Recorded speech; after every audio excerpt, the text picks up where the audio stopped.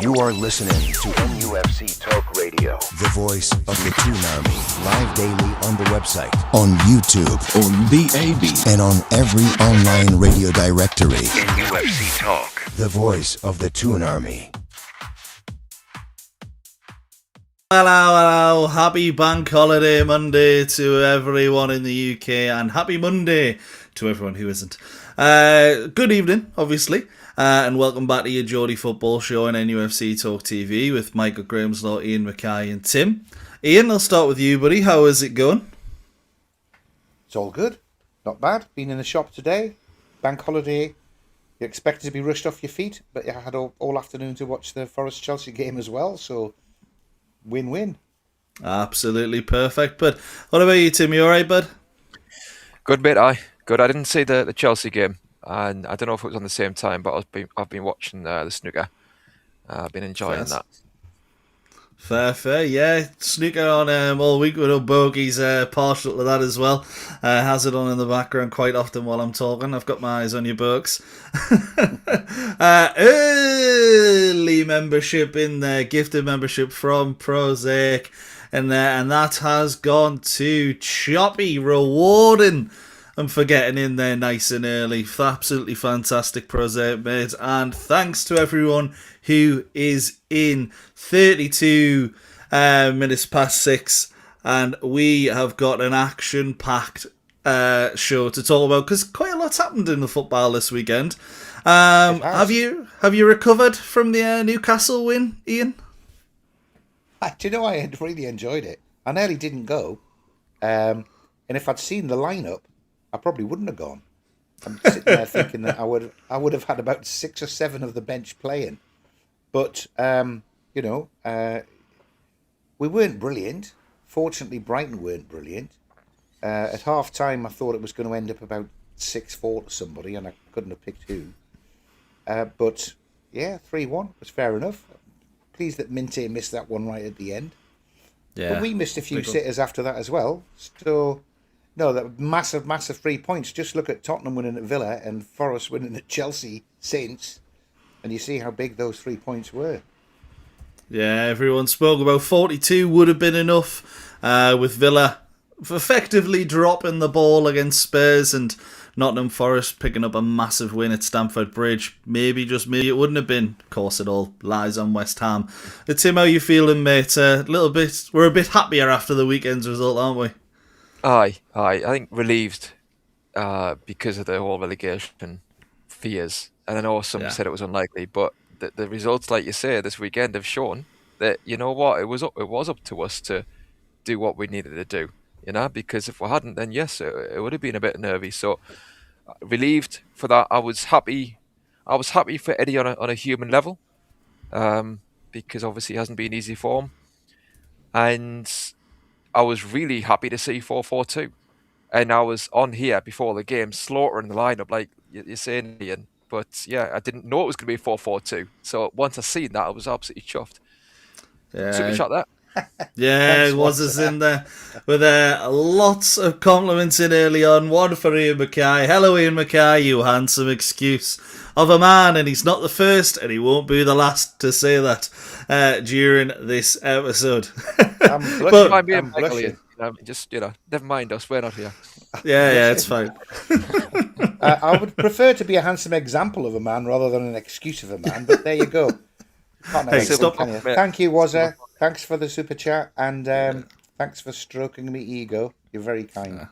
Absolutely. And some big topics from over the weekend that we got in there.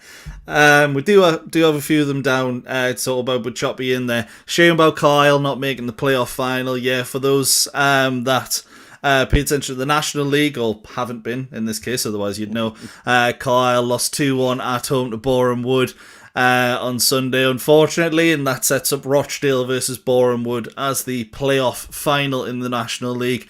I know a few Kyle fans in there were saying they're not really hopeful. York and Rochdale, 2 best teams in the league by a country mile, kind of reminded them of when Wrexham and Notts County went up. So hopes weren't high, but I don't think they were expecting to get knocked out by Boreham Wood.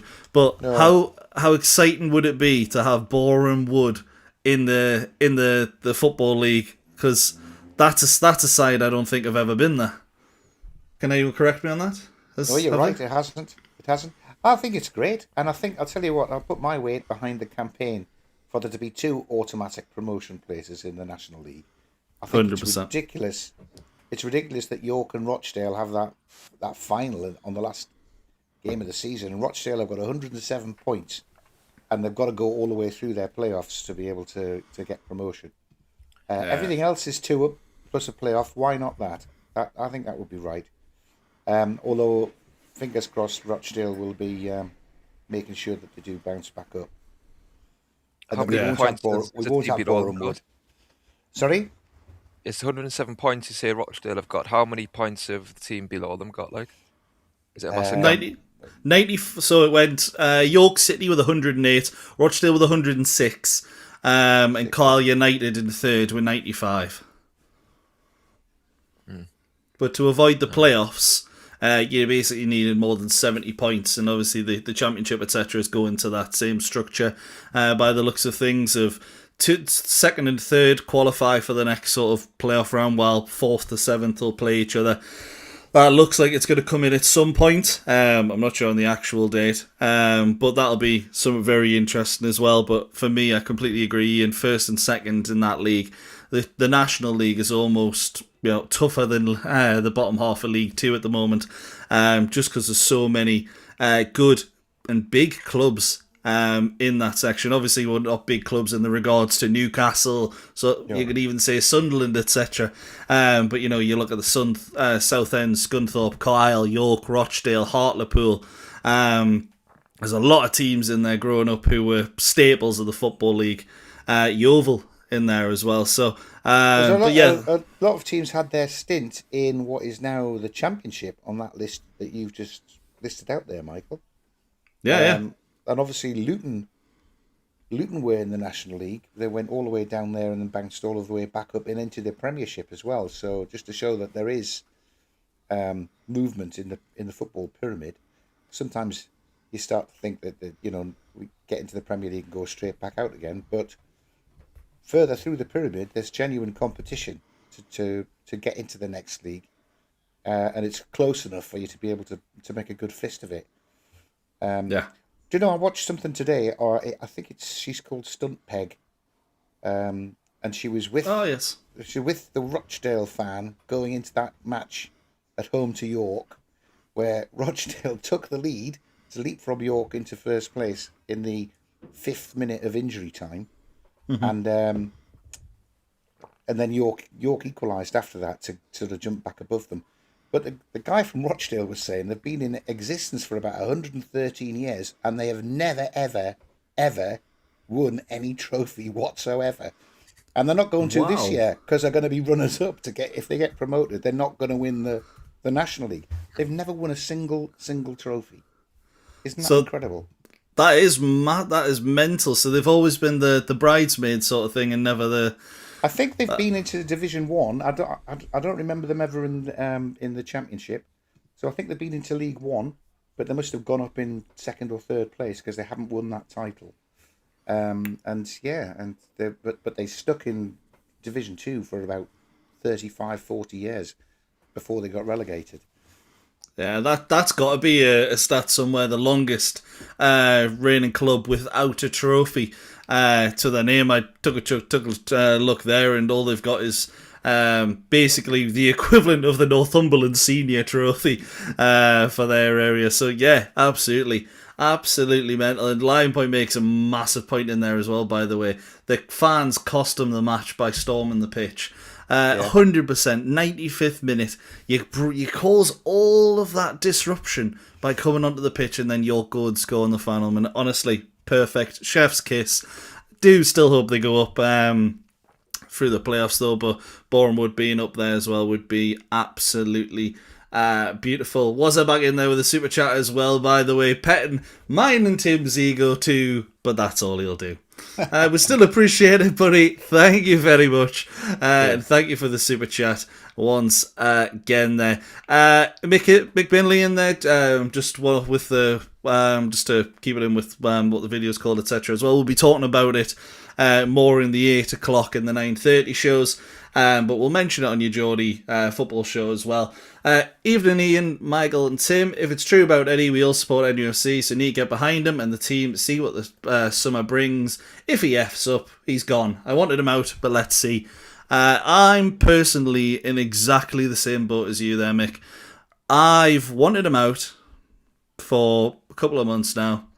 It's not happening, so I'm just going to get behind him, get behind the club, push it forward, and then if it doesn't work next season again, maybe I'll start criticising again. But from the 4th of May to probably September, there's no point in having a tirade against Eddie Howe because nothing's going to change at the club and it's not really going to be a question. So I completely agree. I don't know what you two lads think on the scenario. Tim, what do you think?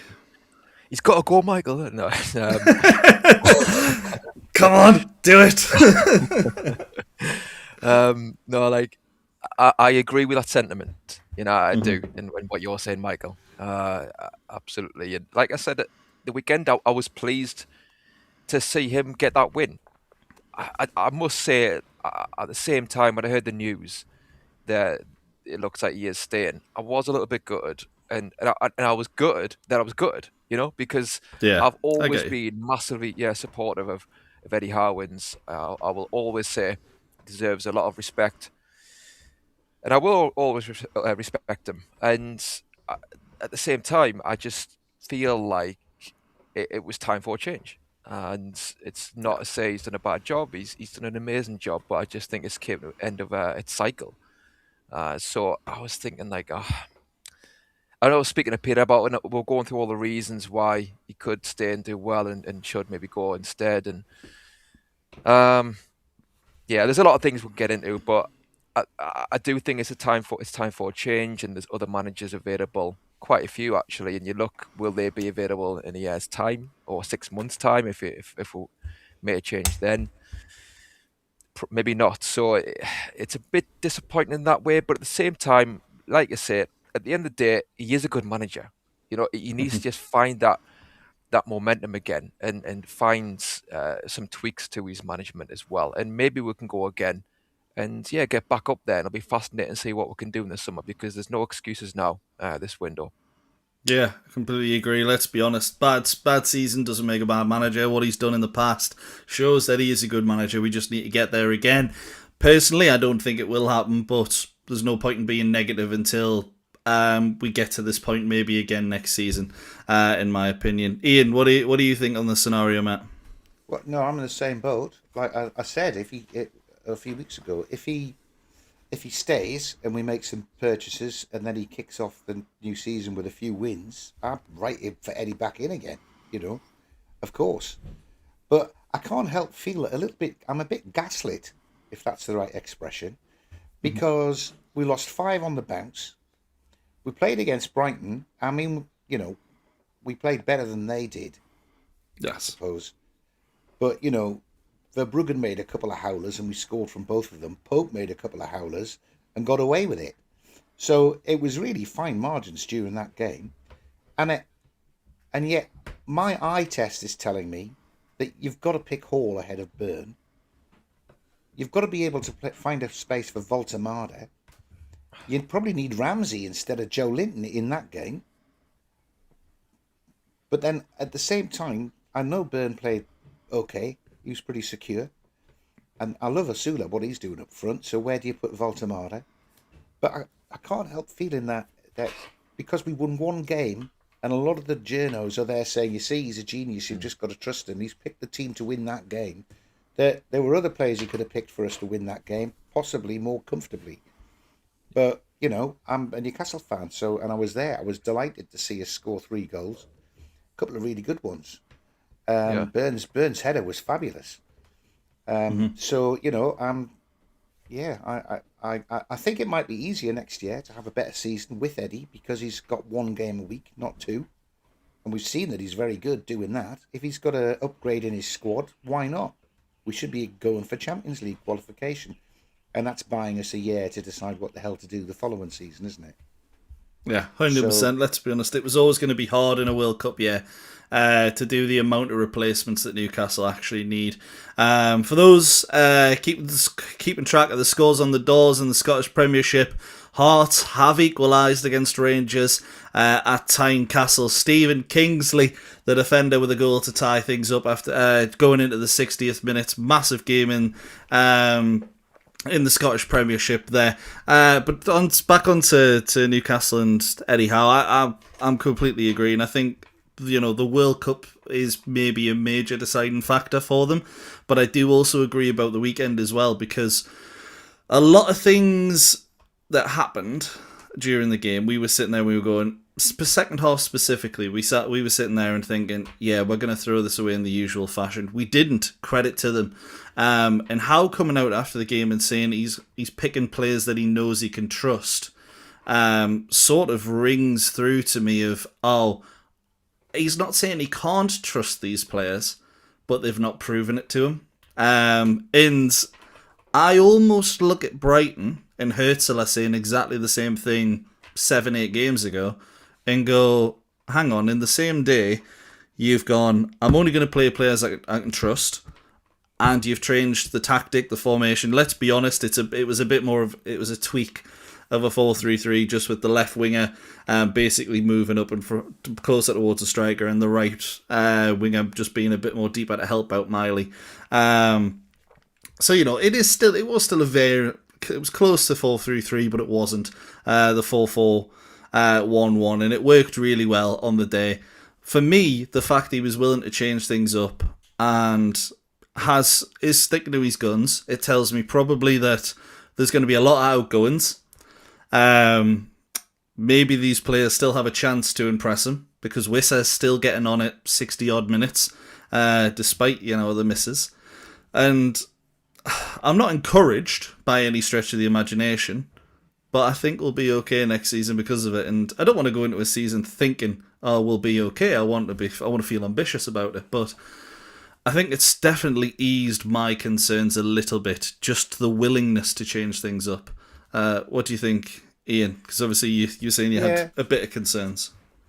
Yeah, no, I liked it. I thought Willock played really well, actually. Who knew he was a centre forward?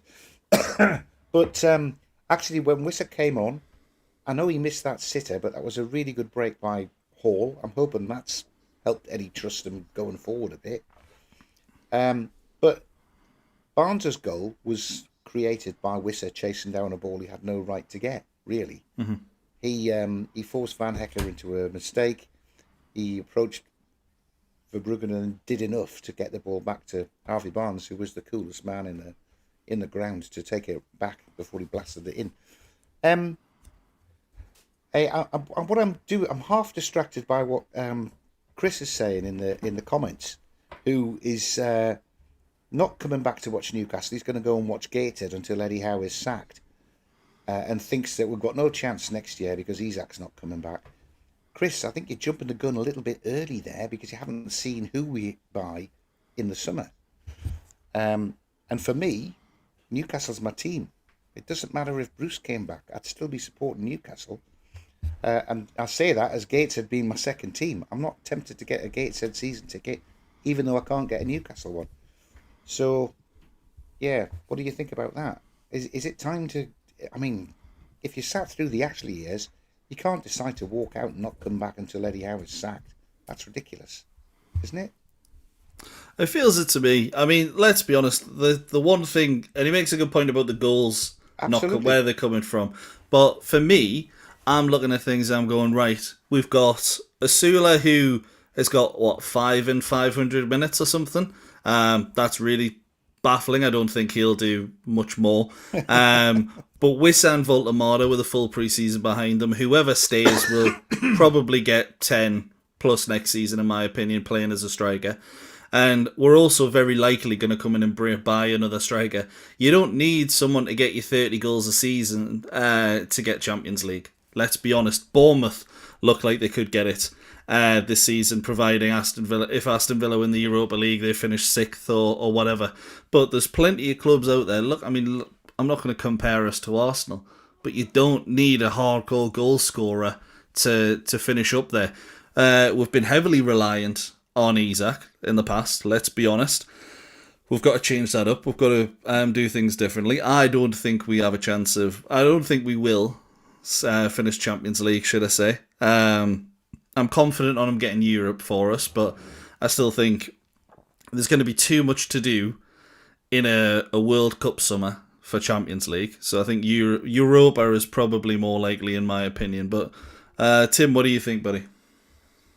Well, just to go back to the formation, the 4-4-1-1. Yeah. Like I said, I was really happy with that, and I think Willock playing in that position actually is where he played when he first came in and scored those goals when Bruce was manager, when he was on loan. And I think that's something that should have been tried way before now, especially when you come to Joe Willock, who doesn't really want to be defending. I think he wants to be going forward, and he could have played behind a striker in that formation many games before now.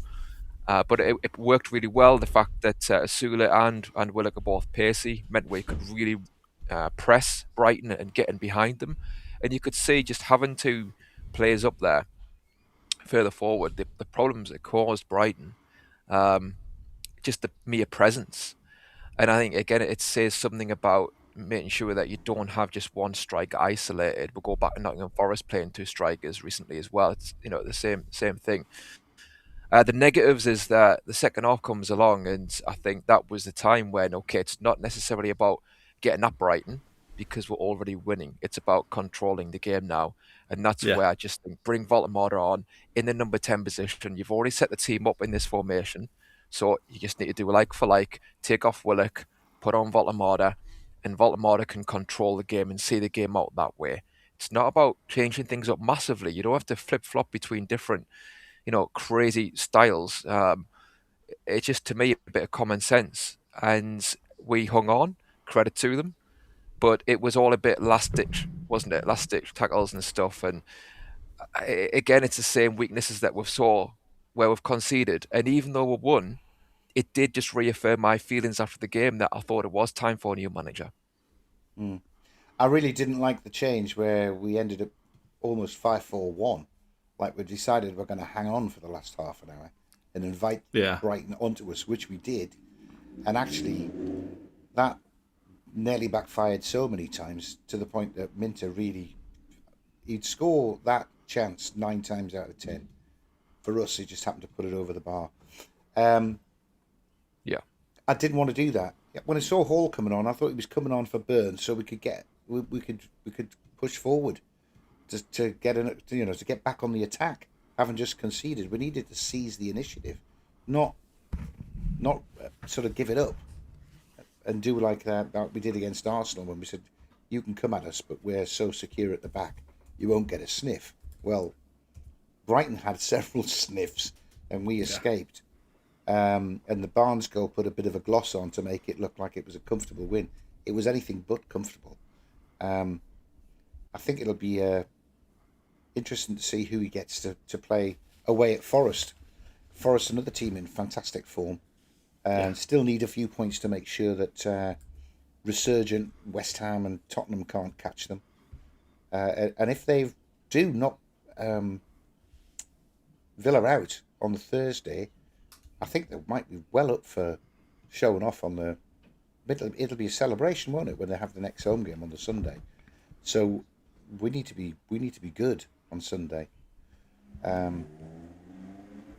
Looking a bit too far ahead on the week, really, aren't I? No. At that yet. This is the thing. Like, you look at it now and you think Forest. It's a big week for Forest in regards to football. They've had arguably one of the biggest weeks in their season this week. They've basically, the last 7 days, last 4 days to be honest, getting the win against Aston Villa on the home turf. They probably would have liked more than a 1-goal margin, but then battering Chelsea at Stamford Bridge. I'm aware it's Chelsea and they're in worse form than what we are at the moment, but you're realistically looking at it and thinking, if they qualify at the weekend, on Thursday, I think they're going into this weekend thinking we're safe, because West Ham need to beat us away and Leeds at home to even get near to them. They've got a 17-point goal difference, so even if they beat us and Leeds, they would still have to get something against Arsenal. I've got a feeling they'll be out celebrating. And I'm not saying that's going to get Newcastle a victory, because let's be honest, we've played teams that have been on the beach before and lost. Palace, for example. Yes, exactly. So it's a bit of an interesting one. Chris has got a question for you in there, by the way, Iain. Are we worse than what we got taken over? We had a better front line then. Wilson, Maxi, and Miggy make these look terrible. What do you think? Well, Chris, I know where you're coming from. I've missed Maxi ever since he went. I was a big fan. Wilson looking like someone who we ought to have retained for an extra season rather than let him go on a free. But who knew that he would be able to play 20 odd games for West Ham and bang 5 or 6 goals in. I mean, on paper, this is why I feel like I'm being gaslit. On paper, Willock, Asula, Murphy does not look like the strongest front three that we could pick. No, but it's not. But then they won.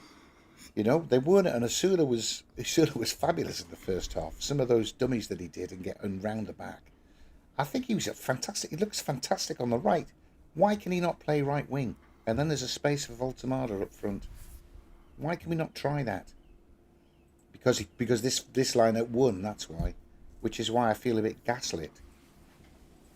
Yeah, I think it all comes down to who he trusts, doesn't it? And I don't think I've got a feeling he doesn't trust any of the new signings, really, which is a shame. But I look at Miggy and I think one season wonder, exactly the same as Jacob Murphy, if people can call it that. I mean, Murphy still had the same goals and assists per minute ratio the season before than he did that wonderful season. Maxi's best returns for us was 5 goals, 5 assists. For me, people love him because he was a showboater. In reality, absolutely, wasn't really. Yeah, he was entertaining, but he wasn't great. The only difference between them is that we had a goal scorer in Callum Wilson, who every time the ball got near, he got near with the ball near the goal, it went in the back of the net. Just while we get in there, was got another super chat in there. Whoever leaves will dictate who will buy. I think we should get a new spine, a top goalkeeper, a top defender, top midfielder, and a top forward. Make the rest up with youth and loans. Thank you very much for the super chat. Was it Tim? Do you agree? Need a top player in pretty much every position. Yeah, I do. Totally agree, and I definitely agree as well with. Filling the squad up a bit more with their youth and incorporating that to beef up the numbers, and also with a view to that they could get a chance at some point if we do get injuries and we do need to rotate. So that should be the way forward, and that isn't something we've done very well in the last few years. So I do wonder about what's been discussed at boardroom level when they talk about going forward and how we're going to improve and make sure the season doesn't happen again. And I mean, like you say about the new signings, it does seem like Eddie Howe doesn't trust them.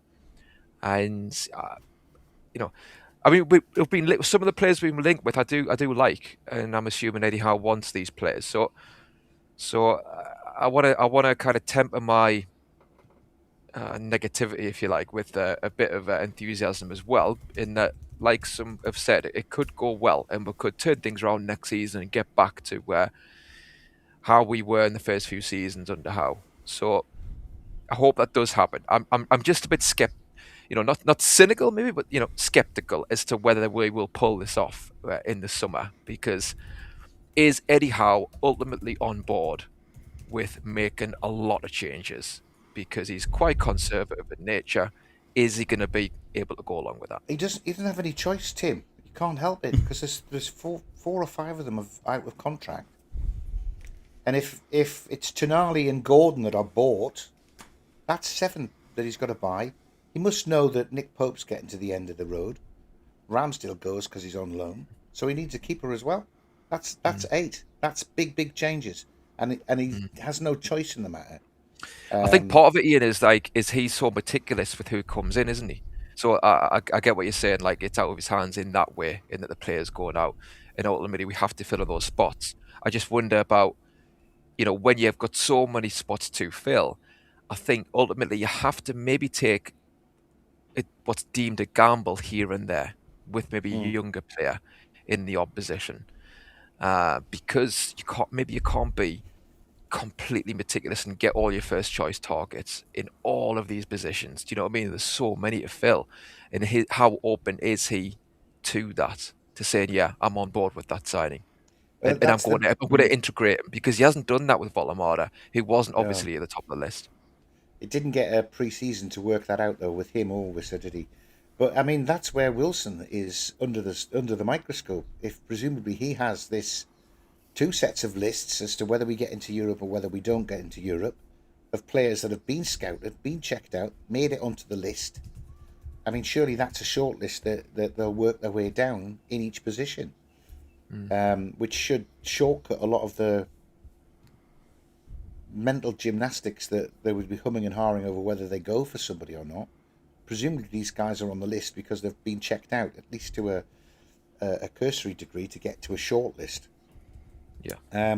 So you'd hope that there would, with the support that there is now, that transfers should be. And I mean, I think, did Howe not just say that this upcoming summer was going to be much better because there was all of the infrastructures in place. So I mean, he's probably seen that he's got to say yay or nay, and let somebody else go and do all of the negotiating. Yeah, it will be really interesting. Just to quickly come back on that, it will be interesting. And I have part of us does think what you're saying, Iain, and that it should go quite well because everything's been in place for a while. I just can't help also think about the January window where Hopkinson came out and said that there was money to spend, and by all accounts, Steve Nixon did the groundwork on Ryan, and if we wanted him, we could have had him. But again, Eddie Howe, I think, was a bit wary for where maybe he was too young, lack of Premier League experience, and he maybe wanted to get more out of Alanga and Murphy, and it didn't happen. It's that sort of judgment I'm a bit, wary about. Yeah, let's be honest. He likes these English players. He likes players that have played in the Premier League because he thinks it maybe equips them a little bit better for his style. Let's be honest, it's not something that we like to see. But the main difference for me is under every season under Eddie Howe, when I've watched Newcastle United, we've had someone who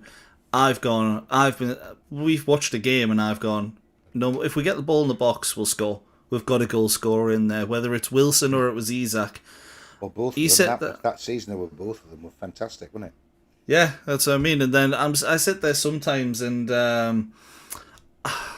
I'll watch, even if all three of our strikers played at the same time this season, I'm not 100% sure they would score. Asula, I'd still be more confident in scoring a goal than Voltemada and Wisser at the moment. And I think Voltemada gets overpraised a little bit, just simply because of a lot of the media distastefulness towards him a little bit. I feel like it feels like some of the journalists sort of poke the bear a little bit too much, maybe because he's Newcastle's £69 million striker, but Wisser doesn't really get the same criticism, really. I feel like Voltemada's a little bit overprotected, but I generally feel like if Voltemada and Wisser are on the pitch together, I don't think I wouldn't be confident in us scoring. While Isak last season, if he could be on the pitch with, I don't know, 10 Danny Simpsons, and I'd be thinking, yeah, we've got a chance here, and that includes Danny Simpson in net. So it's probably a header, though. It's probably a header if he's going to score, isn't it? If it's Danny Simpson, hoof the ball into the box. Chris, can I just say to Chris, because we're having this sort of conversation, who says it's going to be hard because we've got 250 million that's been wasted to recover from.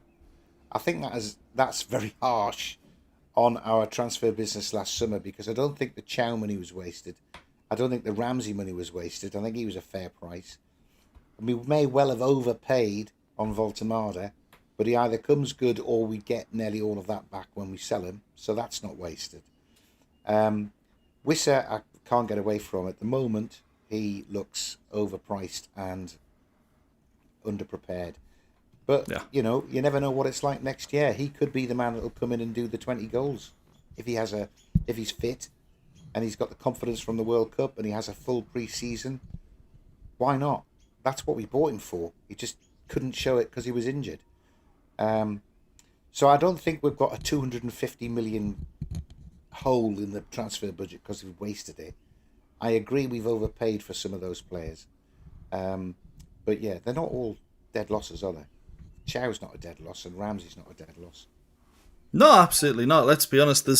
You look at some of those players and you think, right, okay, you know what? I can see them having a future at Newcastle United. I mean, there's a rumour today that, well, it's been reported today, should I say, that Newcastle have stuck 80 million as a price tag on for Malik Chow, and that seems absolutely mental. I know he's had a really good, he had a good start. Obviously, individual errors in there, but you're looking at it and you're thinking, okay, 80 million. That doesn't feel right. Ramsey maybe doesn't look like he's trusted. Joe Linton came straight back, and to be fair, he did play quite well. But at the same time, you are looking at it and going, really would have liked to have seen Ramsey in there.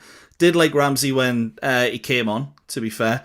I know it was only for a cameo, but it gave us that calmness that I thought we needed right at the end. You know, instead of there were so many passes going forward that were just going straight to Brighton players, and every single time he got the ball, he kept onto it, and you know, that's for me a big thing.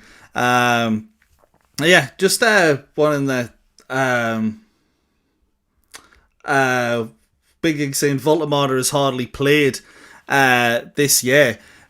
He's played over 2,500 minutes for us, and that is almost as much as most of our players this season. And that's in all competitions. That's not just the Premier League. You know, it is something that he has been getting minutes, and yes, it is in midfield. But if you had Voltemada and Wisser on at the same time, for me, I still don't think we score that many without giving them great service. Don't be wrong, I still think we do okay. But I don't have the same feeling I had with Wilson and Isak. I don't know how you feel about that, Iain.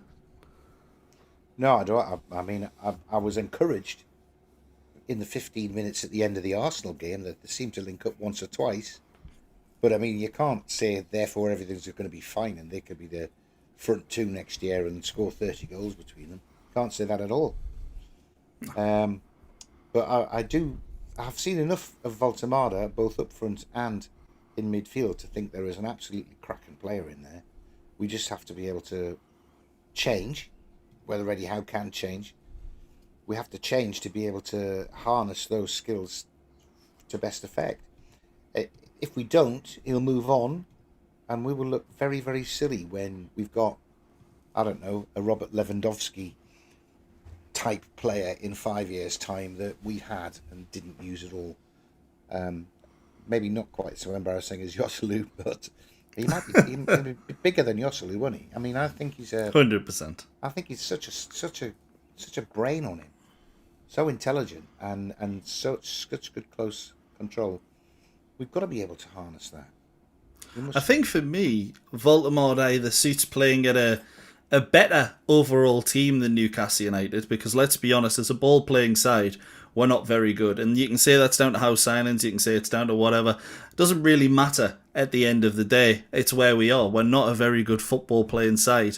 But I think in a team like, I'm not going to say a Manchester City because he wouldn't start, but a team like someone who's a little bit better in possession, likes to hold on to possession a little bit more, I think he shines in that kind of team. But where Newcastle are at the moment, it just doesn't suit him. And I think you were saying there, Robert Lewandowski, for example, buy-in is obviously the big link. Yeah, I completely agree with you. I think if he goes elsewhere, he'll absolutely shine and he will be fantastic. But I just don't see it happening at Newcastle with the way we are currently. I see him as he would be an upgrade on Havertz at Arsenal, for example. I think they would absolutely love him, and he would get exactly the right team, the right service for him to be bloody Bergkamp in 2 years' time. That's the sort of player he is. Bergkamp wasn't blessed with blistering pace. He just had a super fast brain and absolutely brilliant close control, and that's Voltemada. And it's difficult to imagine him as that when he's lumping around in midfield, slide tackling Wolves attackers to try and win the ball back. But you know, I think that's what he'll end up to be. Time will tell, won't it? But I just think it'll be embarrassing to say we had Voltemada and let him slip through with fingers, because we prefer to play Willock and Asula in the front two. We're going to look daft. Yeah, potentially. Be a waste.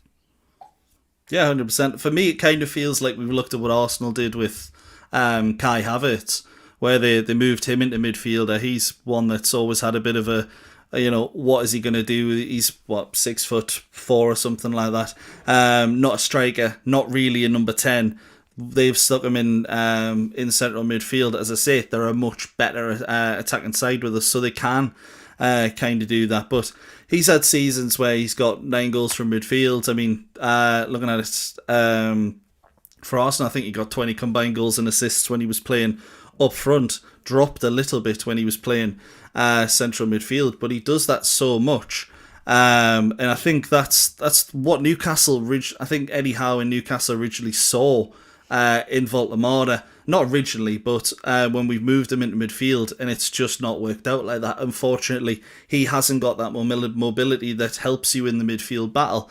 But there's more than enough quality there to suggest that he would help out and he would work well with another Premier League side. There's a point from Chris which I really, really do agree with. That Howe is announcing that he's picking the players who he can really trust. I mean, if you're Voltemada, how much do you really trust the manager that you've signed up to play for? If you can come out and say something like that, it's just a device. Yeah. I think it's a divisive comment. I don't know if he's trying to cover his arse with the press, so they can all gaslight us and say what a genius he was for picking players that you thought were crap, but they weren't crap enough to lose to Brighton. And you leave 330 million, I think, once you add Gordon's fee in, of transfers on the bench. I just don't get that. But, but I can't get away from the fact that he won the game 3-1 and he secured Premier League, and we'll see what he does with these last 3 games. Does 3 wins put us in with a chance of actually qualifying for the conference? It might do, It would possibly get near, but I think the ship has long sailed. To be honest, even if we did get those 3 wins, and it is, you're completely right, it is divisive. For me, it's the moment that says, right, if you're not playing in this team at the moment, there's a good chance you're not going to be here next season, and that's unfortunate. But the board has made that choice by the looks of things, and it looks like they've chose Eddie Howe. So, in my opinion, it's pretty irrelevant to talk about it like there's a choice there, because they've already made it.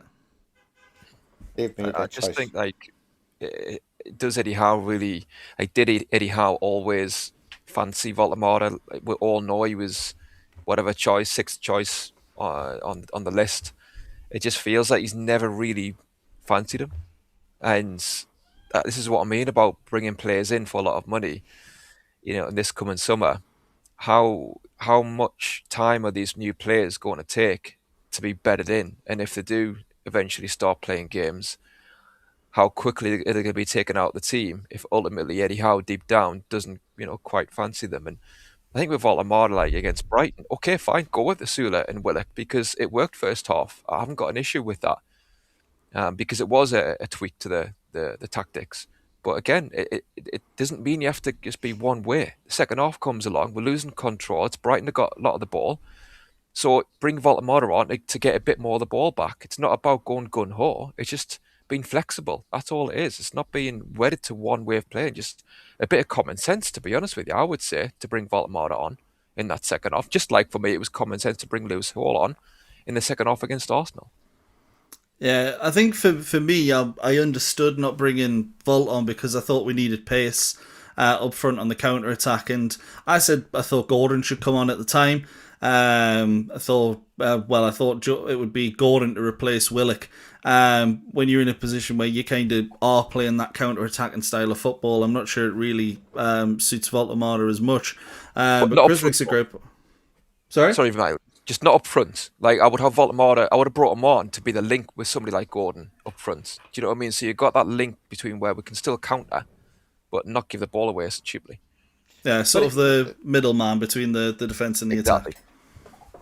But if you were picking a team, if this is the Eddie's pick of the team, right? We accept that he's got Pope as number 1. How you can trust Nick Pope? I mean, honestly, you can trust him to drop one or two bollocks that might cost you a goal every game, about as much, but then also to make 2 or 3 worldy saves, which he did on Saturday as well. But how can you not say to Willock, who plays left or right, because he's a central midfielder, why don't you get him playing with Asula but coming from the right-hand side, leave Murphy out, and put Gordon on the left?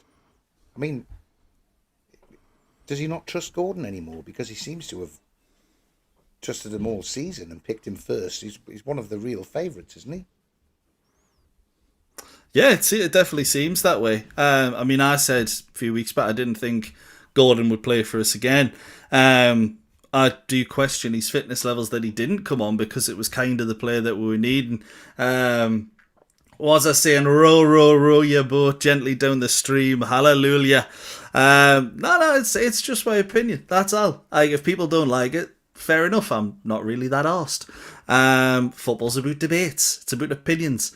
But that's what I mean. I'm coming into it with Lion Point makes a great point there as well. And I was just going to say, Gordon, for me, he's either wasn't fit enough to play at all, at which point he shouldn't be on the bench, in my opinion, or he should be able to come on. I said I don't think he'll play for us again. He probably will, but I don't think he'll play too many more. And then Lion Point also saying, do you see Voltemada's face in that dressing room photo? That tells me he's not staying. And yeah, I'm not sure if you've seen it, but I think, Michael, I think that face said that he wants to stay, but he's thinking, what the hell is the bloody point of me staying?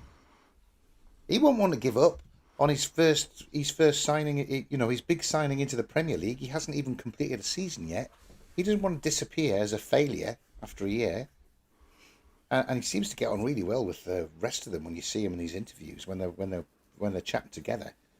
But I think that face was, if I couldn't get on then, when am I going to get on? Yeah, it's a very good point, and I think my thing at the moment is I look at the signing in the summer, and it's, for me, it was a panic window. We got Alanga in early doors, we got a few players in early doors. Malik Chow, I feel like there was worries there because we could have got him for 20 million earlier in the window. We didn't, and then all of a sudden he became available again, and we went, right, we'll give you 35. Why are we in for 35 when we weren't in for 20? It doesn't make sense. And then Voltemada just seems to be the signing of, nobody else wants to come. He's next on the list. Let's go for him. And we overpaid for him, but I generally think Eddie Howe's looking at the squad in training and going, we can't play any other way. I don't think we're good enough or technically trained enough to play any other way and be disciplined.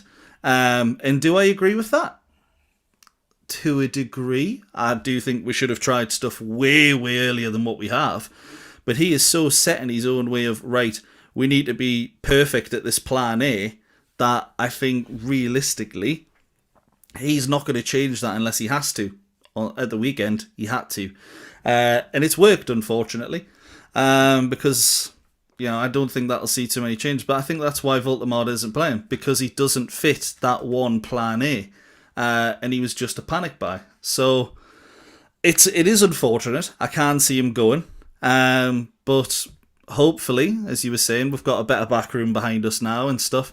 A little bit more help in there to maybe stop these kind of things from happening. Maybe we actually see players bought for more of a system. But at the same time, you buy runners. Does that mean if a more technical manager comes in, they've just got a bigger job? Well, if this season with one game a week turns out like the other seasons that he's had one game a week, they won't be looking for another manager, will they? Not for 2 years, till 2 years' time. So, yeah, I mean, can I just make clear, by the way, I really enjoyed watching Newcastle win, and the players that I think should have been nowhere near the game, considering who was on the bench, played well as well. I thought Dan Burn played really well, Mark and Mitchell, given that he, I mean, he never got past him. He had to shift across onto the other wing to try and get any joy, and then Miley just kept making him run the ball out of play. So Burn played really well. Pope, 1 or 2 aberrations, but 1 or 2 fantastic saves as well. The best one, I think, was a handball, so it wouldn't have counted anyway. But how he got down that low from that close in, I'm not sure. Pope's a fantastic shot stopper. And Asula, I think, yeah, I'd love to see Voltemada in it, but I don't think you can leave Asula out. Not with 3 goals in 4 games. In a team Nah. that's struggled for goals all season. I think you've got to encourage the lad, but I do think he'd be just as effective from the right. But Yeah. Eddie picks the team and he's won. So we've just got to sit and swallow it, really, because he's won. Well, I think the beauty of having Willock closer up front allowed Asula to drift more, because he wasn't that lone target. Yeah. He could drift to the right more, couldn't he? And he's not playing on the right per se, but he was ending up on there because Willock was able to come in and take his place. So again, I think that's one of the benefits of having 2 up front, where the strikers can drift more. And this is why I was saying it, even Jacob Murphy, who, I don't think he should be allowed in the ground again, let alone play. But anyone else, I would say, would have stayed on their arse and taken the free kick when Verbruggen came out at him. And he bounced straight back up and put a brilliant cross in for Asula to score the first goal. He didn't do a lot more other than that, but that was the first goal. That was critical. That's what he's always had over Elanga. I know Yeah. they've both been quite woeful this season, but Murphy's always had that, at least that one moment in him over Elanga, where Elanga hasn't for me.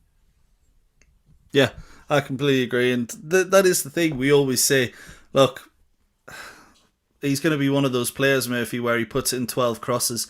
11 of them are going to be some of the worst crosses you've ever seen. But that one cross is just always picture perfect. And the one for Asula, I mean, credit to him. Like, it just shows there is moments of quality in there, because it's pretty much perfect. But again, for most of the game, I thought he spent most of his time helping out Miley at right back, to the point of you needed Willock and Asula on that left-hand side, because on the right there was no one to be seen. So, yeah, we'll probably talk a bit more about the Brighton game a bit later. For me, the main thing was actually holding on to the points. And hopefully it's a sign of something new. We've held on against Chelsea. We've held on against Brighton. We've also still dropped points against Palace from winning position, and obviously Bournemouth, we were in the game for a large period of it as well. So it's, hopefully we see changes. The board have clearly seen enough to say that they want to keep him. As I say, I don't agree personally, but I don't really want to fight the same argument against myself basically for another 4 months. So anything more to add on Newcastle before we move on, gents? I agree with your point at the end, Ben. Yeah. Like it's been There's decided. no point. There's no point arguing it now. We've got to get through to the end of the season. If he loses these 3 badly, then maybe we can start talking again about who takes over in the summer. But I don't think he will. I think they showed enough that with a bit more confidence, and Bruno being back, I think Bruno being back is the biggest plus. But we'll get points off these games. We should beat West Ham at home. If Forest are out celebrating, we might get points at Forest. And then you've just got the last game at Fulham, which we usually win when it's the last game of the season. So, there's no point until the transfer market's gone completely haywire, or we've started with 2 draws and 4 defeats at the start of the next season.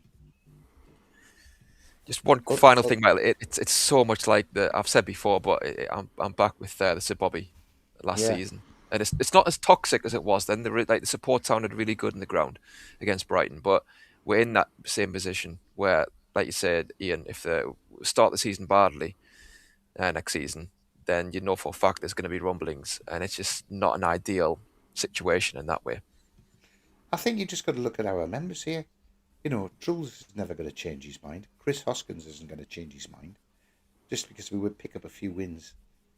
Finish maybe above Sunderland by a point. But they're going to go all the way through the summer thinking that why is Howe picking the players? We don't want to play that way. I think the rumblings will continue. And, he's going to have to start really well for them to subside.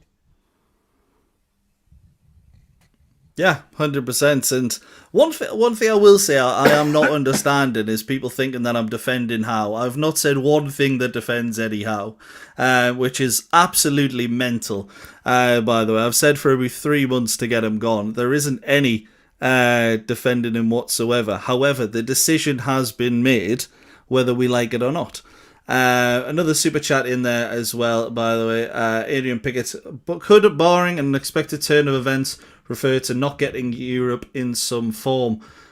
An unexpected turn of events would probably be more us getting Europe, in my opinion. I think they were maybe talking more relegation than anything else there, in my opinion. Lads, what do you think on that?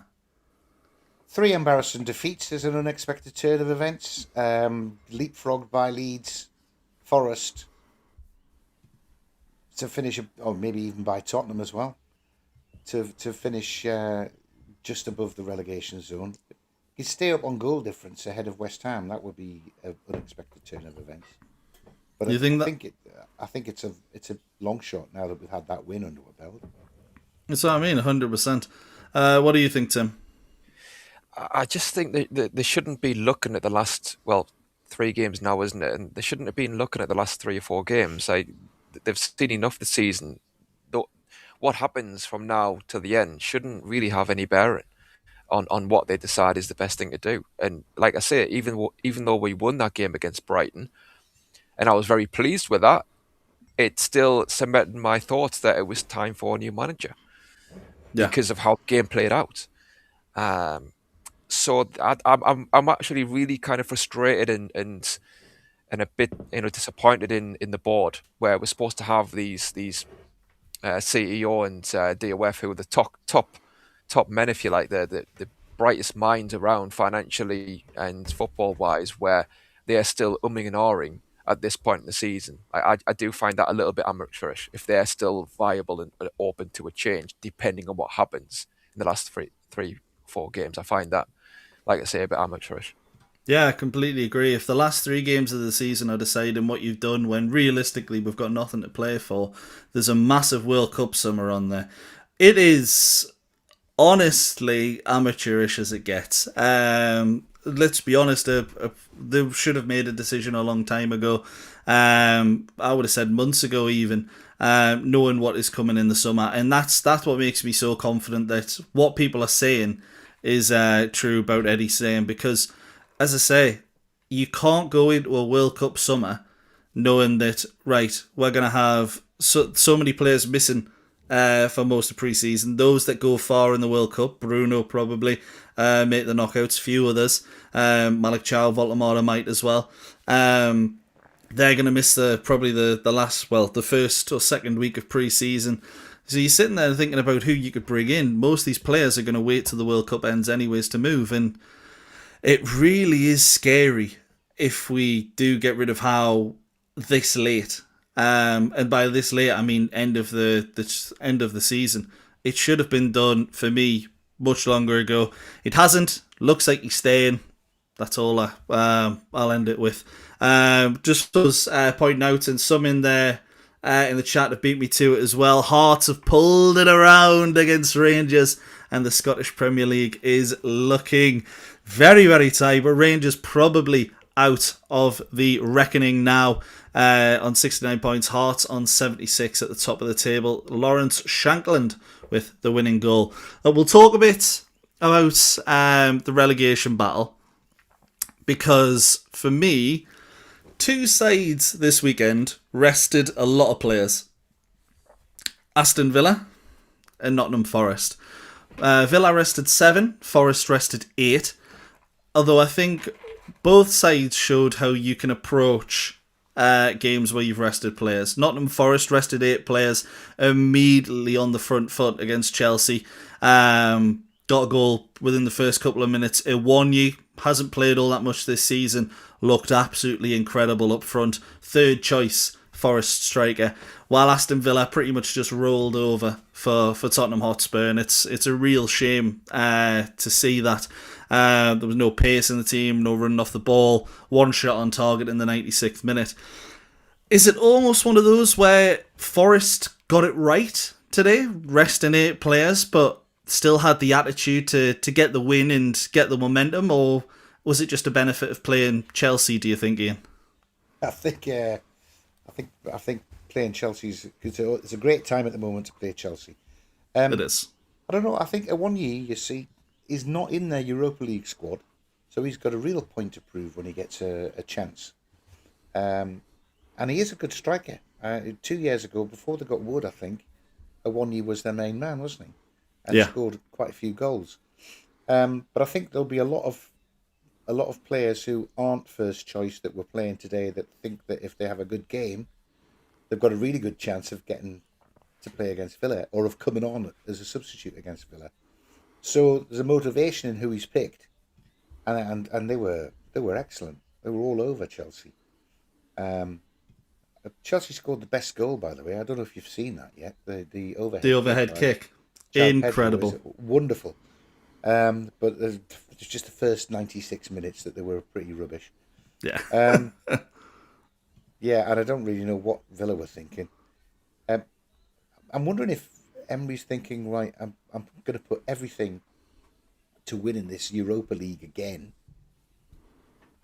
because that'll get us into the Champions League, and it doesn't matter where we finish in the league. I don't know.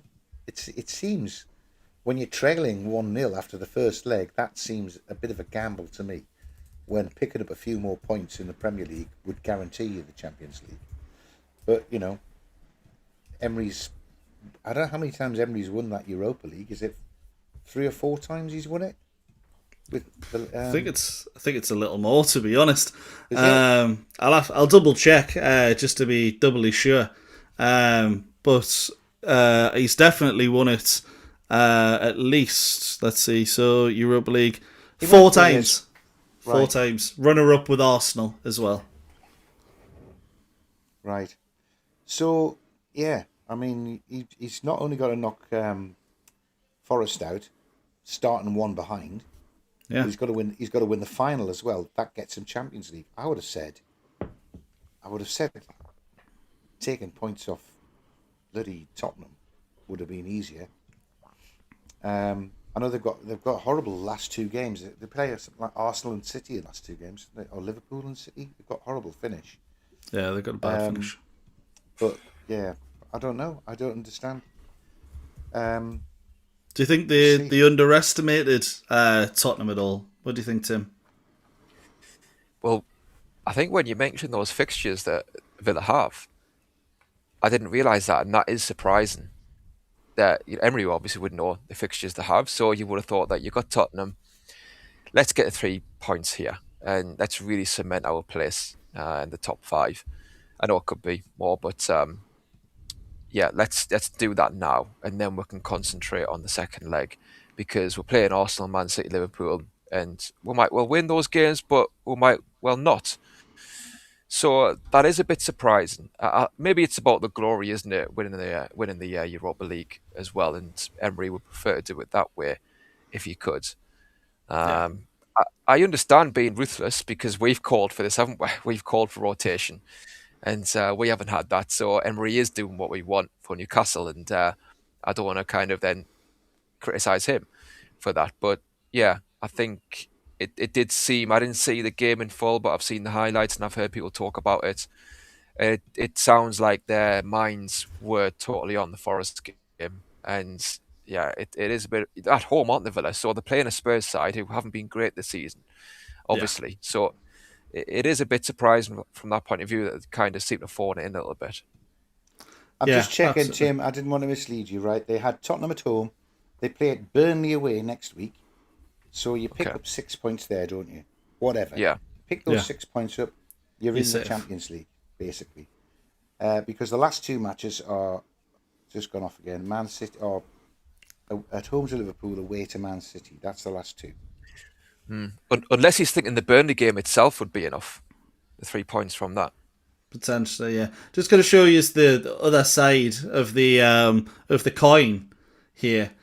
Is this potentially what you risk just before a massive game? This is what Morgan's Gibbs White looks like right now. Massive scar on his face. And let's be honest, if he can play, he will playing midweek. But maybe Unai Emery's looked at it and gone, look, I don't want any of my players getting injured. We've pretty much already qualified for the Champions League. Bournemouth would have to beat... they would have to win 2 out of the 3 games they've got to draw level. That's Fulham and Forest away, and then Man City at home. But for me, it kind of just feels like one of those where we were all kind of hoping that Spurs would go down. You know, you'd see one of the big 6 taken off that platform, and it was just the performance for me of Aston Villa where it was utterly appalling, and it looked like they didn't even try at times, and that's harsh on Spurs because they did put in a really good away performance, and it was decent. De Zerbi looks like he's doing a decent job with them, but for Aston Villa, you're looking at it and going, you're the ones that have cost us all that, and yeah, they've still got one or two tough games. You know, they've still got. I think they've got Leeds to play, haven't they? Who's this? Tottenham. Yeah. Yeah, they got Leeds at home, Chelsea away, Everton at home. So still got tough games in that. But it wouldn't really surprise me if what's happened to Morgan Gibbs-White at Forest is exactly what Unai Emery was wanting to avoid. And maybe he's thinking cementing my legacy and getting to the next step is qualifying for the Champions League, but then doing it again anyways by getting to the Europa League in there as well. Which will be one brilliant achievement if that is the case, because let's be honest, Villa, much like Newcastle, haven't spent a lot of time in Europe before the recent manager. I know they had a spell in the 2000s, but more time in the Championship recently. So we've talked a bit about that. I mean, Chelsea with the new manager McFarlane. Let's be honest, he isn't going to be in charge in the summer. But you look at this Chelsea team, not just today, because today was exactly what we've seen from them all season. To lose 3-1 at home to a heavily rotated Forest side that deserved the boos that they got. Did Chelsea need a young manager to coach like a Fabregas or a Luiz, or do you look at this Chelsea team, quite young, and go, you just need someone stern in there, a winner, to actually turn things around and keep them there? Because every single time Chelsea seem to improve, they end up either sacking their manager or pushing them away, and for me it feels mental. What do you think, Tim? It's such a mess, like, in it. It really is at Chelsea, and they need to sit down and decide what they want to do with their strategy at boardroom level. And you've got players seemingly being picked all the time by the directors, by whoever's upstairs. So it's just not in sync with the manager, whoever the manager is. So I mean, that's an important point. They should have respected the ball. Exactly. Yeah, exactly. Not enough in there. The game, wasn't he? Aye. Yeah, Iain, what do you think, mate? Do they need someone maybe a bit more experienced to steer the ship, or do you think Felipe Luiz or Cesc Fabregas will just cement over all of that and get them playing good football? Well, I don't know if did they go for somebody who's got their own mind? I'm not sure. With Bahili, probably not. Well, that's what I mean. I'm not sure they know what they mean. I mean, they had a manager who could have done the job, was doing the job, wanted to have a little bit more control than they were giving him in Maresca. Yeah. And they got rid of him because he was too uppity. Poch as well, yes. The yes man they brought in, Rosinia, hasn't proved the answer. But I don't know, if you're a manager, do you go? Do you think, oh, Chelsea, yeah, I can really get my teeth into that job? Or are you just sitting waiting for the next fax to come through? Won't faxes, will it? Sorry, showing my age there. Or are you just waiting for the next email to come through to tell you who to pick and how to train from the board? I'm not sure if I was a manager like Fabregas, who's got a ever-increasing reputation and is ready for his first big job. I'm not sure I'd go to Chelsea to cut my teeth in a big job. I think he might end up being out of work after 6 months, having fallen out with everyone. It's a job for me that, you've got to be pretty desperate to make that next step, or incredibly confident in your abilities to do so. I will say I don't think Cesc would take the job, but I do think Felipe Luis would probably fancy himself. Sacked at Flamengo, despite having a pretty decent spell over there. It wasn't brilliant, but it was very, very good. Win percentage of 63%. I think he won his last game like 9-0 or something. 8-0, sorry. And you're sitting there looking at it and thinking, well, with Flamengo, if you don't win the league or get close, they probably are going to get rid of you. But Chelsea, I've got a feeling they would go for a former player to keep the fans happy. He'd love the club and he'd love the opportunity, but I completely get what you're saying. In that kind of club, I don't think they'd be able to get the likes of an Antonio Conte, etc. at the minute. Roy Hodgson, there's a good pick for you. He's shown he's still got it at Bristol City. But he probably doesn't have the energy to. They'll just call him to go to meetings in the evening, and he'll doze off and not be able to argue the point. Imagine Big Roy back at another club. That'd be lovely stuff. I mean, he's been managing for 50 years now, which is one hell of a shift. 78, I think he is. Is it? Yeah, he's 70. Yeah, he's 78. First managerial job he got was, let me check here, 1976. So yeah, he'll have been in management for 50 years. Wow, what a shift that is. And I think he did steady the ship and take Bristol City away from relegation when he was there. So yeah? He still got it. I think that was his first job as well, wasn't it? He went back to where he's first manager. It was his first job in England. He was at Halmstad before that. A bit of a Graham Potter coming up through the Swedish leagues, etc. I know it's more Nordics as a whole rather than that. But yeah, first spell he had was at Bristol City. That's his first spell in England, in 1982. So yeah, absolutely brilliant stuff to him, and hopefully he has a very nice retirement. But I've got a feeling he won't be out with a job much longer. Because to be honest, if he's steering teams away from relegation, we might need him in about 6 months. You never know. But just to finish off, I want to talk a little bit about what happened in the Wolves Sunderland game. And no, I'm not talking about the fact that another North East side drew with Wolves. The hair pull. For me, getting a red card for pulling hair is absolutely mental.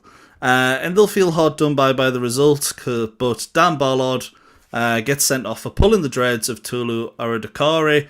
And in 2026, Michael Keane, Lissandro Martinez, and now Ballard have all been red carded and sent off for hair pulls.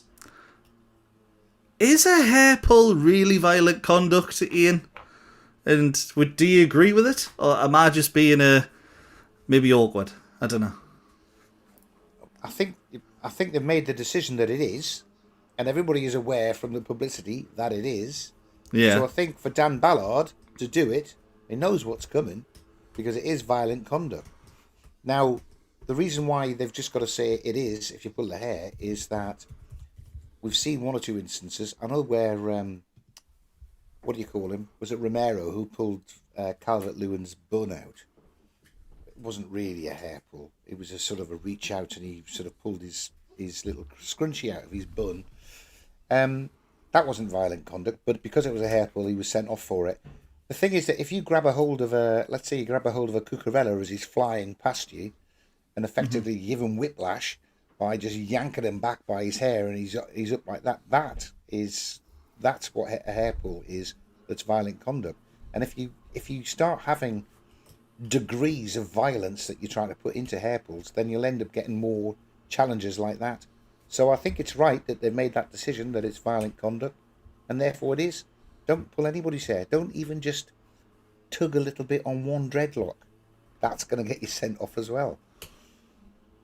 Yeah, for me, it's absolutely baffling. I do get that you've got to have a way of it. For me, I don't think it's violent conduct. Steely in there saying hair pull situation, make them wear a swimming cap or get a proper haircut. Yes, you've got to have a buzz cut to play football. What do you think, Tim? Is it red or would a yellow suffice for you?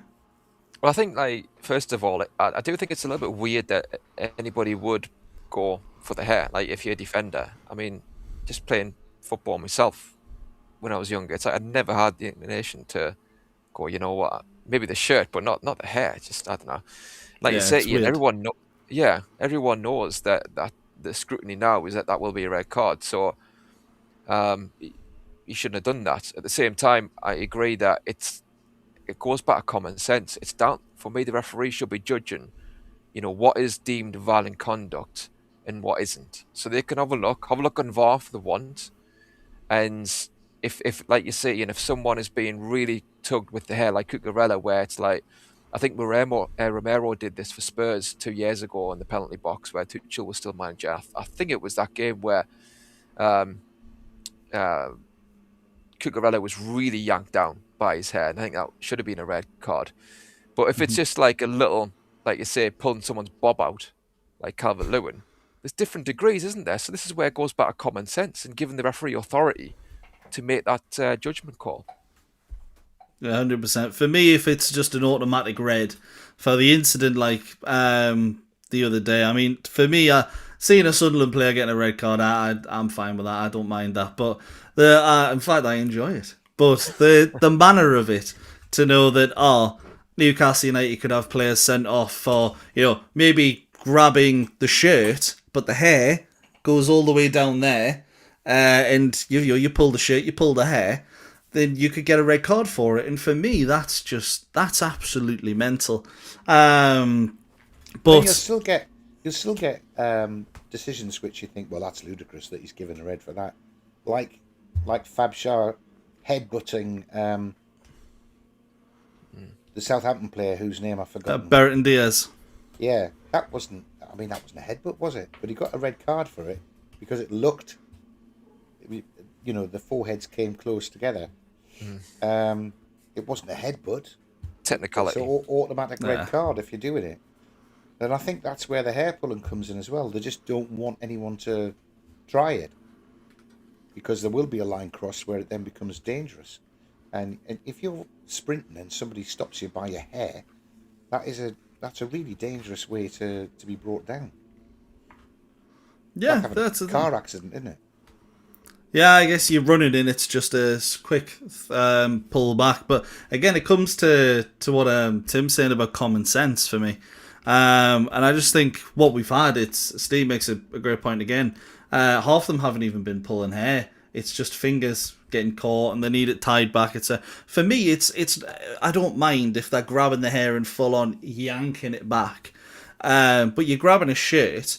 If a player's got long hair like Cucurella, you grab him there, you are likely to, for a little bit of hair to be around there. And for me, you've just got to have a bit of common sense about you. It isn't violent conduct, in my opinion. I think a yellow would probably be enough with it. But again, you can make it subjective. But to be fair, you are right, Ian, if you leave it in the referee's opinion, you never really know what's going to happen with it, do you? Because it'll be absolutely, well, let's be honest, we've seen enough from referees that I don't even need to finish that sentence. There's a couple of extra 5-minute VAR stops every week in the Premier League just to check how hard the hair was being pulled. Yeah. So we don't need that. Just red card straight away. Get out. Get off. And Boaky's put in what I hope will happen. This rule will be here today and gone tomorrow. Hopefully so. I think it's one of those for me. It does warrant a yellow. But for me, there's no need for a red card for those kind of situations, particularly in the manner that they were. But just to finish off your Geordie football show, we've got Manchester United, Manchester City versus Everton in the late game today. Some changes in there for Everton with the likes of Roll being included. Obviously, Manchester City need to win this game. It's pretty much the City that you would expect to show up with Donnarumma, Nunes, Kuzanov, Gay, O'Reilly, Gonzalez, Bernardo Silva, Semenyo, Cherki, Doku, and Haaland. Arsenal made it pretty easy. Pretty easy work of Fulham. Are you expecting Man City to do the same with Everton? What do you think, Iain? I think Everton are a resilient team. And we have been on the wrong end of Pickford being defiantly obstinate in goal in the past to know that they can defend for 90 minutes and come away with something. Mm-hmm. I don't think it's a walkover for City at all. However, since they got knocked out of the Champions League, they have put together a really quite impressive set of results. Sort of eased past Burnley in the last game, but maybe that's their off day. So, yeah, I think they've got to get 3, haven't they, just to stay in touch with Arsenal on the goals scored, the goal difference, which might all come down to it. If they all win these games, it'll come down to goal difference, won't it? So Arsenal with 2 3-0 wins will be have set the bar quite high. City need to win it by 3 or 4. Yeah, it was a massive, massive win for Arsenal against Fulham, because that was the banana skin for me. You've got West Ham this weekend, then it's Burnley and a Palace who will have already checked out if they've made that Conference League final, which looks very, very likely. Which means City need to find at least 4 goals on Arsenal to make up that goal difference. They're 1 behind in goals scored, 6 points behind in points, and 4 behind in goal difference. City have effectively got to be absolutely immaculate. They do have 2 home games against Brentford and Crystal Palace in there.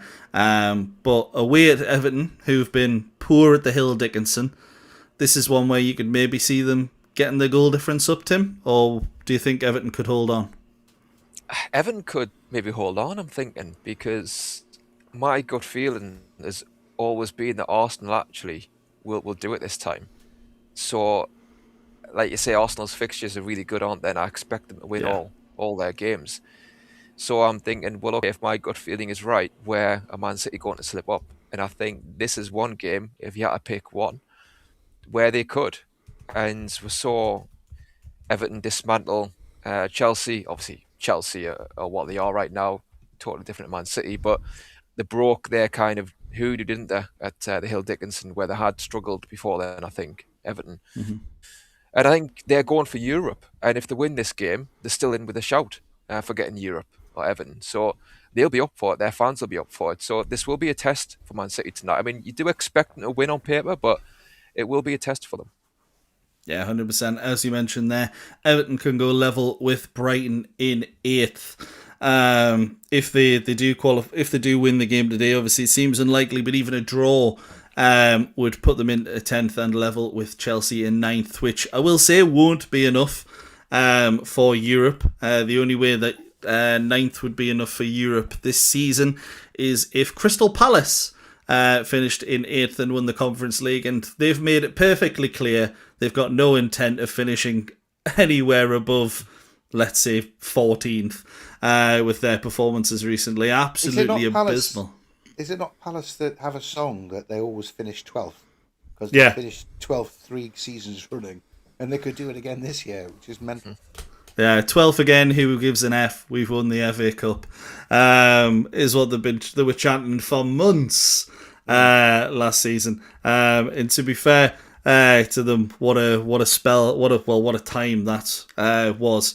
I'll just finish off by asking you, so we're going to move into the 8 o'clock show very, very soon. I mentioned there 9th wouldn't be enough for Newcastle to get Europe just because of that Crystal Palace conundrum. Now let's say by some absolute miracle, it's very, very fine chance, everyone else in the league above was terrible and we somehow managed to get 8th this season, and that leads to a Europa Conference League spot. Because of what would happen to us next season, we'd still be playing, those three games a week at times. Some will say it's a distraction. Some will say the squad isn't deep enough. Some will say we need Europe. Iain, would you take the Conference League if Newcastle somehow managed it? I would take the Conference League because I think that would be a fabulous halfway house between the first team and under 21s, under 23s. Because I think certainly on that qualifying, there's 10 games. Is it 10 games to play? 8 games to play in qualifying. 6 for the Conference League. Is it 6? Right. And those games we ought to be able to blood some of the youngsters. And if they play well in the first game and they get on to the second game and then they do well in that one, then you might start seeing that as a route through for some of the young'uns to come through and sit on the bench in the Premier League and then get some Premier League minutes.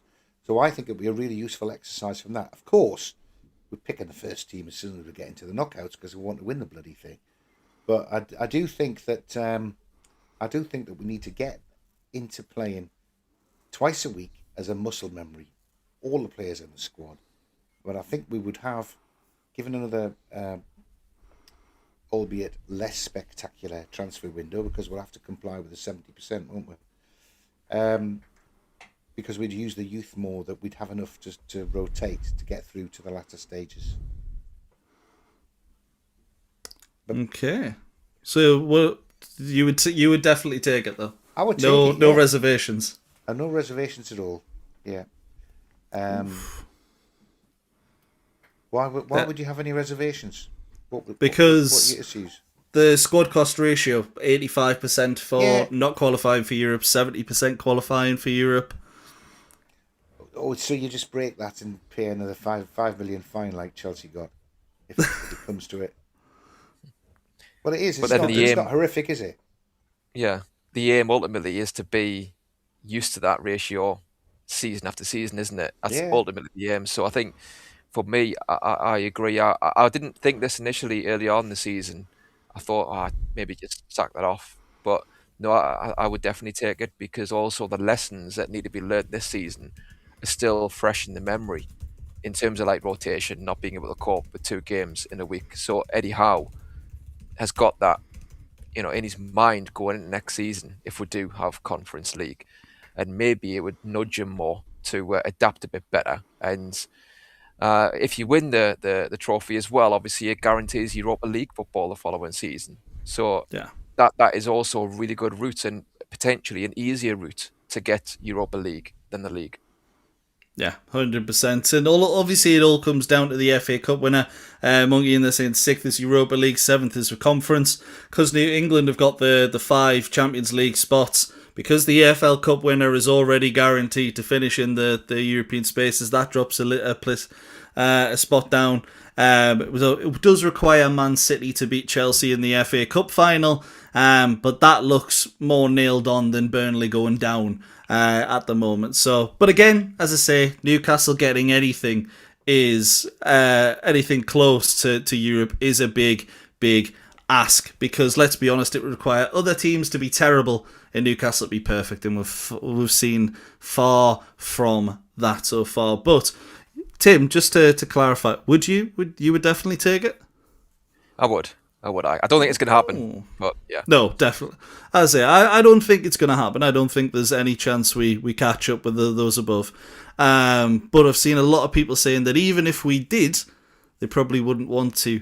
Although I have looked at the Conference League and thought it'd be lush to have a European trophy in the trophy cabinet. So it's a bit of a difficult one in my opinion.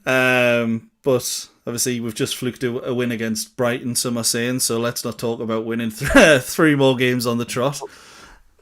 Just quickly, Michael, as well, like, let's say if we don't have it next season and we do well without the midweek games, Eddie Howe then gets back, doesn't he, to having this rhythm of 1 game a week and implementing his style. And then, a year later, is he then really best placed to kind of then flip back to what he needs to do in terms of more rotation? You know what I mean? I've got doubts about that. Do you know what, Tim? I don't think it's necessarily Howe's methods that mean he can't do 2 games a week. I think it's the depth of the squad, and I think if we bring another 3 or 4 first choice players this transfer window in, because let's face it, we're replacing a Lascelles and a Kraft that aren't first choice players. You'd never pick them, but if you bring in players in that you could pick, and you do it again the following summer, you've got a much deeper squad then. You might be able. I mean, he then has to learn how to make 3 or 4 changes for each game, repeatedly, the way City and Liverpool do it, to have a freshness for all of those games. We didn't have a squad big enough to do it this year, but because of so many of the, I wouldn't call them dead wood, but there were so many backup players in the 25-man squad.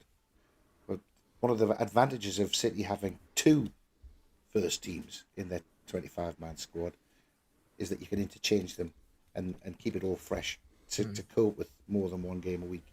I think it's a bit of both. 2 more transfer windows, I think, will help. Okay, there you have it. And what you also have is our 8 p.m. team jumping in right now. How is it going, gents? Is all right? Never better. Good evening. Never better after a win. Oh, yes. The bottle's always half full. The glass, on the other hand, is nearly empty because he's drank all of it. Anyway, gentlemen, how are we? Are we good? This bank holiday Monday? Yeah, doing very well, mate. Thank you very much. Cool. It just feels like a Sunday. Yeah, it just didn't. Today, I don't know why, it just felt like a Sunday all day. Did very little, having worked my little fingers off yesterday. I mean, there's some interesting stuff that's come out with you guys this weekend. I don't know whether you guys saw the injury to Morgan Gibbs-White. He looks more like Frankenstein now than he does Morgan Gibbs-White. I mean, maybe he's going to become an actor for some Hammer House of horror films. It's a class. I mean, I'll tell you something now. It's a hell of a cut down his face, and they've all said, you know, it could have been a lot more serious, a little closer to the eye. But yeah, if you haven't seen that, it's all over X. But yeah, I mean, what happened to, sorry, Gary, did you see what happened to Sanchez? He got carried off as well, didn't he?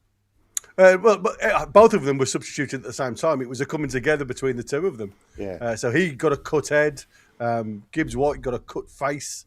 Both of them literally across the front of the forehead. Didn't see the actual event. I've only seen the aftermath of what's on social media. So yeah, a bit of a. I mean, like I say, he may miss Thursday night now because of this new law, you know, that's come out. So anything with a head injury now, they may see you're not fit enough for the next game. So I don't know. Only time will tell. A cut doesn't give you concussion, Gary. Don't worry. No, it doesn't. But it's a head injury, though, isn't it? You know, and that's what I said. Everybody. Yeah. And I think, you know, at the end of the day, that's why both of them were subbed virtually straight away. No, either team, I mean, to be fair, Chelsea were 3-0 down at the time. Sanchez come off and so did Morgan Gibbs-White. But like I say, what of a difference that is for the 2 of them. Yeah, the Mighty Wyn just sent me the picture. I've seen it. I have got it up. To be fair, if anybody's just had their dinner late on, I didn't want to show it on the screen, to be fair. But like I say, it is there for everybody to see, and it's a hell of a cut. I mean, what is your expectations of Forest this week? Then, do you think they're going to leave a little bit in the locker in readiness for the big European game? I've already mentioned there's a friend of mine that's very close, got some inside knowledge of Aston Villa, and if you was to listen to him today. It doesn't look like Unai Emery is going to be at Villa Park for much longer. Looks like the wheels have fell off. And you talk about management losing the dressing room. They do look a totally different side at the moment. And I mentioned it before. Surely the man top of the list is Eddie Howe to replace Unai Emery. And the only thing at this present moment in time, and Boaky's loving this, the only thing that's saving him at the moment is the European competition that he's got in. Yeah, he's still got by the skin of his teeth, if you like. But there's certainly got to be a result Thursday. Yeah. They cannot play. They cannot show the form that allows them to be beaten at home by Tottenham if they want to beat Forest. They've got to beat Forest. A draw's no good because Forest have the lead from the first leg. That's true. And exactly. I fancied Forest before that because they're in such good form. 5-0 at Sunderland. I just like remembering that. But that was a really good result. Yeah, I mean, it's like everything else, isn't it? You know, you've got to look at it for what it is. You know, people say this Pereira did nothing at Wolves, and that's why I said sometimes it's not the coach that's the problem; it's the team you're coaching that you lose that little bit in translation, as in what you're trying to get across on the field of play. Now, just before, you think about demoralised mentality and how professionals do react to negativity.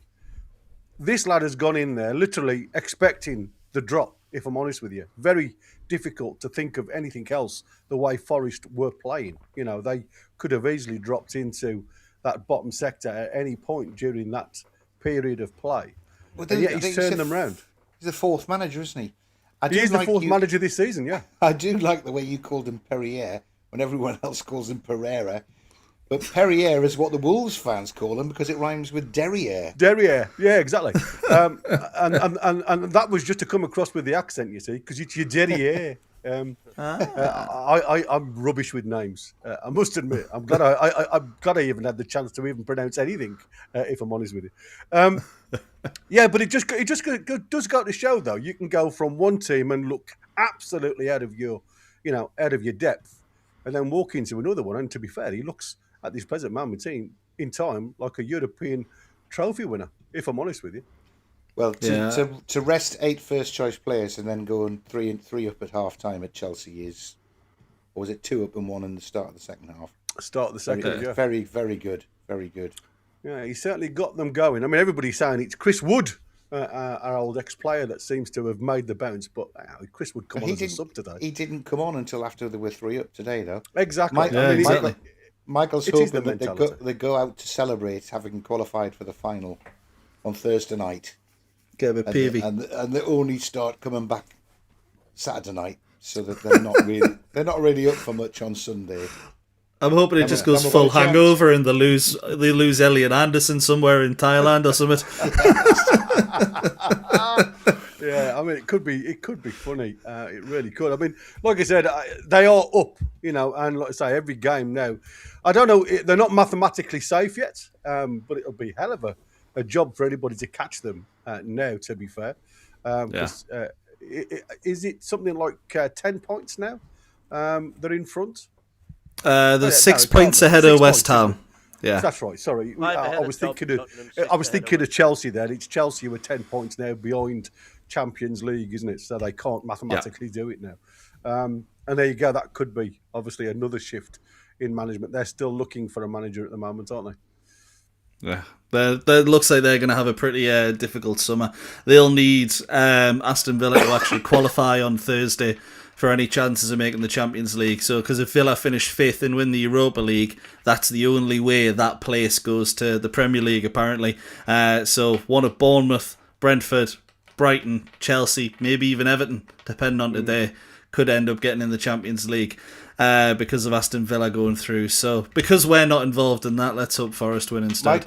Michael, just to finish off our Geordie Prem show. Aye.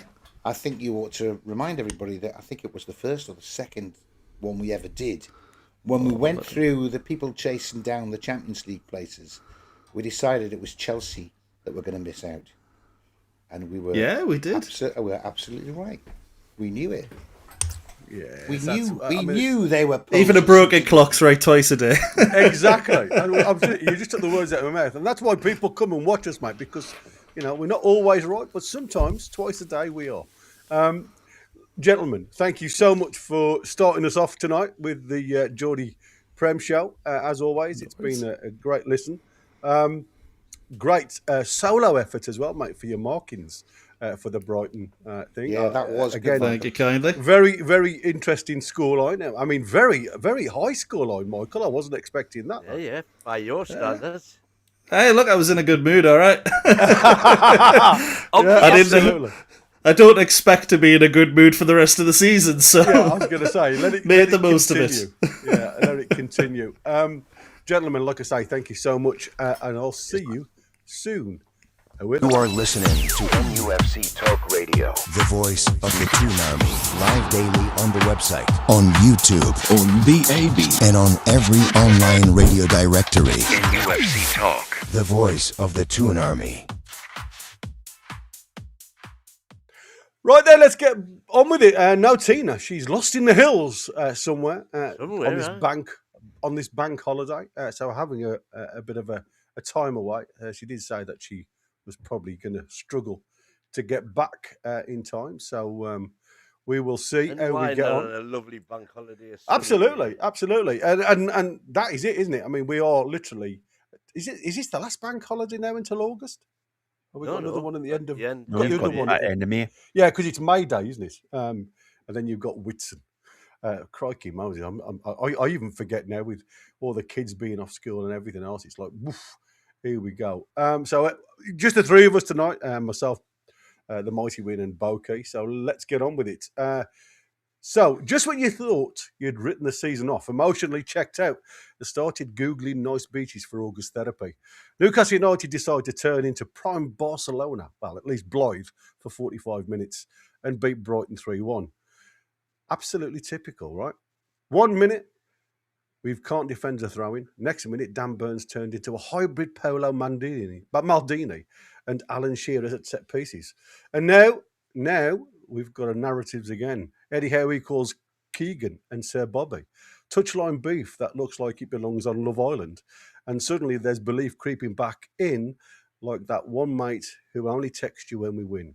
Tonight we're asking, is this the turning point or just Newcastle giving us false hope again for character development? Gentlemen, we are going to start with the mighty Sir Edward. I have to call him Sir Edward now because he's reached a milestone today. 83 wins, which collectively equals the great Bobby Robson and Kevin Keegan. So what does it mean to you guys to listen to these numbers? I mean, same number of wins in three different eras, but three very different Newcastle Uniteds when you look back. But here's the nuance, if you like, and this is where it gets spicy for me. Keegan did it faster. Robson had the highest win percentage. Howe sits in the middle statistically, but Howe is the only one with a trophy, I was going to say. So the question to me... Counts. Yeah, well, that's what I said. The question to you guys, where does Eddie Howe sit now in that trio? Because emotionally, he might be top, but statistically, he's actually third. So where do you see Eddie Howe sitting in and amongst the two greats before him? Well, I would say statistically he's top because he's won a trophy, and they didn't. And that's the bottom line. That's what football's all about, winning trophies. So that to me puts him top. I think we had this debate that we have it before the season started. We might have done, and I've said, as much as I love Keegan and the entertainers, and Boaky will obviously argue that corner, to me, Eddie's the best. I don't think there's any doubt about that. What I can't understand, just to change the subject slightly, is why there has not yet been an official statement from the club regarding all of the rumours that are coming out that he's definitely here for next season, etc., etc. Why have they not made a statement to that effect? Maybe they're going off being the best manager we've ever had, of course. Yeah, I mean, maybe they're just going off what Hopkinson said. He's our manager until we tell him he ain't, type of situation. I mean, he's already said that, isn't he? In previous interviews that he's had. So, is it worth going back over the same old? And again, it's like I said, he was asked in the presser the week on Friday. Do you feel as though Newcastle's your job now? And he said, he still wants to be Newcastle coach, and as long as he feels as though he's being backed by those behind him, what news is there to be given? When I think you're a little bit quiet because the chat are going through saying that they can't hardly hear you. But in regards to this, Eddie Howe, nobody can argue that he's been the most successful manager. But is he the one that you love the most? Is he the one that you look back on and you think he's the time under him was fantastic? You know, you've got the Toon twins who come on here and absolutely love Bobby Robson, because that was their time period, and they, adore him because of the type of football he played and the way he had around the club, the way his passion was about the club. My passion is Kevin Keegan. Kevin Keegan, spoke about the club, loved the club to the bottom of his heart, and made you feel like, fair enough, we didn't win anything, but he made you feel like we were invincible. He made you feel like, I want to go there every week and I want to watch this football and I want to do that. Does Eddie Howe make you feel like that? He doesn't me. This weekend, I went to the ground and, you sort of, I'm going to watch the game of football. And even when I came out after the win, you don't have that sort of positive feeling. So I suppose it depends on how you look at it. If you want somebody who can be successful, potentially Eddie Howe is your bet. But, if you want somebody to make you feel as passionate, and to absolutely love your football club, you need somebody like a Robson or a Keegan. And Eddie Howe's not that guy. So, So it goes back to the old question then. And this is that the media constantly, the national media constantly throw this argument at Newcastle fans that they would rather have entertainment than results. And I refute that absolutely and entirely. Give me 1-0 wins every week in the title, and I'll have that all day over entertainment. I want to go and be entertained. I want to go to a football match, and you know what? If you lose, 4-3, as Keegan would say, if you lost a game, then fair enough. But at least look like you're trying. At least go out on that pitch and look like you care. You love the team, you love the area, and as we're saying... So what you're saying is that the national media are right. If you represent the fans, then the national media are right. You would rather have entertaining football than winning football. No, I want both, if I'm honest. Well, but if you can't have both... But if I go to a game, I want to be entertained.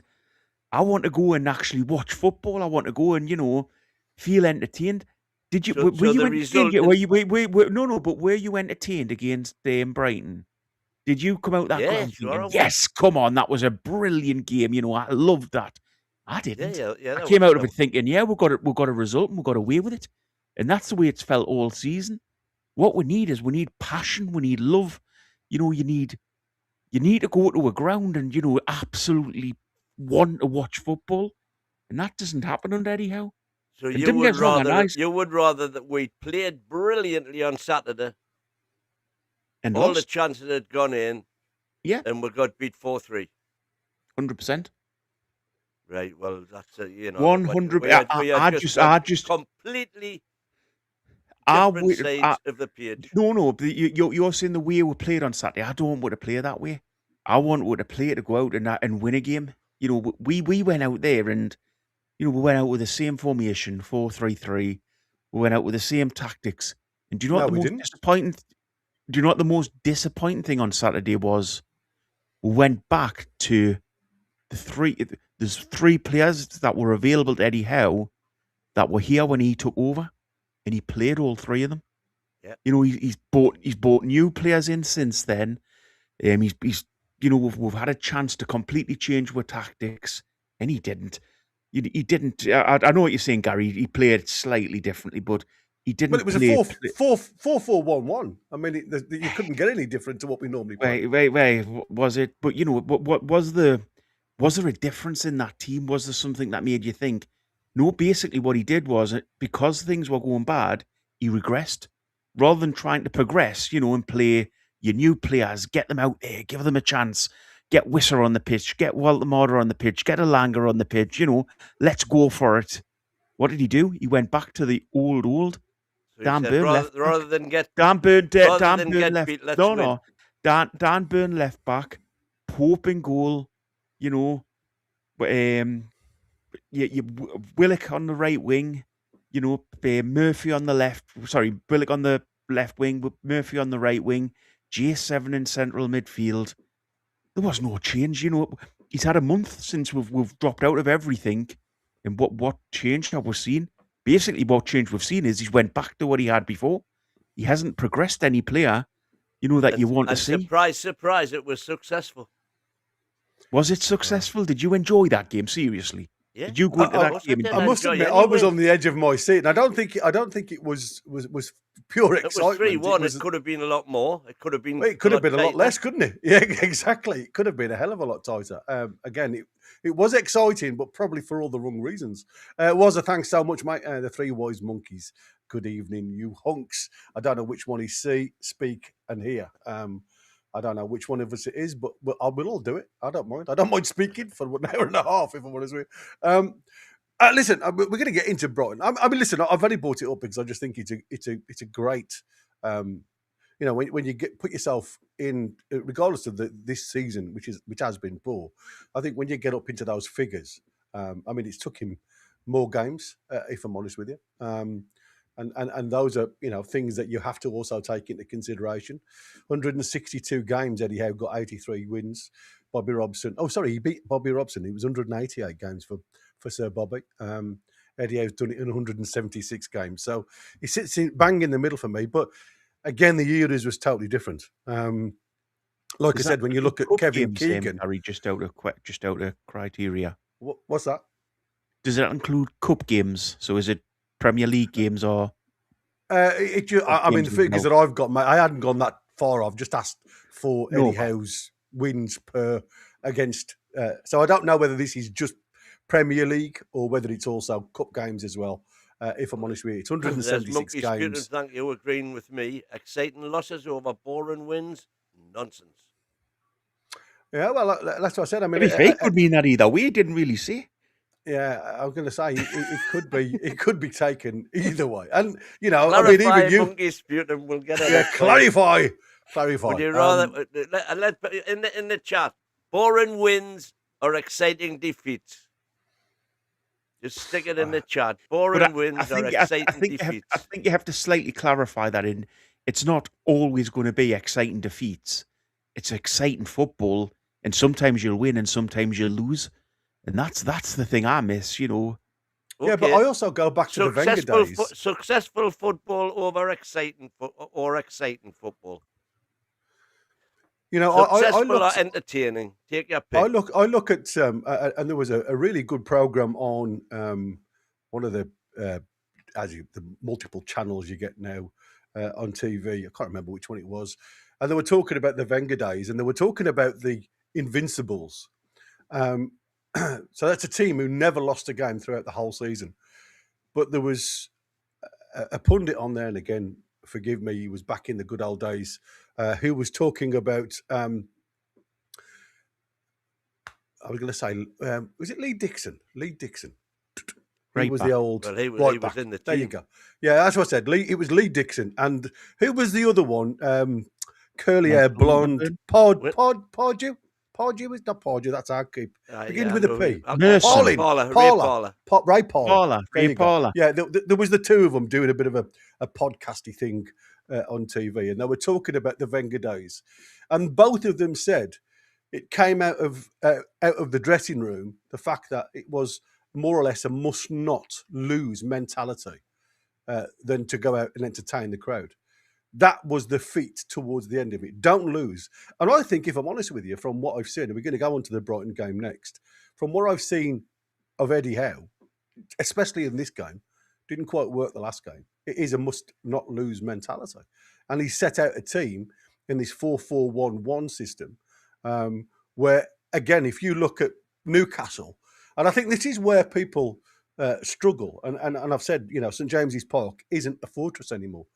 When you go home and you're only having 30-odd% of the ball, possession-wise, at home at St James's Park, and you're letting a team like Brighton dictate possession, you have to look long and hard and say, wow, that, we are lucky. But again, possession is only 9/10 of the law, isn't it? So it's not going to win you games. Newcastle made it difficult for them, even though they gave them opportunities. Sometimes it was gifted opportunities. Sometimes they cut through us like a hot knife through butter, but were unable to finish at the other end. So, for me, it is about taking your chances and being more clinical. And I think it just releases that pressure on the players about relegation there, because it was looking over the back of the shoulder. So maybe that's what this game was all about. Let's get away from the rumour or the potential of the going down rumour and just then see what we can get at the end of the season. And that's how I look at it. What progression did we see in that game? Like I said, I don't think it was about progression, Boaky. No, that's the problem. We're at that stage of the season. We're safe. There was never a chance we were going down after, even after that game if we'd lost. But what progression have we seen? The whole thing this season, and this has been Wyn's argument throughout. He's not had time to play the players. We've had 3 games a week. He hasn't had time to have what Eddie Howe does best on the training ground. What change have we seen in this team? Yes, we've got to win. And everybody in the chat, I loved it. I love Newcastle United winning. That's what I want. But what change did we actually see in regards to a style of football? What made you excited in that game about next season? Let's face it, next season, what's Eddie Howe going to go in with?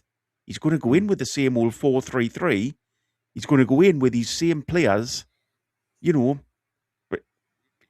Eddie Howe's staying. I accept Eddie Howe's staying now. There's no chance he's going to get sacked. That's all the rumours coming out. That's all the word coming out. What big things do you see Eddie Howe doing next season? What changes do you see happening to Newcastle United? How do you see we're progressing as a club? Because I don't see any under Eddie Howe. I wouldn't be surprised at the start of next season we started with Pope in goal. I'd have no doubt that Byrne might play. We might end up with Murphy on one wing. J7 will still be in central midfield. How's that progressing as a team? How's that moving us forward?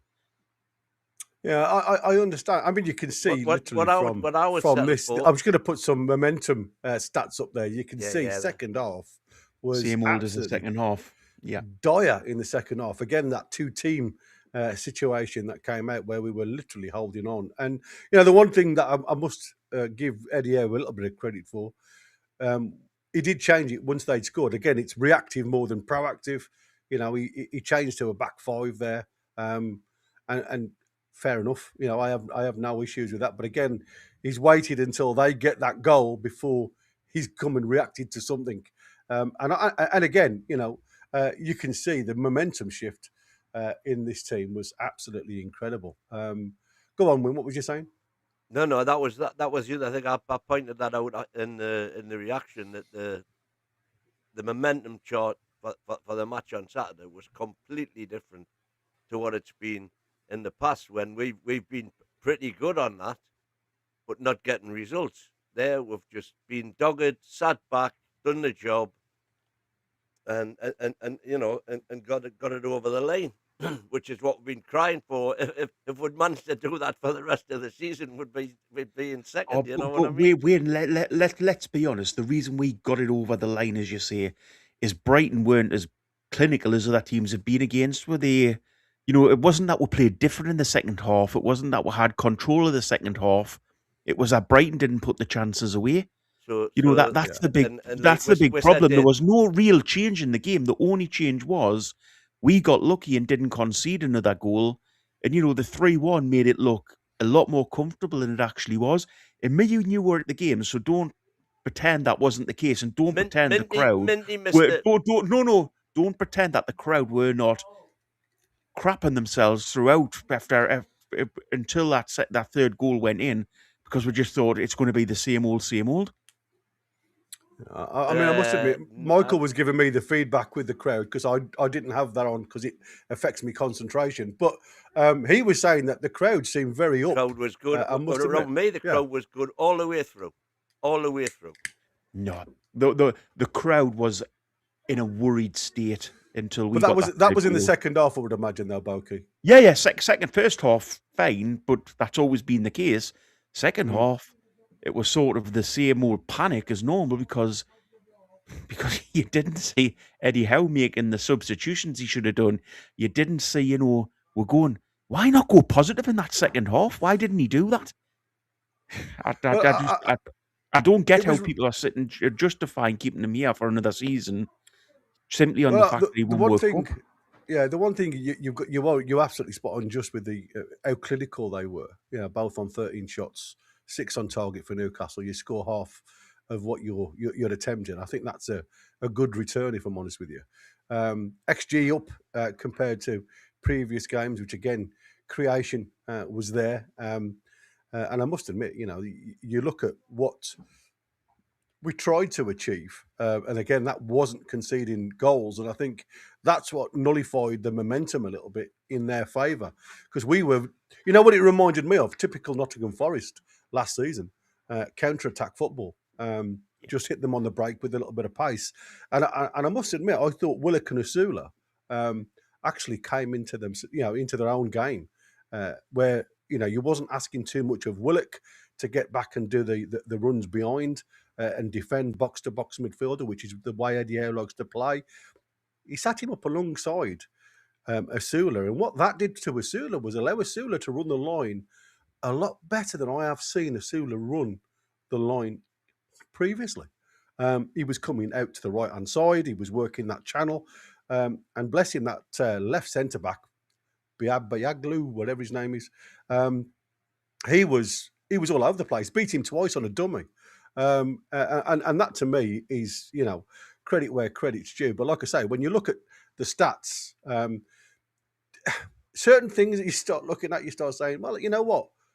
It's okay. But the worrying thing is, and we talk about possession again, when Eddie Howe changes his formation to a style where he wants a possessive-based style, you can see on this graph only that possession isn't this team.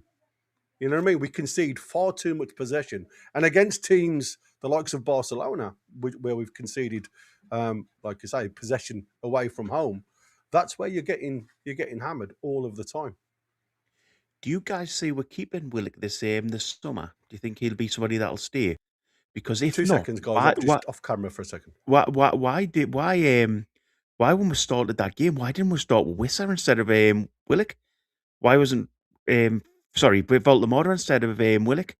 Why wasn't Voldemort in that position? Because he went with players he trusts. He had a plan, which is clear to see there on the graphic, as you can see. Concede possession, beat them on the counter, and that's exactly what we did. The plan worked to perfection. Is it what we want to see? Not what I want to see, but it's effective. And right now we need effective football. But no, we're going backwards. We're taking backwards. Well, you say we're going backwards. I say winning. We are. Whoa. We're not. We're lower down the league. We're playing players that, should have left this club a long time ago again. The players that he played, a few of them players should have been gone quite a while ago. I think we've all said it. Willock shouldn't be at this club anymore. We could have got money for him. Murphy potentially shouldn't be here anymore. And G7, maybe he's moved on this summer as well. There's no forward momentum there. There's nothing showing like a forward movement in the club. If anything, we're going backwards, as I say. Why the hell, in this squad, there was 3 players, as I said, available from when the club was took over, and he played all 3 of them. He spent £700 million over the transfer windows, and, net, if you want to talk about fair enough, 400, whatever the hell it is. But, in that team, there was still a third of the team was built around the team that was there when he came in. That's not good enough. We've got to be progressing as a squad, and we've got to be progressing as a team, and we've got to play these players that we've paid a lot of money for. And, I mean, those players haven't stepped up to the mark. But have they been given the chance? That's the problem. That's why we're hang on. Because those players haven't stepped up to the mark. Yes, you can blame Eddie for that window, for buying them in the first place. Let's talk through them players. Have Wissa and Voldemort been given a real chance up front together? Yes. No. Together, no. Not together, no. No, not together. And that's obviously why they were bought. That's the only thing I can get in my head is they were bought to play together. Yeah. Because they don't make any sense as separate entities. Yeah. But no, not because of injuries, Wyn. Come on, they've both been fit for bloody months now. So you can't say that. Elanga, has he been given a long run in the team? No, when he started to get better, he got dropped again, which I don't think helps him. Ramsey's probably been one of the best players we've signed from that window. But he gets dropped a game as soon as J7's back. Come on, we've got to give these young lads a chance. Got dropped when he was getting better. I don't know what baseline you were using to say getting better from. Well, he couldn't have got any worse, could he? Couldn't have got any worse at all, exactly. But no, but come on, why aren't we giving these lads a run out now? Because, as I've said, he went with players that he trusts. Why isn't Hall in that team? Because obviously he doesn't trust him. Well, I think Hall had the balls going on behind the scenes there as well. Hall had the balls to stand up to Howe. Yeah, I know, Howe didn't like it. I mean, listen, there is. I keep saying, we only see our fullbacks, and we only praise our fullbacks.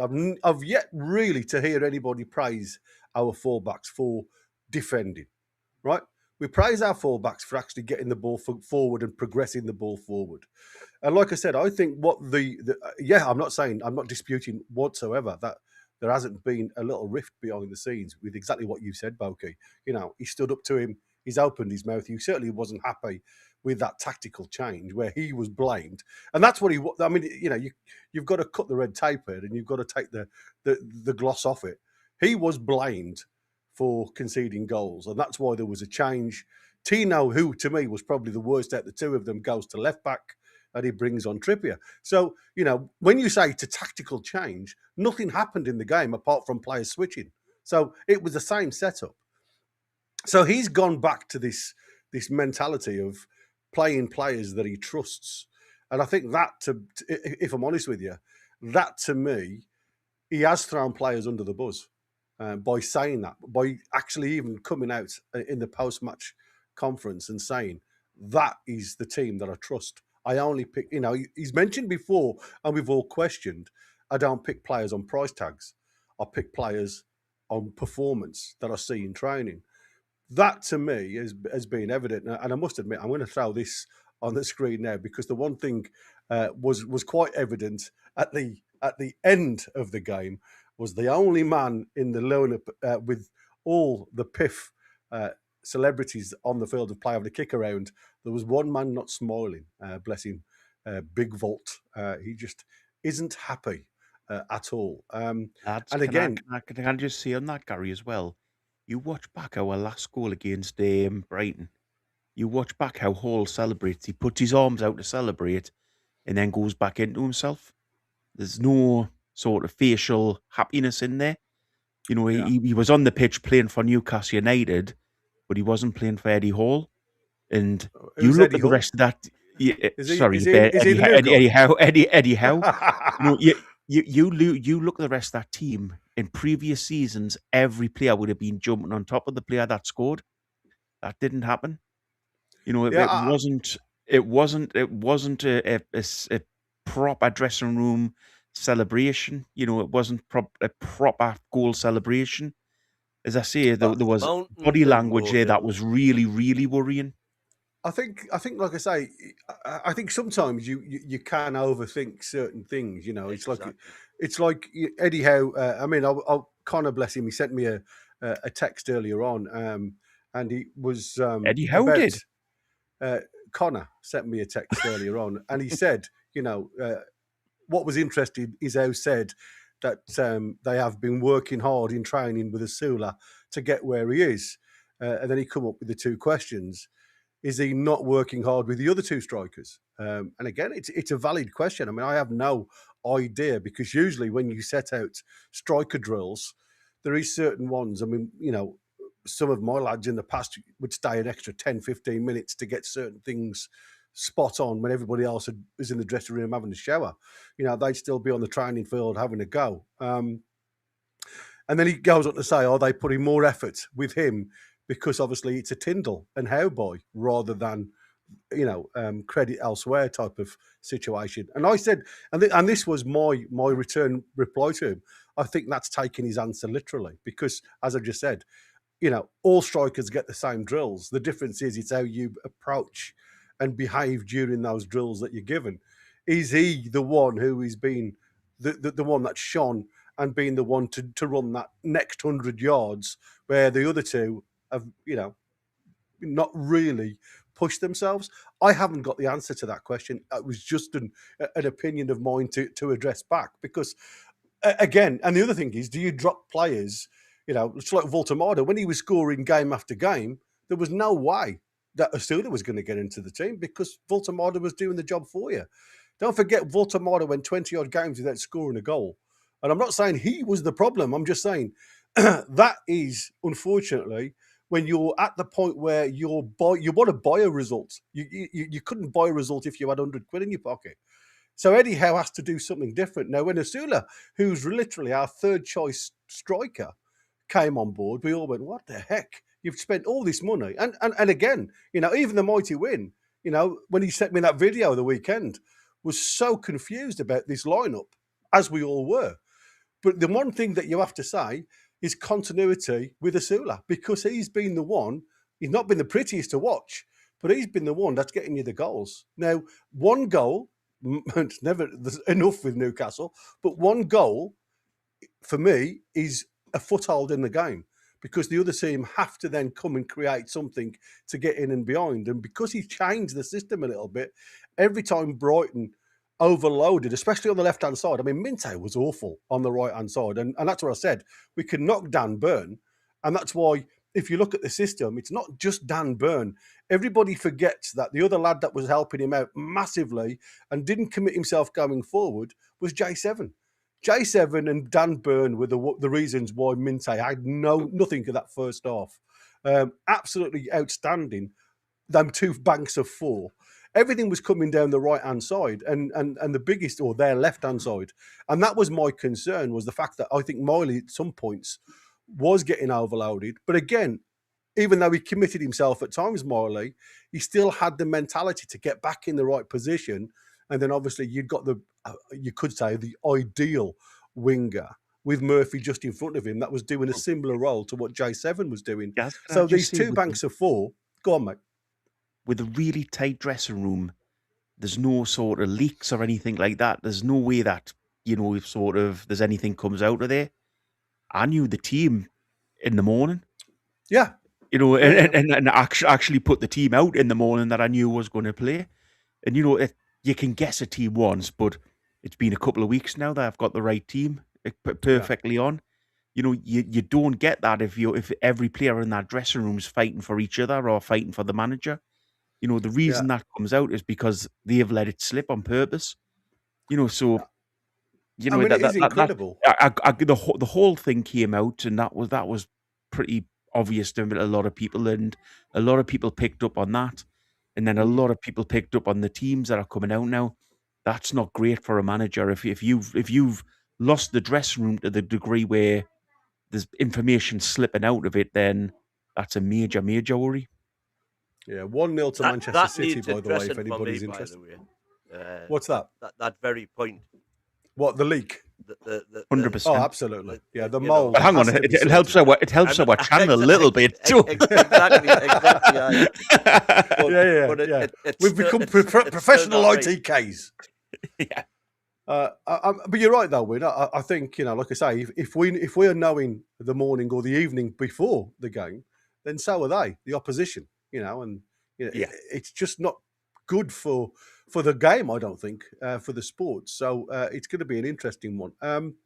It's not as if I'm a guy massively in the know sort of thing. It's not as if I've got a relative or something at Newcastle United. That's not the case. It's just you get the information through to you, and that is a major worry. Yeah. Let's just run through the goals then quickly. Obviously, Osula capitalises on a goalkeeping error. And I mean, obviously, Verbruggen, you can tell why Eddie Howe is interested in Verbruggen, because he's a Pope number 2, rushing out, rush of blood, thinking he could get it. Obviously, has a little bit of touch on Murphy, who goes down. And again, I have to give Murphy massive credit, even though I've been one of his critics. He got up. He didn't go down. I mean, listen, I would imagine every other winger we have in this club would have stayed on the backside to try and get something from that. A free kick, yeah. And the keeper sent off, which would have never happened, to be fair, because he wasn't in a goal-scoring situation. But but he didn't. You know, and I must admit, there's massive points have to go to Murphy for getting to that ball and dinking that cross out, because even that cross, you know, wasn't easy, because he's literally having to dig it out from the line, the byline, and trying to get that ball back away from the goal.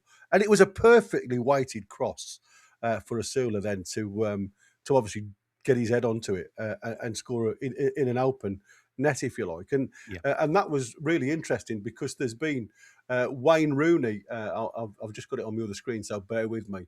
Asula is a bit unorthodox, but he plays with great energy, Rooney said. We saw him score a goal like this against Manchester United, but he's always willing to run. Well, it wasn't with his head, Wayne. It was with his foot. Running behind, one thing that defenders don't like is forwards who are willing to run in behind. It's really good. It was a really good header. He stays in the middle of the goal, and it's a good leap and directs the header into the back of the net. And sorry about my pussycat, because I've seen some of you in the chat saying, I can hear a cat. Yeah, my pussycat's behind me. She's on heat, and she wants me to stroke her. with Asula, I don't get the offer very often. with Asula, though, is he beginning to become the player? Because now, if you ask me, would I sell Asula for £30 million? There's absolutely no chance. I just think he's a brilliant player. I think that lad's probably one of the ones in this squad that has got the chance. And if Eddie Howe and Jason Tindall have picked that lad out on this type of form, hey, well done. You know, he's been brilliant. His goal ratio is out of this world, really, when you look at it for a player playing in a bottom of the Premier League squad. How many goals he scores is unreal. You know. And who do you trust the most out of them strikers? You know, and it's at the minute it's with Asula. You know, that's what I said. He's been so exciting. I mean, Connor's just whacked it out. I didn't realise it's been this long, to be fair. Voltemada hasn't played as a striker for 5 months now.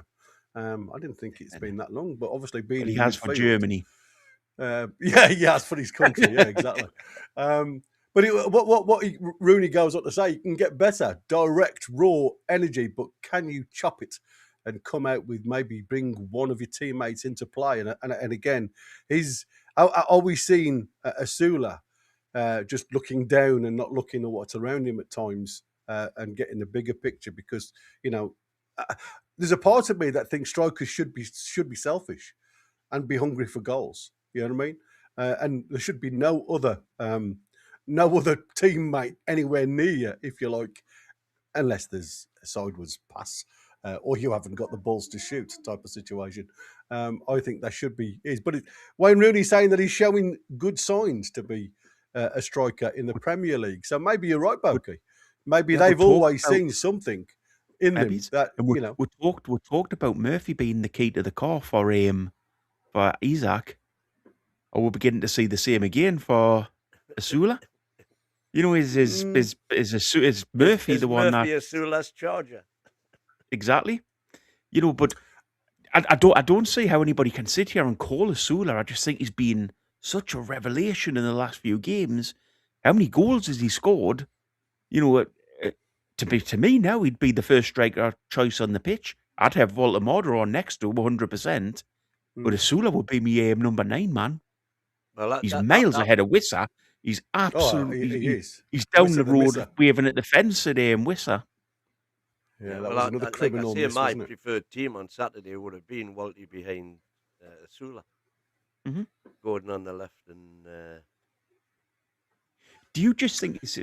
Gary, you've seen players, and when you have, do you just think it's Asula's style, lad? He never looks comfortable as a player.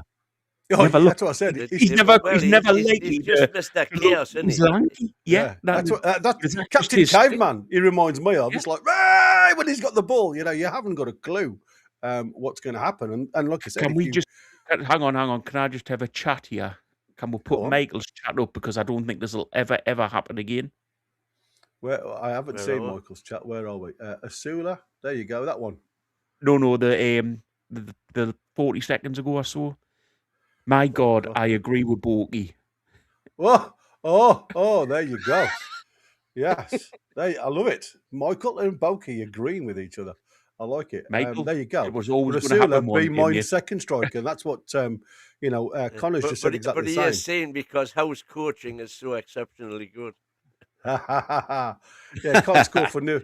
I mean, it is true. Don't agree with him on everything, obviously. Voldemort won't score for Newcastle or Germany in the next 6 months. That's his prediction, Marco's saying. Ooh. And we haven't even got as Chrissy's soundboard, but you still have it live on air. Still my bad saying, I love Asula. He's so unpredictable. I think, yes, he is. And I think that's what makes him dangerous. He hasn't got a clue what he's going to do himself. But those 2 step overs, for them dummies, I thought was outstanding. I really did. Watching the match and seeing him do that, I thought there's no way he's going to recover to get this ball. You know what? He's got some pace about him as well.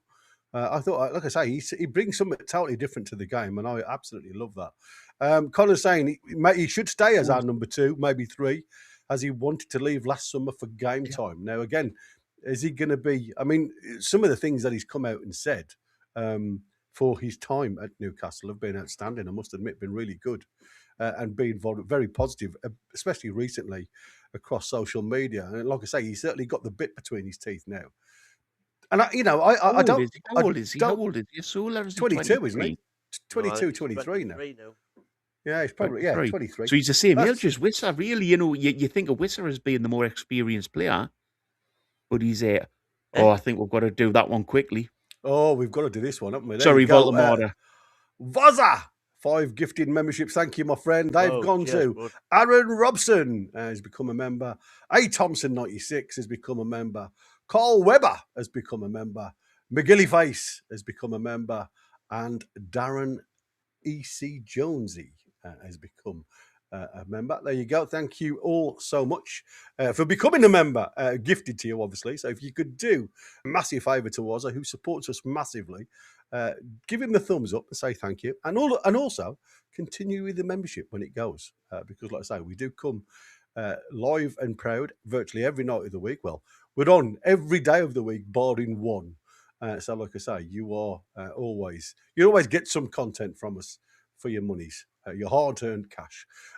Let's continue then. So Dan Burns scores from a set piece, something we very rarely see, if I'm honest with you. But no, not true. Not true. Well, it is. How many goals has he scored? Oh, Dan Burns specifically? Yeah. Yeah, well, but it's from a set piece again. I just said Dan Burns doesn't score very often, and it's true. He doesn't score, and that's not his fault. Hang on. Even Wyn was trying to argue they're not even from a set piece. Dan Burns ever scored from open play for? Oh, well, he assisted. He assisted, didn't he? Yeah. PSG 4-1. Who can forget that goal? Oh yeah, there was that one as well. Yeah, there was that one. Right, mate. Yeah, he's right. I was talking Premier League. Yeah, but again, that's he's always got a bloody answer for that's somebody. Because by and large, from set pieces, he's on the back post heading it back in. But the other thing is, he's got several bodies that's holding him back. I mean, that's how people defend against him. He's never really got a chance to run. But it shows you how clinical he is in the air when he has got the ability to run. I mean, Gross was marking him. He was nowhere near him, to be fair, when he heads the ball. And even with that goal, if it hadn't gone in, he had a shout for a penalty because they had the shirt off his back as well. Well, there was some pulling on his shirts as well. I mean, it wasn't going to stop him, but well worked, and another set piece scored. Yeah, I mean, it's crazy, isn't it? The trouble is, we're scoring them, but we still cannot defend them. No, to be fair, we look a bit crap through the middle at times as well. We look so open, and I don't know how teams can pass through 4 bodies, 2 banks of 4 so easily at times. And all it was them throwing. Who's their left winger? It's just the Oriental kid, the Asian kid. Oh, Mitoma. All they did was throw. Minte on the left-hand side and just say to Mitoma, go and sit in the middle of the park.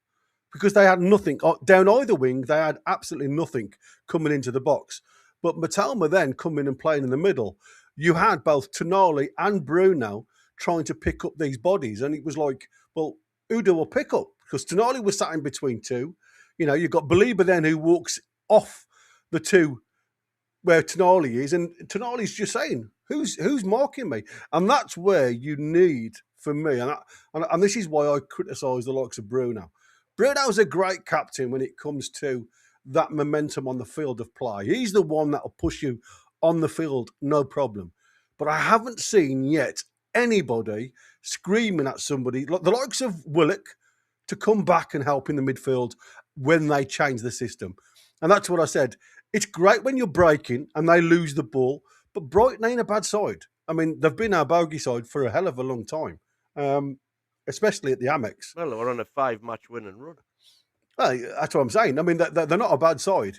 They can play a bit of football. Hence, you know, we gave possession up, but we also gave up. And again, this is where I think sometimes tactically we're so naive. And again, who is the captain on the field of play? Because it's not always the coach to change things up. Sometimes you've got to have players that see it. You know, we were talking about last week where you've got Arsenal with the 3 short corners, and the players are asking the coach on the side of the lines, where realistically, if you think about it, if you've seen it twice between each other, you should be sorting it out as well as a player. You know, by the way, if this happens again, I want you in that situation. Get out there quick. That's what captains do. Don't see enough of that from. I don't see that at all, if I'm honest with you, from Bruno. And I think that's where we sometimes lose that voice on the field of play, and that's why I keep saying about being lost in translation. I think sometimes we aren't great when it comes to captains, and that's why I struggle to fully appreciate what Eddie Howe says about I trust. I play the players that I trust. Well, I don't trust them on the field of play to communicate because a lot of the times they don't. Well, yet again on Saturday we were second best when it came to second balls, time and time again, which is why the possession was stats the way they were. You know, every second ball that we were going in for, there was just bite at all. You know, that's hard to accept that it appeared that they wanted it more than we did. But yeah, I mean, that's been probably the most damning factor of our performances all season for me. The commitment in you know, challenges. It's poor. It is. I mean, obviously, I'm not going to miss out Harvey Barnes coming on and scoring the 95th. Hot. Makes a change. Just scoring injury time. It certainly does. It makes a lovely change, to be honest with you. I mean, we've got to be honest with it, though. You know, it wasn't control; it was efficiency. Because, like I said, they had the opportunity and should have equalised with the Minte miss over the bar from 5 yards. If I'm honest with you. Yeah, well, you could argue the same about Wissa, which should have been further in front of Wissa. Yeah, but that's what I said. It is small margins at the end of the day, isn't it? As I said earlier in the show, though, what we're seeing that has given confidence for going at the end of this season and next season, what we're seeing from Eddie Howe in regards to how he's developing this team, that, you know, you feel that we're moving forward. Because I don't see anything. That's the big... you know, and I sit here as a Newcastle United fan. I love her. I want her to win every game we can. But what do we see actually happening on the pitch in regards to tactics, in regards to how we're playing games, that you're thinking to yourself, yes, we're going to progress next season? Well, it's down to personnel for me. You know, we've got to have a complete... But hang on, we've got personnel. We've got different personnel there that we could be using, and we're not. Yeah, as I say, we'll regret. Well, we'll regret to get results. We regressed. We went backwards, and we went back to the players that he's trusted and known for a long time. And they've got a result. Progression? What progression are you seeing? But look, I'm not disagreeing that we got results. We got the result, but we got the result because he went back to his tried and tested. Right, and what you said early on, I want to see Eddie doing what he did in 22-23, go back to what he did, do it well, but have the squad to. But hang on, going back to the same players, same system, same ideas. You know, we've No, I got a want new better squad players. there. We've got a new but we've got a new squad there. We've got players that can play better. Why aren't we using them? Well, there is that as well, isn't there? Because they ain't playing better. That's the problem. But I think, like I How said, do they get a chance if they're not picked? I think how They've had that chance. You can't say they haven't had that chance. How does Voldemort not get a chance if he does? How does Voldemort get a chance if he's not picked? How does Wissa get a chance? How does Alanga get a chance? You know, you've got to show a little bit of faith in the players that you've spent. And then he swore a lot of money on. Wissa gets picked. Mm-hmm. And he drops the ball, drops the soap in the shower. Ooh, that's them. That's content, a naughty one. Yeah. I'm going to say that is naughty. Listen, that's what I'm going to come to this in a minute because I understand his logic. I might not agree with it, but I do understand Eddie's logic. I better put this up now because this made me laugh. You may not get this one, Wyn. This is going across now on social media. People are calling him Howlander. Of obviously a TV series after he survived this season and does what he wants. There you go. Eddie Howe looking rather suave there. No idea. I didn't get that one either. Yeah, it's The Boys. It's a theme. It's a series where they are superheroes, and he does get away with blue murder. Listen, I want to get back to the big talking point, if I may, because like I say, time is against us as always. The Dan Burn and Lewis Hall saga. And this is why I come to agreeing with what Eddie Howe has wanted to do, if you like, or had to do because of the situation that he finds himself being, if you like, having a little bit of an arm around his shoulder from the owners, from Hopkinson to say, yes, we support you, but things have to change. Now, like I said, we're talking all about these players. Wissa not performing. Voldemort not having a chance, even though he's a quality player. Ilanga not looked anything worth the 55 million that we've paid for him. So again, going against all of these players that are out there not performing, they're not getting sacked. Eddie Howe is, if the results go against you. So he's chosen this side, and you know, there was a storyline that I saw. Dan Burn scores, defends, runs straight to the dugout to celebrate with Howe. And there was some comment that Howe has put saying that how much he is proud of Burn's commitment to the cause and what he does on the field of play. Listen, he gets a lot of stick. Guys, right? Can you remember the interview we did whenever, 8 days ago? And he was said, other players as committed to the cause as what you are.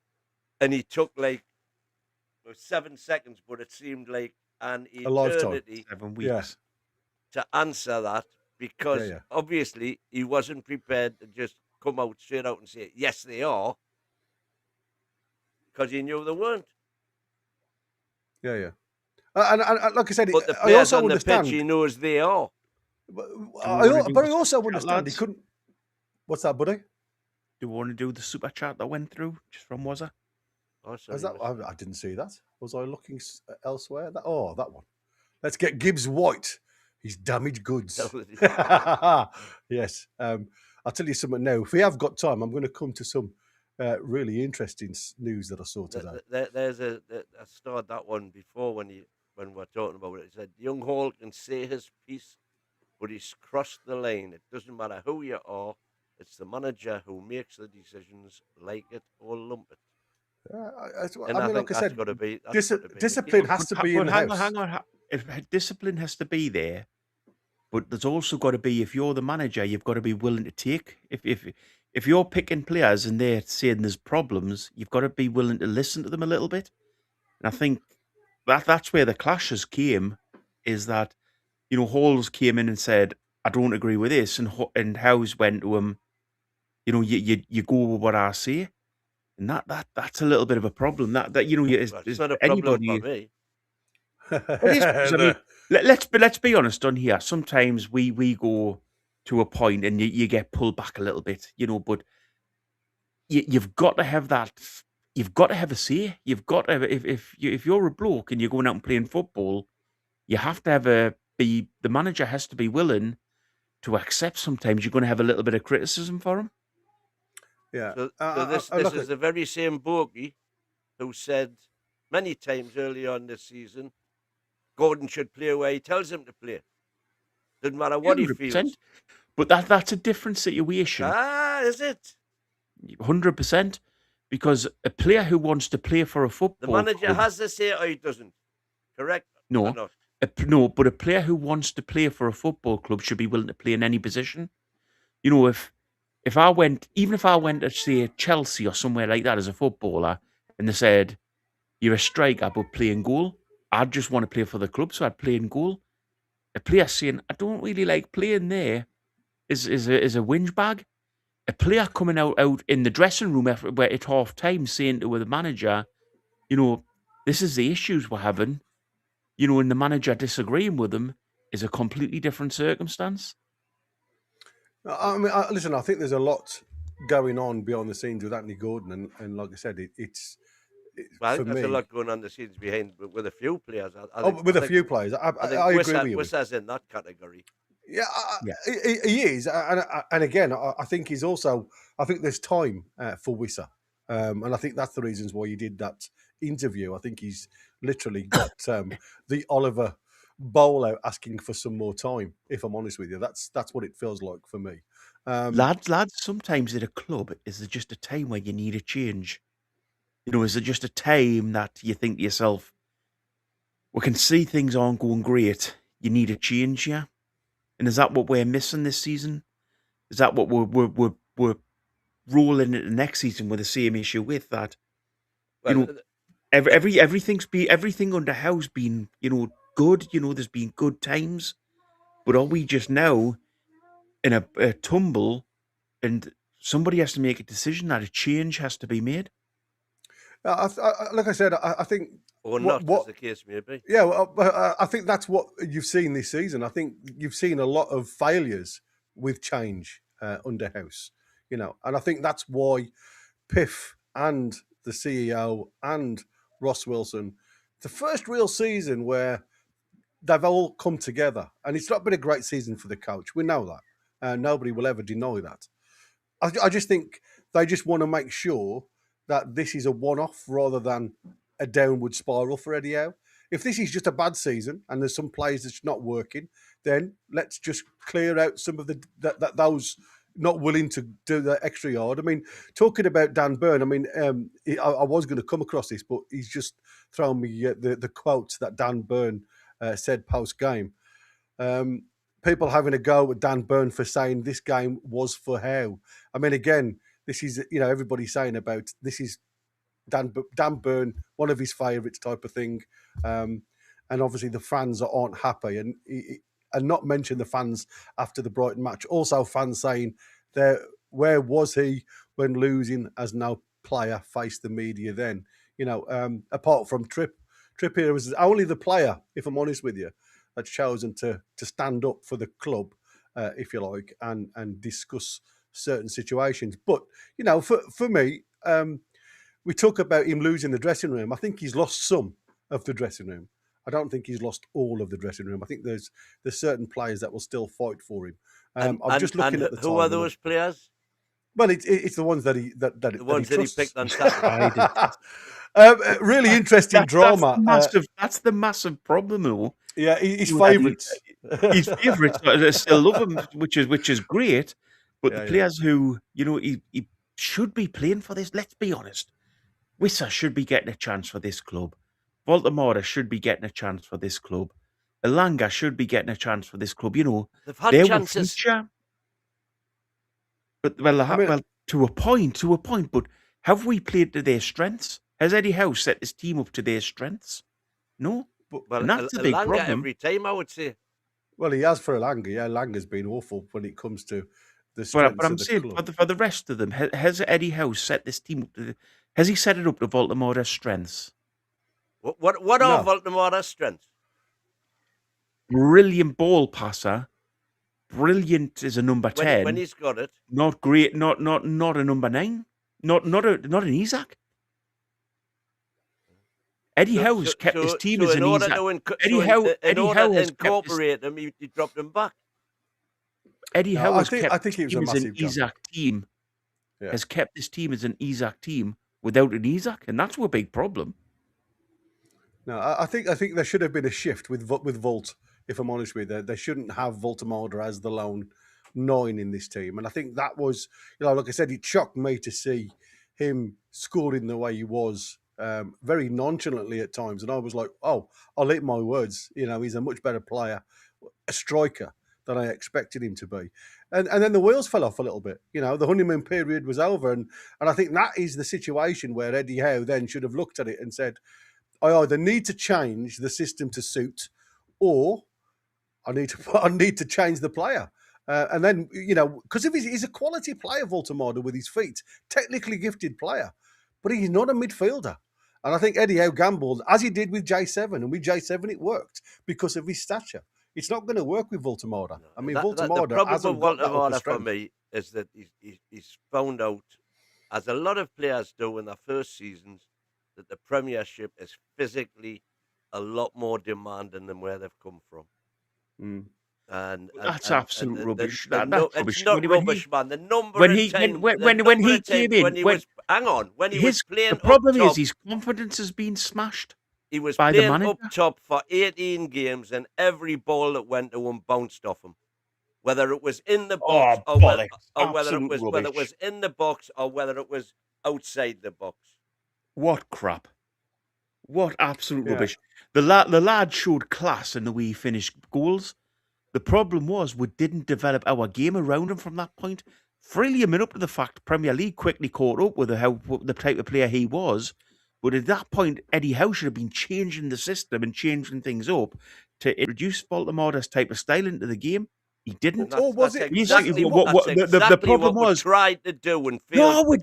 No, we didn't. Was this more to the point though? I mean, if you look at what Lonnie is saying here, like, Voltemada is a good number 9 and 10. He just got tired after playing 3 games a week without a rest, and I think there's got to be some truth behind that. If I'm honest with you, you can't expect a player of his size to keep going at full pace. And like I say, I think there's a number of sides. Listen, time's against us. I want to bring this on. This came to my attention. Not a black screen, by the way. This happened after the match. As you can see, Mad Dog and Hurstler there coming together, and there was a number of people pulling him away. Really interesting contest between the two of them on the sidelines, and we know Mad Dog likes to be the one, if you like, that's got the voice in the dugout, and he apparently, and again, Hurstler was seen.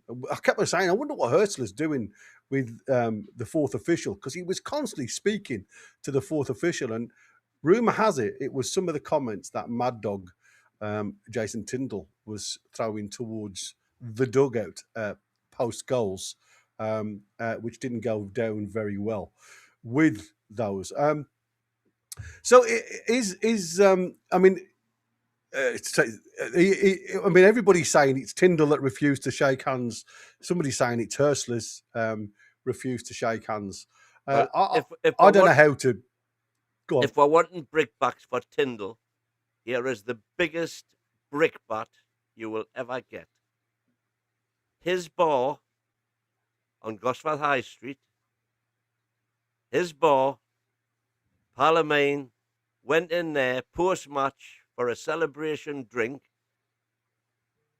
All the tables were full, so there were some stools at the bar, so he went to sit at the bar, him and his missus, and was told, I'm sorry, we can't serve you. Why not? Because you've got a black and white top on. And that's Jason Tindall's bar in Gosforth. Refused to serve someone with a black and white top on. I was but wait, let's change this a little bit. There's a lot of pubs around Newcastle like that. The door, Jason Tindall's running a business. You can't go in with a black and white top on, which is an understandable. Wasn't it the same with Anton Deck's place? You couldn't go in with a Toon top on. I mean, if you've got a load of absolutely inebriated we're still not allowed to swear in here. We've got an absolute load of mortal Newcastle fans sitting around in a club. You know, you change the atmosphere of that place. And let's face it, even Newcastle United's own ground, if you go to the one of the boxes, you're not allowed to wear black and white top in there. No, so you're not. It's a professional business he's running. That if we're going to if you want us to use stuff against Tyndall and how I can, but you know, I don't think you can use the fact that he's running a professional business. You know, come on, that's. You know, any restaurant to a certain 70-year-old man with his wife. Yeah, but if they've got a dress code though, with it doesn't matter how old you are. Yeah. You could be 64 and accompanied by both parents if you're lucky. They're still not going to get it. I'm not 70 yet. I mean, listen. I mean, Hurstler was asked all about this. He said, you know, I shaked hands with the head coach. I've got a lot of time for him and a lot of respect for him. And he said, I didn't refuse him. I shook the head coach's hand. And I suppose if you look at the translation of that one, I chose diplomacy, but I remember everything. So let's be real. This is peak Premier League theatre. And again, I understand Mad Dog. He's a very emotional, very wordy type guy. He's like a Jack Russell when we talk about Mad Dogs. You know, he's always yapping. He's always barking. And some people just get irritated by it. And like I said, I suppose, you know, he was frustrated because at the end of the day, Brighton were the better side. They just wasn't the most clinical side. That's where it was on the day. But you're absolutely right. I mean, it is a massive change. Let's face it. If you're a opponent manager on the side with Tyndall, he doesn't shut up. He's constantly across in your face. He gets on your nerves. You probably think you've took the mick all game. There's absolutely no chance I'm shaking your hand at the end of it. So, well, I'm going to say that's partly what Tyndall's there for. He's the he drives. He's the wind-up merchant basically. Yeah, and indeed, if he's doing that, he's probably doing his job right. Yeah, we have. I'm looking at the side. We've got around about 13 minutes left. Just out of interest, Man City still winning 1-0. And it is 16-15 Woo Yeezer in the snooker championship. Whoa, Wyn, do it right. Woo! Woo Yeezer. I wouldn't have a clue about snooker players these days. I never watch it. I love it.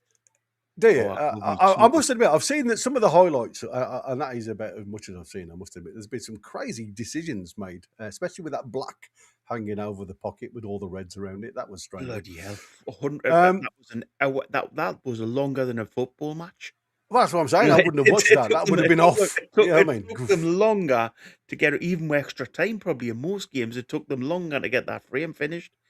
Crazy, but obviously the strategy. I love these young Chinese players coming through in snooker. They're just so dedicated, brilliant. Absolutely brilliant at it. Yeah. Sorry. We'll get back on younger players anyway, data-driven recruitment. European market focus. And a rumour today has emerged that Curtis Jones of Liverpool seems to be the flavour of the month. He's the one that looks like, again, shifting a little bit of momentum. Liverpool eyeing up Anthony Gordon now. And again, I don't know whether Curtis Jones, as we've seen with Tonali and Agate, I don't know whether because there's a player swap. Curtis Jones was one of them players that was looking at being sold in January. Liverpool said no because of European competition. Curtis Jones wanted the move because he's not getting the game time. I like Curtis Jones.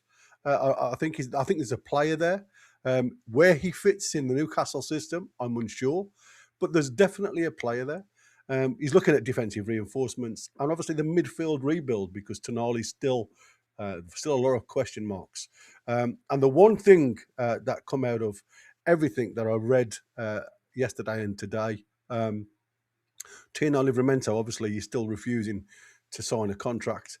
And from what I've read is the fact that his representatives have had long talks with Arsenal. And it seems as though Arsenal now are the team that are going to take on board the gamble, if you like, with Tino Livramento's injuries. I mean, it's not a tweak, it's not a reset, is it? If you like, I mean, it's a different model that Eddie Howe has to start again. He's bought, they've given him something, but now it's a case of rebuilding. And can he do it again? Why We'll not? have to flog him quick if we're going to. If Tino's going, let him go the first week of the transfer window. Right. Yeah, and the get, same, you know, the same for everybody, replacement by in. the way. 100%. We Yeah, can't have that transfer windows like last season. That we can't do it. So you've got to, if a player wants to go, let them go. You know, we're Newcastle United. We'll get better players. We'll get players that want to play for this Let's club. not have another 7-second delay in all the players committed. Yeah. Everybody has to. And if committed, it is going to be Eddie, is you guys have said, what's the best thing we can do is get players in early, because he'll develop them in training. You know, he'll be the guy. You everyone said Eddie Howe's biggest asset is he's a guy that moves players on to the next level. So you know, if you're going to do it, get rid of the older players quick and get players in quicker, so that he can, you know, have a full pre-season with them and get them up to the standards that we want. And let's go again next season. I mean, you're talking about youngsters, and I can't go through the show without actually giving these kids a bit of a pat on the back. Yeah. Academy positivity, if you like. The bit nobody talks about, quietly, something is very good that's happening behind the scenes.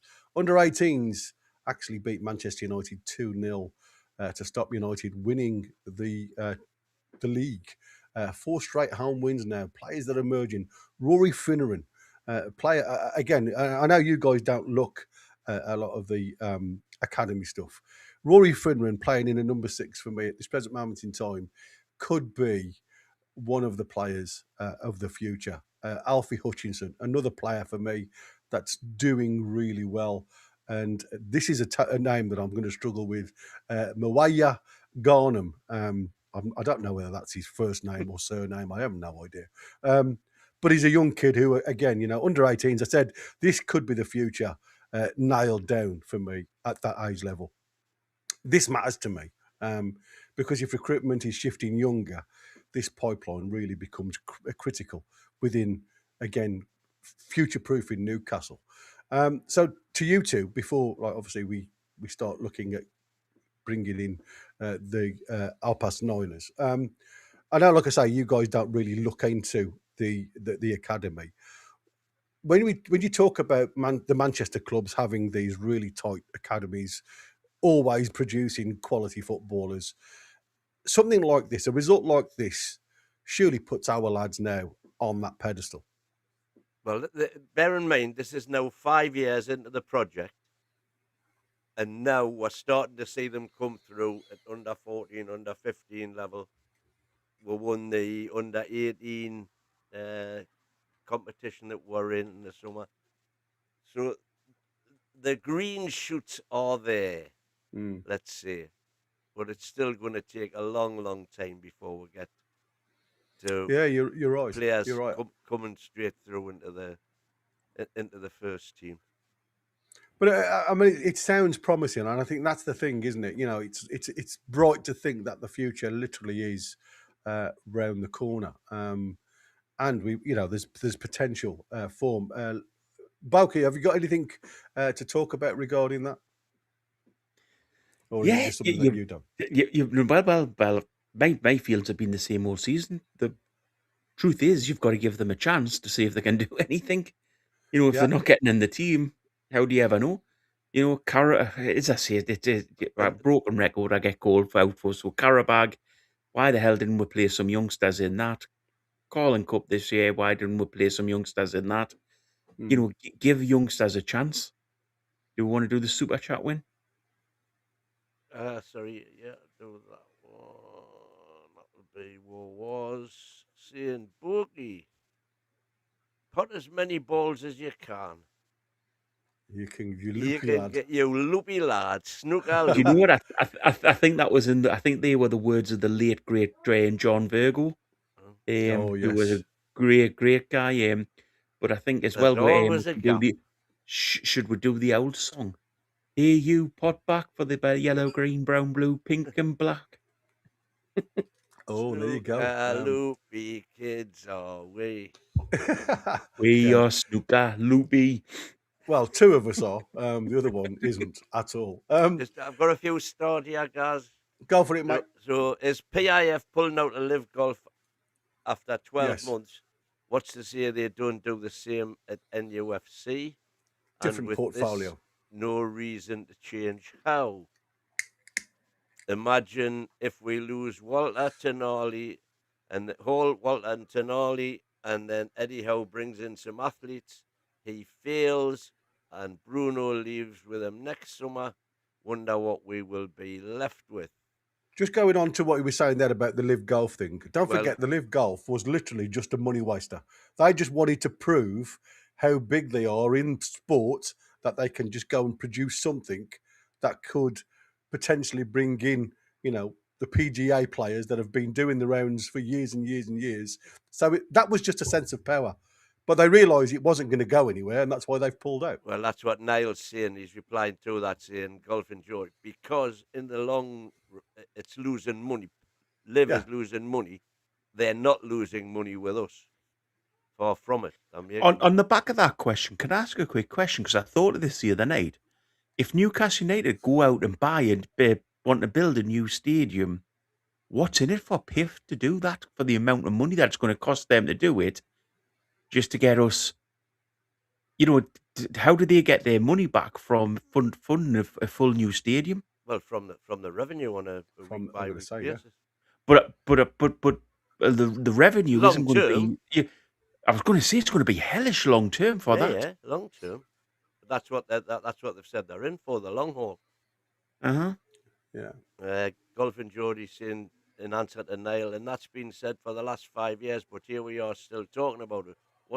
What is stopping them announcing the training ground? Well, as I've said, I think that they're holding back on the training ground and taffying up the one we've got at the minute until they know for certain what's happening with the stadium, because if the stadium's moving out of town, that's where the training ground will go as well. Boaky, it's not been exciting, but it was interesting and held the audience, me, so enjoy for another season, for another reason. Everton have just equalised, by the way. Just because you play exciting football doesn't mean you will lose, because my question was exciting football or winning football, and Gavin is sort of coming along the Boaky stance, which is just because it's exciting doesn't have to be losing. No, it's true. Becca, doesn't mean you need to lose. Doesn't mean to lose. You need to lose weight. Steely is saying exciting football would bring us bigger fan base and revenue, as fans love exciting football, like the Bayern PSG game. We had a cup win last year, but it's been boring and depressing rubbish ever since. Entertainment zero. But I disagree that exciting football brings you a bigger fan base. It's successful football and trophies that brings you a bigger fan base. But does exciting football not bring you a bigger heart of a fan base? Like I say, give me trophies over heart. I'm not justifying anything. I'm simply accepting the decision of the owners because I can't do anything about it. I'm also not sitting here foaming at a win.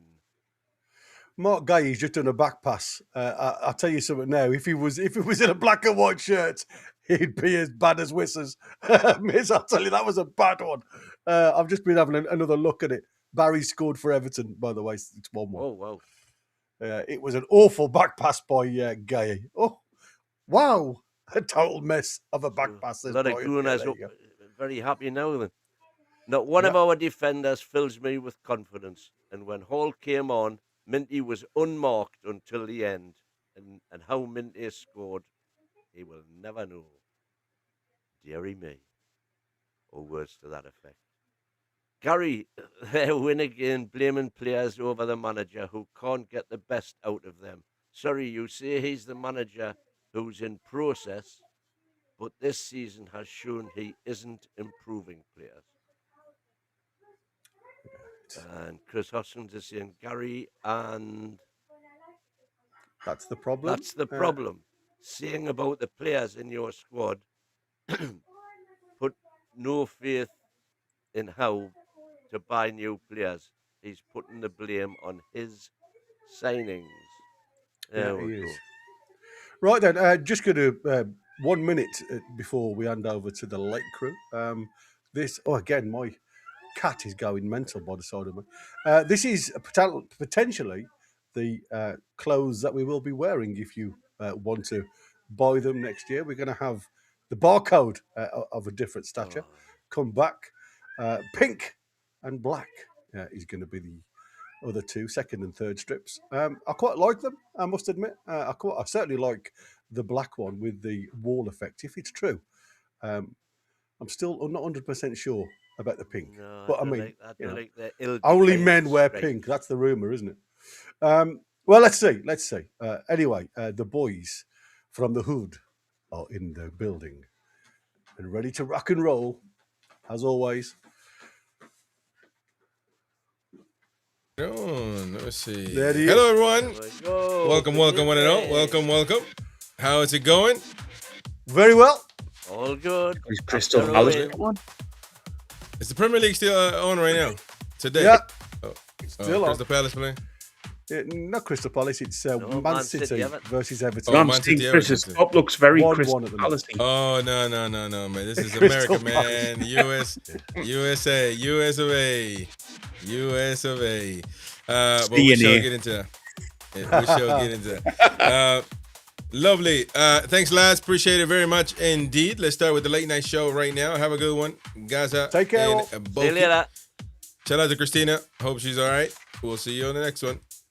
Set up for maximum confrontation and super opinionated debates. The NUFC Late Night Show with Chris the American Man, Derek the Mighty Wyn, and the rest of the panel, Monday through Thursday from 9:30 p.m. UK and UFC Talk Radio, the voice of the Toon Army.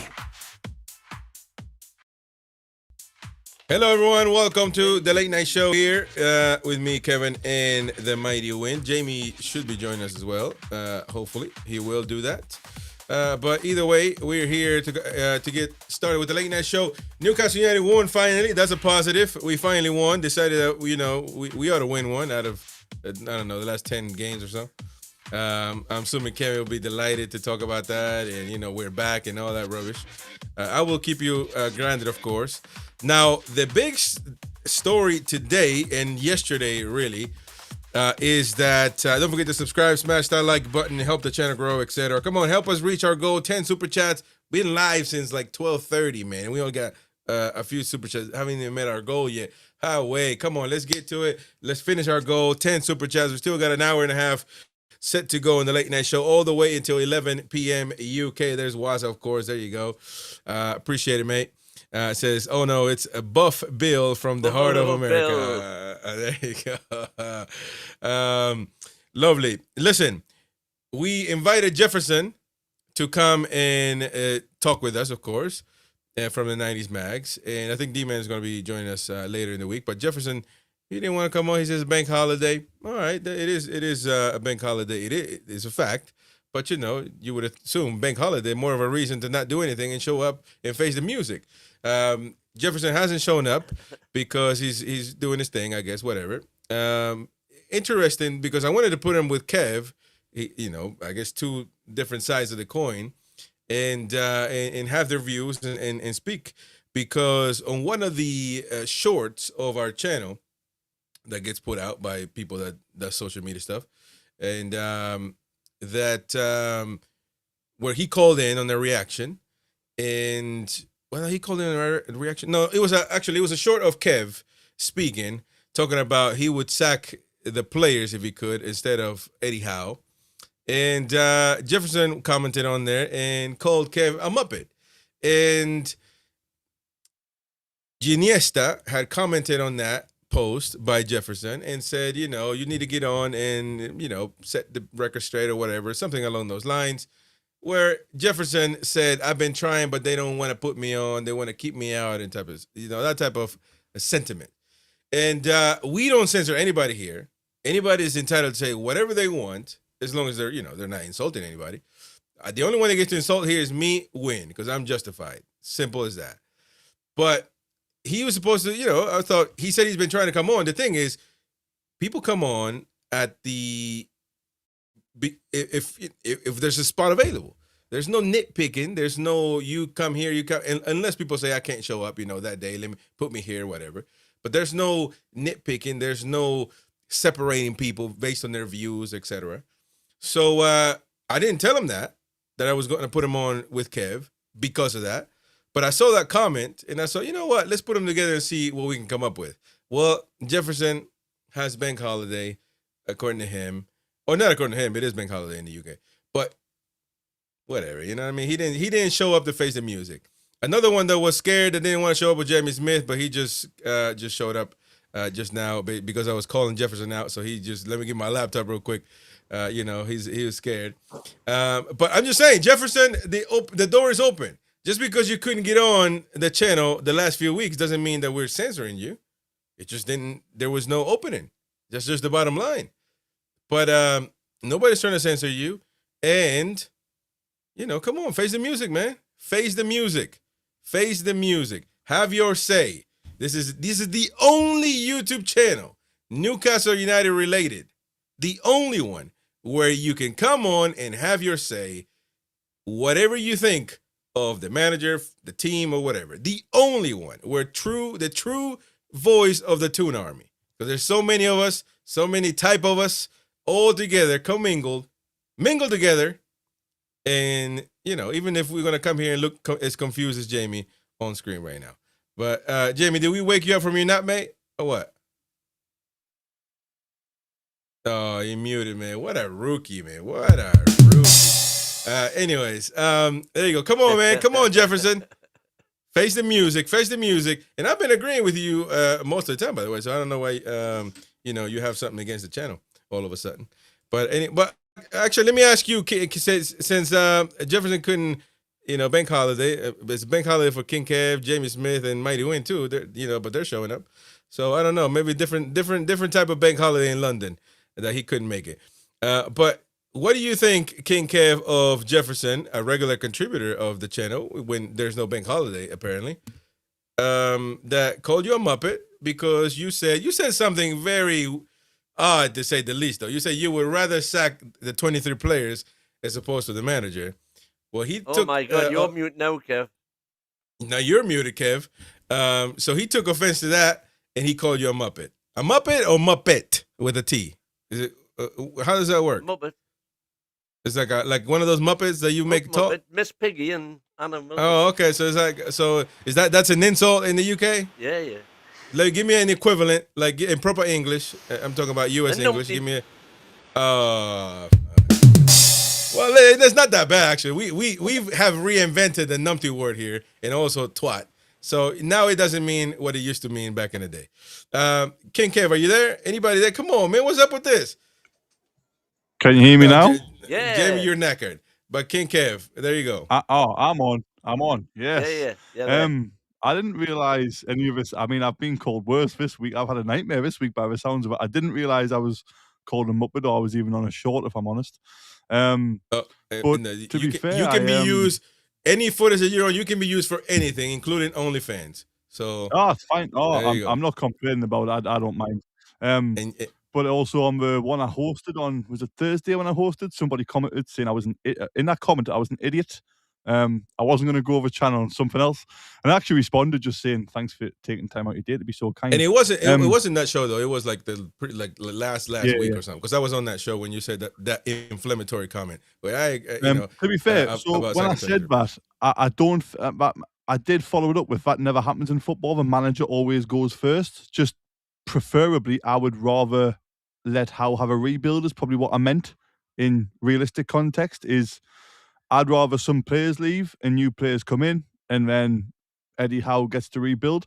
Again, I always get called a happy clapper, but I like to think I'm quite balanced. I think the last one I was on, I criticise Howe about 2 games a week. I also criticised him about team selection, and I criticised him again with something else. But it just seems like, because I'm trying to see the positives and I'm trying to look on a positive side more than a negative side, that I get called a happy clapper. So look, I've been called a lot worse than that, but yeah, my opinions are my opinions. They won't change. I try and back them up with genuine reasons, and I try and give genuine evidence behind why I say what I say. And like I say, in terms of overperformance for Eddie Howe, how many call-ups has he got? First-time call-ups for Tino, Lewis Hall, developing players 6. like that. He developed Isaac, he developed Dan Byrne, he developed Jacob Murphy, he developed Fabian Shaw. It looks like he's developing William Masula right now as we speak. Harvey Barnes. He had one cap before that, but he got back in after looking like he was on the wilderness. So, look, he's developed loads of players, and that's my reasoning behind, I'd rather him have an opportunity to develop some new players. But look, I don't dislike anybody who disagrees with us. It is what it is. Yeah. No, but it ain't about this. Like, and apparently he has said, and real DXK calls Jefferson performative. Can you hear me? Yep. Yeah, we can hear you, unfortunately. But quick. I'm just joking, man. I'm just joking. I don't want you to get mad, and relax, man. Relax, okay? But no, I'm just playing. But he said apparently the chat is saying DX calls him performative. But look, Jefferson is a candid lad. He's very, opinionated, just like I am, just like anybody else is. But apparently he has said that he's going to pack in his YouTube channel 90s Mags if Eddie Howe continues to be a manager, which, by the way, the big breaking news yesterday, the bombshell was that David Ornstein was reporting that it appears that Newcastle United manager Eddie Howe is set to stay in charge of the club for 26-27 season. Barring an unexpected turn of events, Howe will be given the opportunity to turn things around by PIF and the board. So we'll talk about that, of course, but this has something to do with it because apparently Jefferson is saying he's knackered. He's not going to continue to be, is invested. He said, I want to find a tweet, by the way, because I thought I lean towards what Jefferson likes to say on things Newcastle United related. I lean towards that a lot. But I will find a tweet. I don't know that I would put something like that. I would even say I'm going to stop NUFC Talk TV because of Eddie Howe being the manager. I don't feel like how is that a thing? Like, you know what I mean? Like, because we do this because we're Newcastle United fans. If I was doing an accounting YouTube channel, it would be different because there's no emotion to it. I guess if you do something, you got to be emotional about it, but it's different when you're talking about Newcastle United. Am I wrong about that? Like, it wouldn't. Well, I don't think you're wrong. You're a Newcastle fan, or you're not a Newcastle fan. I mean, you're an Eddie Howe fan. Mighty Wyn, you're an Eddie Howe FC fan, so you would probably leave if he leaves the club. No, but I wouldn't at all. Like, him staying or leaving doesn't really change my one little bit. Like watching games or being invested in the club. I mean, that wouldn't. Yeah. I'm not questioning that, by the way. I mean, I guess everybody can feel how they want to, but I don't know. I feel like that's a bit odd. So, I mean, Jamie, you want to jump in on that? So the thing that a lot of people say who are Howe out is kind of what you touched on there. It's not Eddie Howe FC, it's Newcastle United FC. The implication being you support the club, not Eddie Howe. But to say, like, I'm walking away from the club if that guy's the manager, then you know what? Walk away. Walk away because we don't need you. If everybody in the ground went on like that, this club wouldn't have made it into like we'd be knackered into the 20th century. Like, we got no fans. So this is Jefferson's tweet, by the way. We're not, reading anything. This is his tweet. Somebody in the chat said that he was done last night. I don't know about that. I haven't. By the way, D-Man's got to say, got to have a say in that. But this is Jefferson. I guess this was at 11:09 my time yesterday, so that would have been 5 p.m. your time. Everyone seems to be falling in line. How sad. It really is a dictatorship. I'm mentally exhausted and checking out. I definitely will not be back in Eddie Howe. NUFC will still be dear to my heart, but I can't be fully invested until the day he is gone. I mean, I agree with most of the part as far as, or I agree his right to say that. Well, he's got a right to say anything he wants. But the last part where, Newcastle will still be dear to my heart, but I can't be fully invested. How long has he followed the club?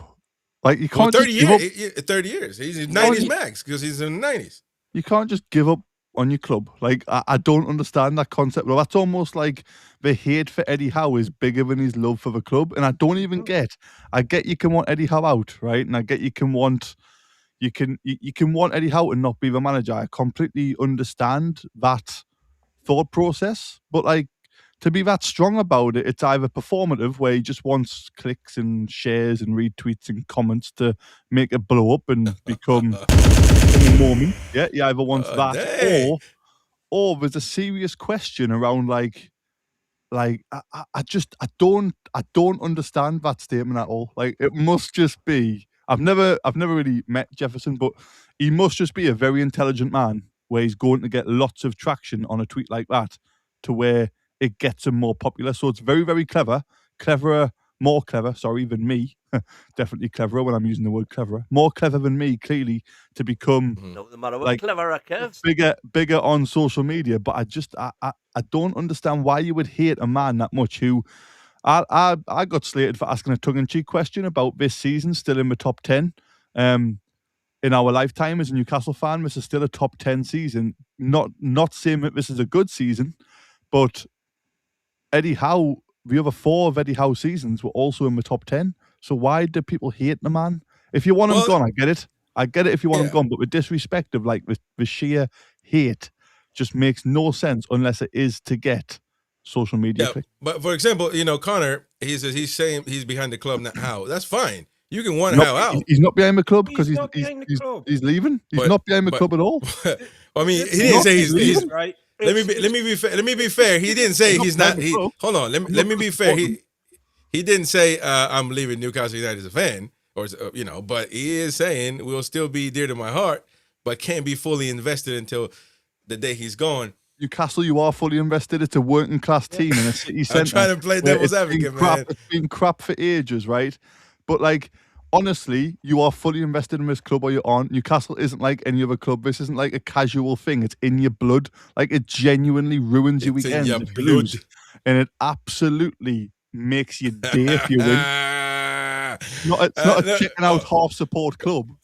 Listen, man, I'm with you, because I'm with you. I mean, I thought that tweet was odd, because as much as I tend to agree with him on many things, I would never think that. I would never think, I would never think that. And I've criticized Eddie Howe here, I mean, probably more than anybody else, other than Jefferson when he's on. So Jefferson should have been here today to defend himself and to back his opinion on calling Kev a Muppet for believing what he said about the 22 players. I've had a horrid week this week with names, honestly. So he should have been here, but he's got bank holiday, so he's probably, I don't know, doing something else more important. There are many other things more important than to, talk about things. Although some people may say, not really. Newcastle United 24/7, baby. There's nothing more important than doing that. There's a Jefferson supporter in saying Jefferson. Oh, he is. He certainly is. Jefferson's getting jumped on here, man. Not good. There's no jumping. He was supposed to be here. All I've been shown is a tweet, and I've just been told right now live that he did call them Muppet on something. So I don't know. He's probably a nice bloke, but that tweet is. Oh, he's a very eloquent lad, by the way. Jefferson is a very eloquent lad. He's very smart, but very hardcore on Eddie Howe. And I thought it was odd for him to put that out on social media. And apparently, according to the chat, I don't know this. Apparently, he said he was, he's knackered. He wants to. He's not going to be doing the show if Eddie Howe is the manager. And I think that we should be above that. Want Steve Bruce to succeed. It's a good comment, but I don't get this. That's true, by the way. Like, I wanted Steve Bruce to succeed. Of course I did. Of course I backed him. Hold on. Actually, now that this is coming to mind, and this might be in favor of Jefferson here. A lot. And Mighty Wyn thought about doing it. He just didn't do it because of, I don't know, luck of the draw. A lot of season ticket holders gave up their tickets, not being fully invested. No. Excuse me. No, forget Steve Bruce, man. That was under Mac Ashley. Let me say what I want to say, because Jefferson said he wouldn't be fully invested because of that. A lot of fans, local fans, decided not to be fully invested and gave up their season tickets because of one man. Now, you can argue whether one man is worse than the other. Mike Ashley is below what Eddie Howe's right now status is. Can't mention them in the amongst same fans. sentence.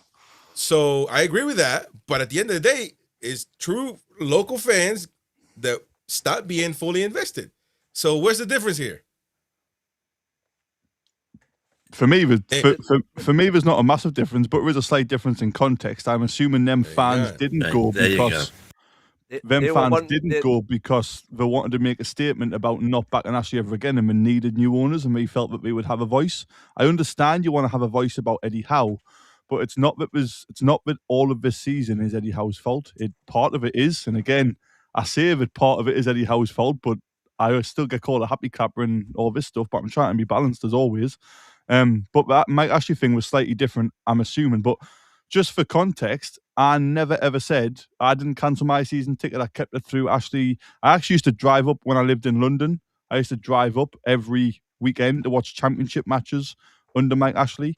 So for me, like, my support will never waver, and I do back any manager who comes in because I want Newcastle to succeed. It's like any player. I want any player to succeed. I don't get why anybody wants somebody not to do well. I don't. Am I the only loyal fan? Not the only one. I know there's others, but am I like in the minority now, where as a fan, no matter who is there, you just want them to succeed? The fans who handed their season tickets in under Ashley did it for a very specific reason. What's the reason? They wanted to stop his revenue and empty the ground so that his advertising wouldn't have the same effect if there's no atmosphere in the ground, etc., etc., etc. That was why they did it. They hit him in the only way they could, hit him in the pocket. I'm gonna be honest with you. I don't think it worked anyway. You can see the difference between then and now. The club had no ambition. It wasn't trying to do anything. It wasn't trying in the cups. Survival FC. But Jamie, wouldn't you think that keeping Eddie Howe, and now let's dive into the Eddie Howe, the decision that's not a decision publicly, but very much reported now, that Eddie Howe will be next season manager, no matter what. So, don't you think that if fans believe that, what the hell are we doing here? Because this is going to be the same of the same, then wouldn't you expect fans to take the same approach, which would be, I don't know why it would be, to be honest. Watching less games, I don't think I can do that. I feel weird. Well, but I think if you're in the top flight and you're trying, and there's a plan there, at the end of the day, what you're there for? If you're there for a successful club, follow the Harlem Globetrotters, because it doesn't come with that guarantee. You're here because this is your team and you feel something for it. The reason those guys left under Ashley, and I know people who gave their season tickets who still can't get back in because they thought it was best for the club, not because they thought the club wasn't worthy of them. There's too much of this like YouTube elitist BS now. Yeah. It's like, oh, I want an elite manager. I want an elite team. So when I'm out driving around in my open top throwing out bills, it's got to be elite enough for me. You aren't that guy. You aren't entitled to all of that. This is something that's been going on for like 150 years. Where we've had a league system that represents areas of our country, and the clubs are representative of those communities and everyone who wishes well on this community. I include you in this community, Chris, because you come here with good intentions. You're drawn to Newcastle United. I include the guys I met in the stack on Saturday before the game from the Philadelphia Mags and from the Italian Mags and the Timeline Mags who were up there. I don't include them. It's all part of one thing, because everyone wants the best for Newcastle United.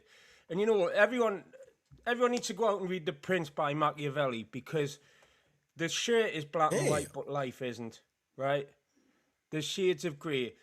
It's not a case of sack Eddie Howe good, keep Eddie Howe bad. It's not a case of Eddie Howe stays at all costs, or if Eddie Howe goes, that's that. It's a case of getting it right, and everybody should want it to be right for Newcastle United. Now, they've got a plan where they've got a director of football, a chief executive, and a manager in Eddie Howe, and they're planning towards the summer. And they're already hopefully doing things. Kieran Trippier's contract's being ended, that's announced. And I want to see things happen early in the summer. And if they get a team and if they get someone to play with Walter Marty and make it so that works, if they get a new goalie in, if they get someone add a bit of steel in the midfield because Joe Linton's always injured, they can make it work next year. Yes, we'll have that problem of can they play when they're back in Europe. But this is not abandon the club status. Abandon the club status should only ever be as a people protest movement to get something done, not because your club isn't good enough for you because of something one man does. And I don't know if Jeff was doing the talk sport approach where you say something controversial, as Kev indicated there, to get some hits, or if he genuinely feels like that. But it's against the grain, I think. Very much so. Newcastle is the club that we're all here for. A lot of people say it's not Eddie Howe FC, it's NUFC. Back NUFC. 100%. Yep. Now, don't you think though? They're saying, what are your tops? Just you be your tops. Just you be you, mate. Cheers, Wazza. Damn, that took I lost it. My brain got a muscle strain there, if there's such a thing, with reading that one. But don't you think? By the way, he didn't say. I'm just going to verify before we completely move on. He didn't say I'm not going to be a Newcastle fan.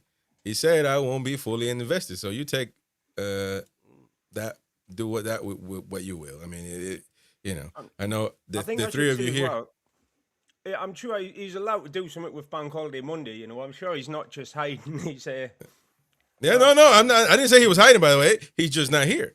And I wanted to bring this up on Monday with Kev, because he called Kev a Muppet for wanting to keep it Howe and sell 23 players. Listen. I don't actually want to sell 23 players. Listen, man. If you know something with me, I'm straight to the point, man. If there's something, because he also said that I'm trying to get on, but they keep me out or something like that. And that's never the truth. I have never here told any of these guys here what to say, what they shouldn't say when it comes to, nothing really, but football related. Or even told them, you can't be on because you said something that I didn't like or something. I don't know. I've never done that. So that doesn't happen on this channel at all. At all.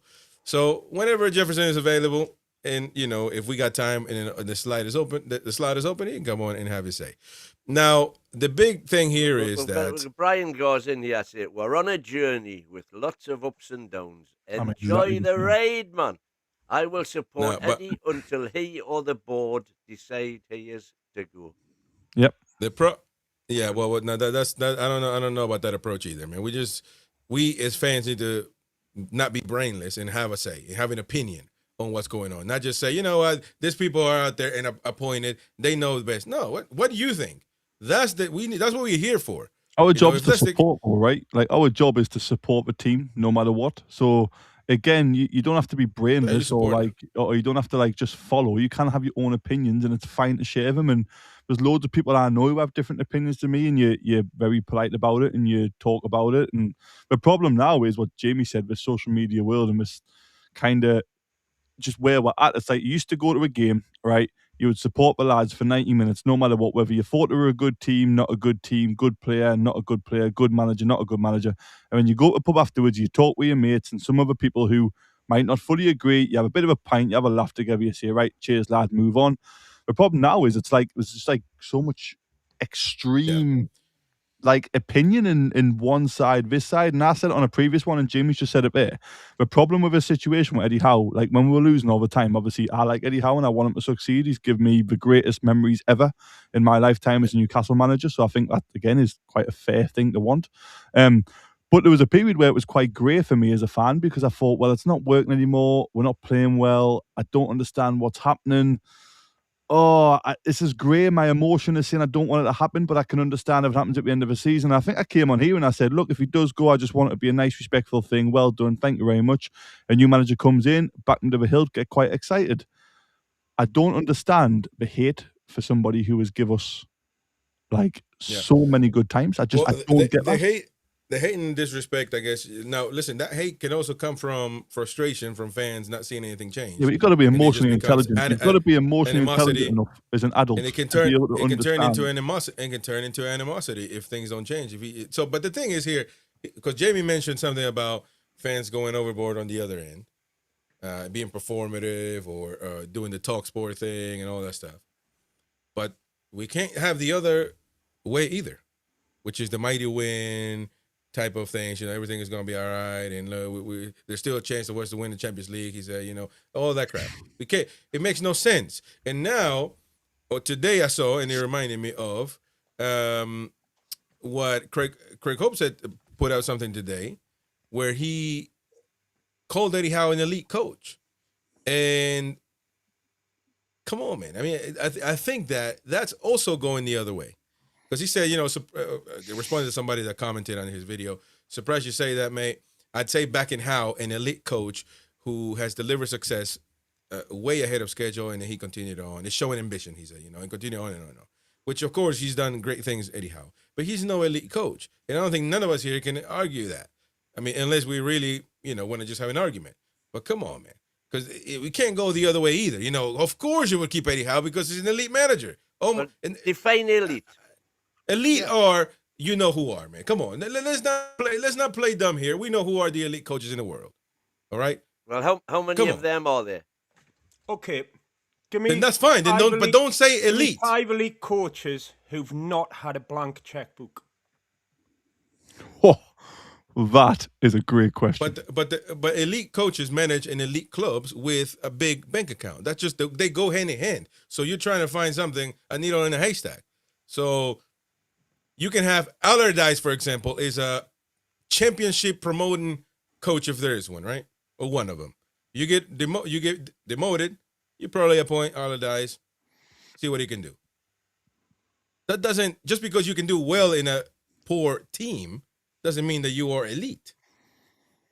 I would argue it's harder to do well in a poor team with a small bank account than it is to do well in a big team surrounded by elite players. Just like it's easier for Cristiano Ronaldo and Messi to play for Barcelona, Real Madrid, as opposed to going to play for Wrexham and getting them promoted to the Premier League. Exactly. Well, then what the hell are we talking about then? No, that's different because managers come through players come through a system. So when Messi comes into Barcelona and he gets a couple of games, he's either good enough or he isn't, is he? I mean, but don't you think it's easier to play? Don't you think it's easier to win the Ballon d'Or at Barcelona than winning it? You think that you win the Ballon d'Or by being good enough to be able to play at that level. So if Messi came in for Barcelona for 10 games, I'm making this up, in his first season and looked well off it, he wouldn't have then had a career carrying on at Barcelona. There's multiple ways to do it. There isn't like a one size fits all to be an elite player or coach. You can start in League Two and work your way up. I think Semenyo's had like clubs in League Two and League One. Jamie Vardy the same. Ronaldo started at Lisbon and then obviously got his No, you're having a different conversation. Managers are the same. There's multiple ways to do it. But for example, like Pep's class as elite coach, rightly so, in my opinion. He's brilliant. However, when he signed Claudio Bravo for Man City, was it Bravo the goalkeeper? And it didn't work. Rather than coach him and get the best out of him, he literally just sacked him off and brought in a new goalkeeper. Because I don't know why that's no. Because my point is, when you've got someone like Eddie Howe, and Eddie Howe is not as elite as Pep Guardiola. This is not what I'm saying here. However, when Eddie Howe signs a player, he almost has to make it work. Or if he inherits a player like a Joe Linton, like a Jacob Murphy, like a Tino Livramento, like a Lewis Hall, like a Harvey Barnes, like a Fabian Shaw. He has to make that work because he has not got a blank checkbook, which is what Jamie was saying. So there's multiple ways to be an elite coach. The elite coaches aren't just the ones who win everything. No, but they are, though. Yeah, they are. I mean, you get there in a different way, don't you? No, but getting there is irrelevant. Getting there, you can get there. You can be born rich or become rich. The thing is, ultimately, you're rich. So, and if you're an elite, is Eddie Howe an elite coach right now? You can't say he is. It depends on how you define elite. That's Come on, Wyn. Elite is elite, man. Let's stop going around it. I mean, what is it? What's your definition of elite? How many Premier League teams have an elite coach now? Black and white again. There's elite coaches. But it is elite coaches. Do you have blonde hair? Yes or no? Or is there ways about it? Everybody who is somebody has to become somebody.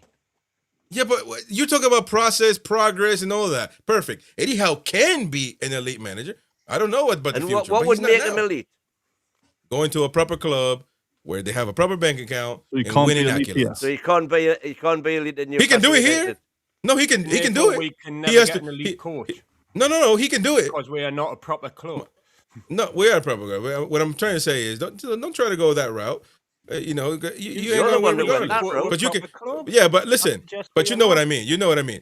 No, he can do it in Newcastle. That's what I'm asking you. What you mean? He can do it. I was talking to Jamie, by the way, not you, so I don't know why you're getting upset. That must be a Gosford thing where you both telepathically work together.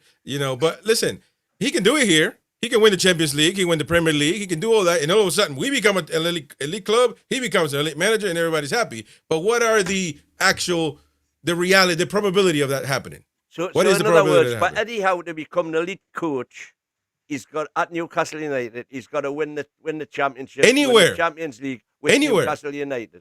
No, anywhere. He can go to Man City and all of a sudden win the Premier League and the Champions League. And then that would make him an elite coach. When all of a sudden there he would have the money and have the checkbook and have the resources. But many managers have had the checkbook and have had the players and they don't win now. Eddie Howe? Look at Eddie Howe. Look at Howe, Liverpool. Exactly, aye. Look at Liverpool with Ornstein. They won the Premier League, but what else? Yeah, Klopp's team. Or whatever, exactly. But he's not elite. I didn't say he was elite. Monkey Spearham, thank you for your super chat. If you're behind NUFC, you're behind Eddie. Simple as. How many elite coaches are in the Premier League right now? I don't understand why it's so hard to just say that. And look, he's a good coach, and maybe that's enough because of what he's done at Newcastle to keep him for another year. But why do we have to take it to the level where he's elite? Oh, define it. It's easy to say, when you're asked if you have to say whether Eddie Howe is elite or not, to say, well, define elite. What the word elite? You know what it means? My honest answer is I don't know what actually know. Know what? I don't know if Eddie Howe is an elite coach. I don't actually know. Personally, if I had to say a comment on it, I'd say no. Right now, I'd say no, he's not an elite coach. There you go, that's it. But personally, in terms of the people I class as elite coaches, is probably I can maybe count on potentially only two hands. And then it depends what you... And the reason why that question's asked is not to deflect. It's because Jose Mourinho historically is elite. Recently, I don't know if he is elite. And again, that's my answer. That's perfectly put. I agree with that 100%. And I'm not sure. It doesn't have to be yes, he is. And quite frankly, Eddie Howe, I don't know. And if I had to be pushed for a yes or no, which I'd probably say no. But it doesn't mean that he can't become elite. It doesn't mean that next season. Right. So look at Man U this year, right? Man U had a terrible season last year, right? They've come in, and then what's happened is they've changed manager. Amorim, obviously, in my opinion, didn't have as much in the bank as probably what Howe does. Carrick's come in, new manager lift, 1 game a week, no Europe. Looks like we're going to get Champions League. That could easily be us next year. And when that was us in Eddie Howe's first season and second season, third season, less as much. Fourth season, again, more because he won a trophy as well and got Champions League football again. I'm not fully sure these people weren't then saying that he was elite. I think it's just because it's one bad season and it's easy to jump on, but I probably don't think he is. And again, I've seen a comment there, stop lying, Kev, of course you think he's elite. I probably don't, actually, but I'm not fully sure. And it's a case of, if we're going to be honest, any coach needs the right environment, they need the right club, they need the right setup, they need the right support. I'm not saying Eddie Howe doesn't have any of that, because he does have most of that. But it's just, I don't know. I find it hard that this is the be-all and end-all of if somebody told me 4 years ago or 5 years ago when the takeover happened, we would have had 2 Champions League campaigns, not got round to Champions League, won a trophy. But you see, I'm saying is... I'd wake up and be like, you're kidding me? Absolutely no chance. But you see how we've gone on to a 10, 15-minute debate. Because that's what you have to go into. That's what you have to go into on what makes it. Debate on how when one people decide to go to the other side of the thing, now we're trying to justify here. But when one fan says, I will think, I'll think about it if I'm invested in the team or whatever, then we just say everybody's clear cut. No, that's not acceptable, because that's too far to one end. But when it comes to the other thing, we have a whole 20-minute debate on it, on what the word elite means, for God's sake. Because I'm not sure what it means. I'm still not sure what it means. It's a select group that is superior in terms of ability or qualities to the rest of a group or society. So out of the coaches in the world, is he in the elite? No, he's not, man. So who's better than Eddie Howe? Hang on, could Pep go to like a team minus 17 points in League Two with zero funds and keep them up? Man. I'm not saying that's more impressive than what Pep's done, because I know people will jump all over that. I class Pep as a league coach. Of course I do. What he's won is amazing, and what he's achieved in his career is undeniable. However, could he go and do that job on minus 17 points elsewhere? I don't know. Again, it's okay not to know, but you can't just say, well, he's won everything and he stands out because of it, because there's more than one way to be elite and there's more than one way to become elite. I'm not saying Eddie Howe is either, because I know I'm going to get jumped all over, but it's so different in terms of where they've come from, what education they've had, where they're going. It's very, very hard to say who is elite and who isn't, which is why the question, I think, is fair of, if we're going off elite on trophies, then Eddie Howe isn't, because he's won one. Of course he isn't. If we're going on elite in terms of, transformative stuff, it's very, very difficult. Very difficult, I think. Man, Pep's a better manager. Pep's a better manager. I tell you what, you guys should be Jeffrey Dahmer's lawyers, man, because you'll get him out. You will get him out. You will get him out on parole. I swear you would. I mean, it's insane. All I'm saying is, and I've said it a million times, am I convinced that when Eddie Howe is given a full given squad, 250 million, a full squad of proper players with 11 or 12 or 13 first team ready players, Premiership, top quality Premiership, right?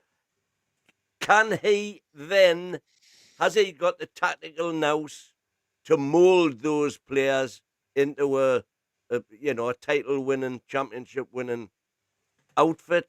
I don't know, because he's never had that opportunity yet. Well, he had the opportunity this year. No, he didn't. More opportunity than any other time, and he didn't. And now the proof is in the pudding. He got all the money in the world. He didn't get the job done. And we played Europe again. He couldn't perform in both for a variety of exceptions. No more than all. Well, he got all the money. Hold on. He got all the money. Competitors had that much money and more. And where they at? What other competitors? What other competitors got all the money? Let me see. Hold on. Let me double check real quick. I just put PL on Google and I look at the table. So let me see. Did Bournemouth spend $250 million or pounds? Did Brentford? No. Did Brighton? No. Did Chelsea? I don't even know what Chelsea spent. What did they spend? Did they spend? I didn't even. Did Everton? No. Did Fulham? No. Did Sunderland? Down, isn't it? Because Tottenham. They will done. Tottenham did. No, but Sunderland, they bought players on discount, man, like 3 for 1. Come on, man. Well, Sunderland had a net spend bigger than ours. Yeah, okay, Wyn. No, not really. Not net spend. Yes, how many did they sold? Yes, how many did they sell? No, how many did they sell if you're going to talk about net? How many did they sell? How much did we sell? Let's talk about net. If you're going to talk about net, that means everything. That's correct. Okay. They had a net spend of you're knackered. You're knackered. Come on, man. Look, Leeds, we're barely above them. You know what I mean? Palace. I mean, listen. Yeah, we've had a bad season's been a bad season. Of course. Yeah. But you can't say that he hasn't been given an opportunity. That's blasphemy. That's fair. That's fair. It's this season's been pretty inexcusable, and I think there's a question of maybe this is Eddie Howe getting found out. Maybe it's a Bournemouth situation whereby he's taking it as far as he can. But it's this kind of like Mandela effect of just forget everything that's gone before. Let's just sort of make up an entire history. Because I've seen bad seasons under Bobby Robson. He's an elite coach, isn't he? Of course. I've seen struggles under Rafa Benitez took us down. He's an elite coach, and No. Time out. You see what I'm saying? That's using the truth to fit your narrative. Rafa Benitez. Yeah, well, of course. He's leaning towards that elite. But come on, man. He did. Winning manager. It's like saying Alan Shearer took us down, man. Are we going to say that? Are we going to say that? Okay. Are you going to agree with that win? Alan Shearer took us down just like Rafa Benitez took us down. Rafa only had a handful of games, and it was. Come on, and he did well too, man. But it's not as simple as that. I think personally, if I had to be absolutely on the spot, I would say it looks like Howe's run his course here. But I think he's got a skill set that if he goes somewhere else, I wouldn't be surprised to see him succeed. If you look at the sort of coaches that the big club gets, it's not as simple as there's elite and there's not elite. We do this thing like when I'm work with recruitment, there's certain things where you will get an application form and you don't see who the person is, whether it's a man or a woman, what the background is, whether they've got a degree, that sort of thing. They just answer the skill set questions. And if you put kind of 7th, 8th biggest budget in one of the biggest clubs in the world, beating Liverpool and Man City to a trophy, 2 Champions League qualifications, and you didn't see it was Eddie Howe in Newcastle, you'd say, let's get that guy. I think you've got to say, this has potentially run its course and it may not work, but you've got to be prepared to be wrong as well. That's the problem. We're getting a point where people would rather be right than things turned out well. There's people sick that we beat Brighton yesterday, sick that people are happy that we beat Brighton because they just want the Howe hate. And that's what I don't understand. I think Howe's been poor this season, and I don't know how you couldn't think that. This season has been depressing in large part. But the big picture is, if you get rid of him, it doesn't solve the PSR situation. It doesn't solve the fact that we would have to start from scratch, that the next coach coming in isn't going to have that checkbook, that blank checkbook. He's going to have to find your Botmans, your Brunos who'll come for the middling rates. He's going to have to coach your Murphys and Shares that are already here, whoever the next generation of them is. And that's what we're going to need. And getting rid of Eddie Howe is not a silver bullet. Keeping him is potentially not going to work, but it's not absolutely definite that it won't work. And so it's dealing in not black and white. Absolute. Yeah, no, but nothing is black and white really in football. So you just gonna have to make a decision. Nothing's black and white in life. And if you think it is, you're just going to end up falling off the edge of whichever cliff you pin your. I just think being disappointed. One thing about it is that the PIF seems to know very much that the last games of the season are irrelevant to anything in life, because if they're gonna say that Eddie Howe is the manager, then obviously they don't care about the last games that. 7th could be Europa League. Now, I will say this because here's the thing: why has there not been a statement at all from the club from that meeting? Because they probably think they probably believe, as much as most fans think that Eddie Howe's got this thing with Newcastle local fans in his favor. They probably think it's not a good PR to do that right now, because season's still going, and a lot of disgruntled fans around the world, let alone Newcastle. So maybe it's not a good PR decision. I don't know. But my point was, BR Football puts out a graph that says that Newcastle can technically still clinch Champions League qualification or be relegated this season. Very much in the middle. I thought relegation was out the window. I thought it's always been out the window, to be honest with you. But I guess it's still a possibility. 17 goal swing. But for that to happen, either or. But I'm not trying to be an extremist on we're about to get relegated. Click on this video. I don't believe in that, but I also equally don't believe that we're going to be in Champions League. I think they're both something that it's out of the ordinary. I just don't believe in it. Do you guys actually believe, other than wins delude itself, And Kyle, you got a fanboy win in the chat. Kyle, shout out to Kyle. We're gonna read your comments in a minute, man. Don't go anywhere. Who is coming at me? Super chat that Jamie's so real, but we don't feel the same as we did. I mean, do you guys believe that that's either or are a possibility, or Newcastle are just very much where we at? You know, it's just who we are, mate. It's just who we are. Well, relegation is not possible. That's really crisp. But and Europe ain't happening. I still think Europe can happen. No, but you can't. No, hold on, Wyn. You can't say that and back it with a real opinion. You just before you can just say like I'm deluded and I think this. So then we know what's happening, right? But don't say that we can finish. We can finish in. But relegation is mathematically available too. There's 7 points between 6th and 13th. 7 points.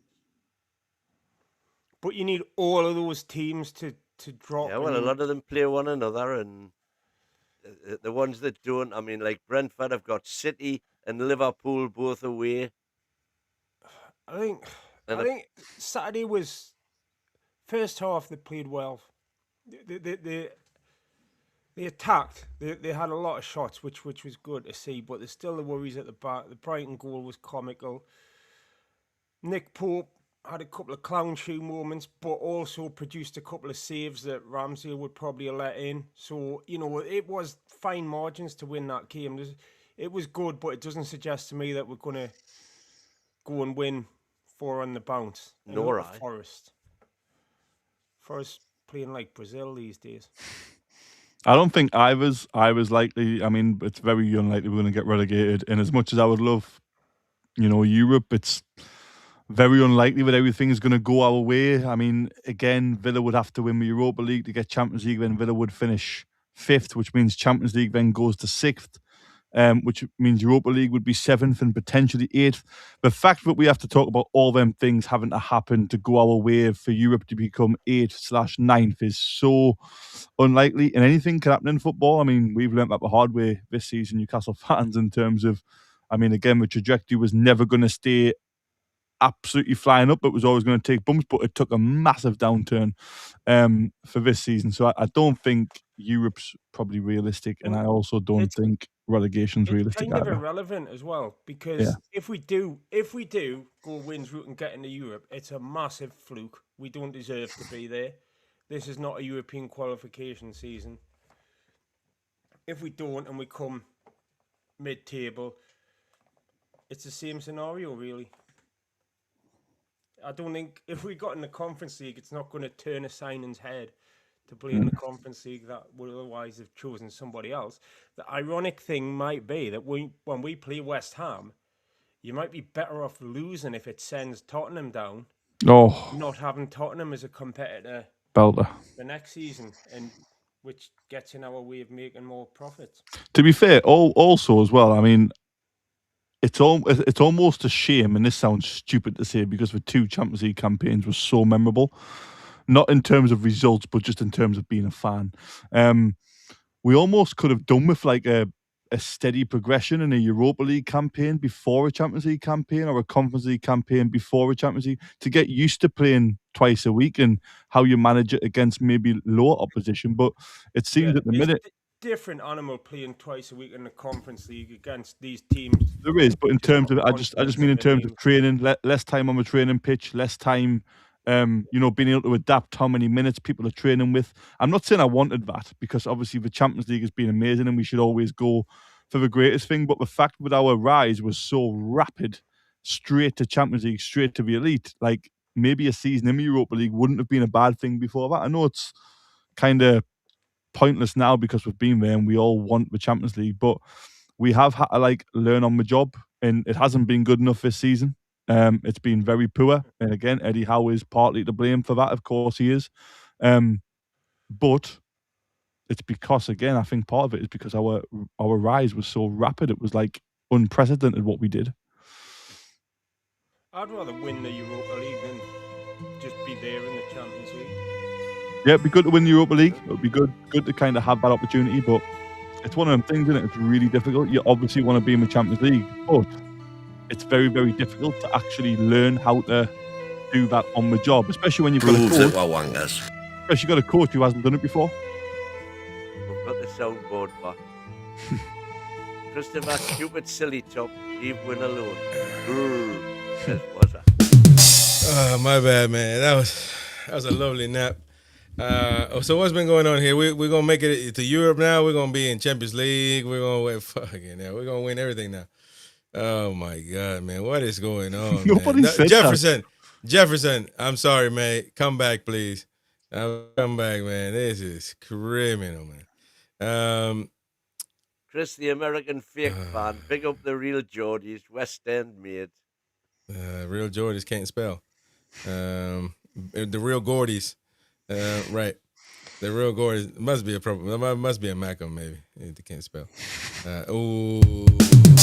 That's a big. My bad, Kyle. I know it's the ultimate insult, man. That's the ultimate insult. Call somebody a Macam. I've been calling Macam many times for disagreeing with Wyn. So I guess you guys don't want to talk about Howe being here for the next season. You guys agree with that? I'm assuming all you do. You're jumping on one leg. So there you go. And then we'll see. Of course, we will always see, Wyn. You can always say that about every season. And, exactly. Could go wrong. Could be great. Horribly wrong. We'll have to wait and see. I mean, some people were saying, give Ashley, don't sell the club. Next year he'll put the money in next year. Horribly wrong. That's different. You can't compare 12 years of no funding by Mike Ashley to one bad season. I bet. Hey, there's always a we'll see next year comparison. We'll see. There's always a we'll see next year. But if somebody behaves a certain way for 12 years, I think you are more likely as a loyal fan to still think, that's starting to be it. If somebody behaves one way for 1 year, you can still be a loyal fan and say, I really hope it gets better. What bugs the life out of me is fans who don't want it to get better so they can be proven right. Mental. Yep. Well, I agree with that. I do think Eddie is a victim of his own success. The club I've been rise saying that was for almost immediate and the infrastructure board wasn't ready and couldn't keep up. Yes, Becca. Right. So that's as far as that is concerned when it comes to, Ornstein came out with that. He's reliable when it comes to the Eddie stays is all over the place from all of the valued kind of respected journalists. It's not official, is it? It's not like it's not official, no, of course. But the amount of noise about it seems to suggest that there's some validity to it. No, I think the statement was the one that left a bit of room. Oh, where was it again? It was barring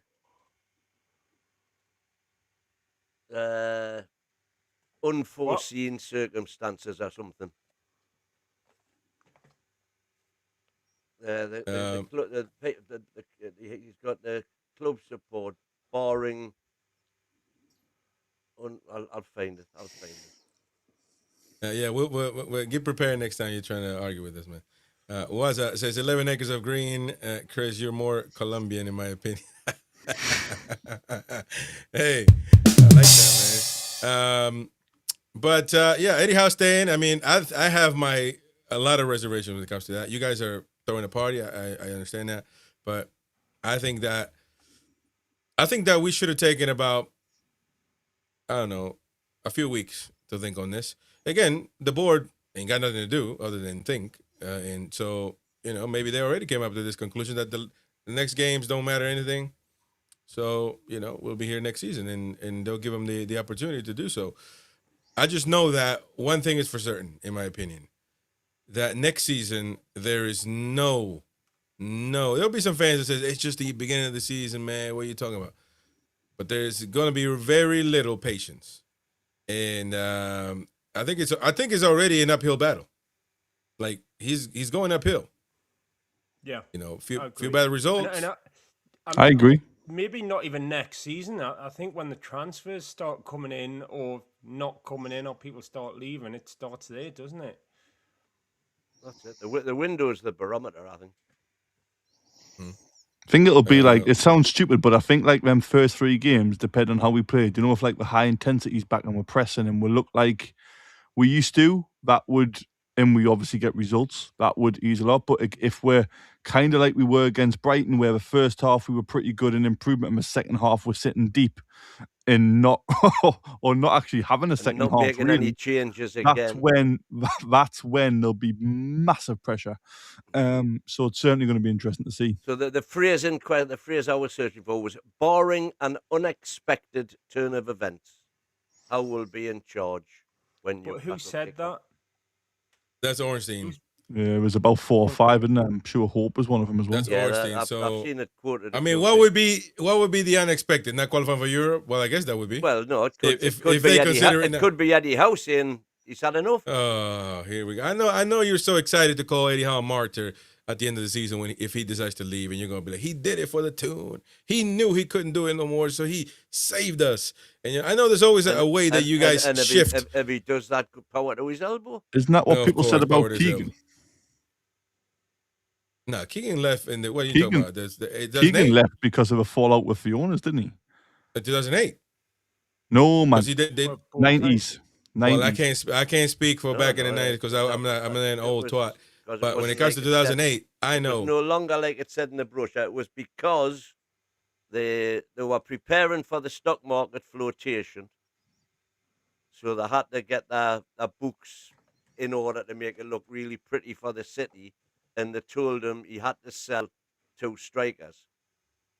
And at the time, the strikers that we had on our books were Shearer, Ferdinand, Beardsley, Asprilla, well, they sold Ferdinand. Kitson, Huckerby, Ferdinand. So we had 7 strikers, and they said to make the books look better, you've got to sell 2 of them. And that was at the same time that he wanted to sign. Well, I know because I was alive at the time that the second time Keegan left because Mike Ashley didn't follow through with what he was supposed to. Yeah. So both times Keegan left because of that. But I don't know, man. I wouldn't definitely be. I'm leaning towards this is the wrong decision. You've got to, and then. But it doesn't mean that if we keep Eddie Howe, it's a silver bullet, as Jamie would say. But I lean towards it's a bad decision. I'm not 100% sure yet. We have to see. Of course, we have to see. But I don't know. I don't know, man. I don't know. You can make so many assumptions when it comes to this decision, if it's true. The problem is you're making a good point in terms of the divide at the minute. He is fighting uphill because even if say he stays, he goes into next season, he gets Champions League again. But people who wanted him out in that divide will just be like, oh, well, that's expected. He's done it twice already, and it's the 3rd time. But actually, that would be an unbelievable achievement to get a Champions League campaign or a Champions League finish again. But there'll be people saying, well, that's the expectation. I guess could be on the back of a 1-game-a-week season. I guess it depends. Exactly. So that'll be another reason behind it. Right now is the time to get rid of him because we know he can't do 2 weeks. So, but no matter what happens from now, unless he goes on to win the Premier League, which is not going to happen next season, he's always going to have doubters from now. That is just the way it is because, again, like Jamie said, there is people who almost just want to be proven right more than the club do well. But it depends on your expectations, isn't it? Like top 6, I think top 6 next season will be a really good season as long as we play good, entertaining, attacking football, more of a natural progression. I would absolutely love Champions League again, and I think that would be a massive success. But again, well, it just depends on what your ambition is. Not your ambition, actually. I think our ambition is all we want Newcastle to be the best team in the world. That's our ambition. But in terms of the expectations, I guess. So Graham Bailey today was saying that Newcastle United have entered the race for Curtis Jones. Curtis Jones, a player that we were linked with last time and that some wanted. I think, Wyn, you were an advocate for him. I didn't have an issue with that one. Team Talk can exclusively, reveal, but a move to Italy with Inter Milan is emerging as a particularly attractive option for the Liverpool midfielder. I don't know. I mean, if Inter Milan comes in, we're going to lose. We know that. But ultimately, other than we got the English, he's English, so, you know. I bet we can offer more wages than Inter. I don't know. They just won the league, man. I don't know about that. And Curtis Jones, come on, man. I mean, he's a good player, but more wages. What are you talking about? I mean, probably more than what he's paid, but he's always going to get more than what he's getting paid at Liverpool because, Liverpool not paying him that much. But we can't. The realistic thing is you can't expect Newcastle United to win or pay like we are fighting for the league. But we can pay and want as fans being regular contenders for Europe. So 4th, 5th, and 6th. That's Newcastle United's target every year. A realistic target. We can do it with Curtis Jones, but we can't pay Curtis Jones, an insane amount of money. Do you guys like Curtis Jones? I think he's a good footballer. I do like him as a player, but there's a comment here that he puts his couple foot of comments that are probably nailing it, whereby even though he might not cost a great deal, I don't know his contract situation, he'd be on big wages for who he is. And by the way, let me just pause you there for a second. I'm not paying 100% attention, but unless the Kyle guy is a Malcolm really or something like that, don't do anything with him, even if he's coming at me, because I don't want people to think that I tell mods to, censor people. If he thinks I'm an idiot, then, that's fine. If he thinks that he's the idiot, because everybody knows here that the American mag is right? Here's another one you won't love get, it. Chris. Let's all look through the broken window, children. What does that mean? It's a skit on an old BBC or ITV. You're the only children's one that knows about play school.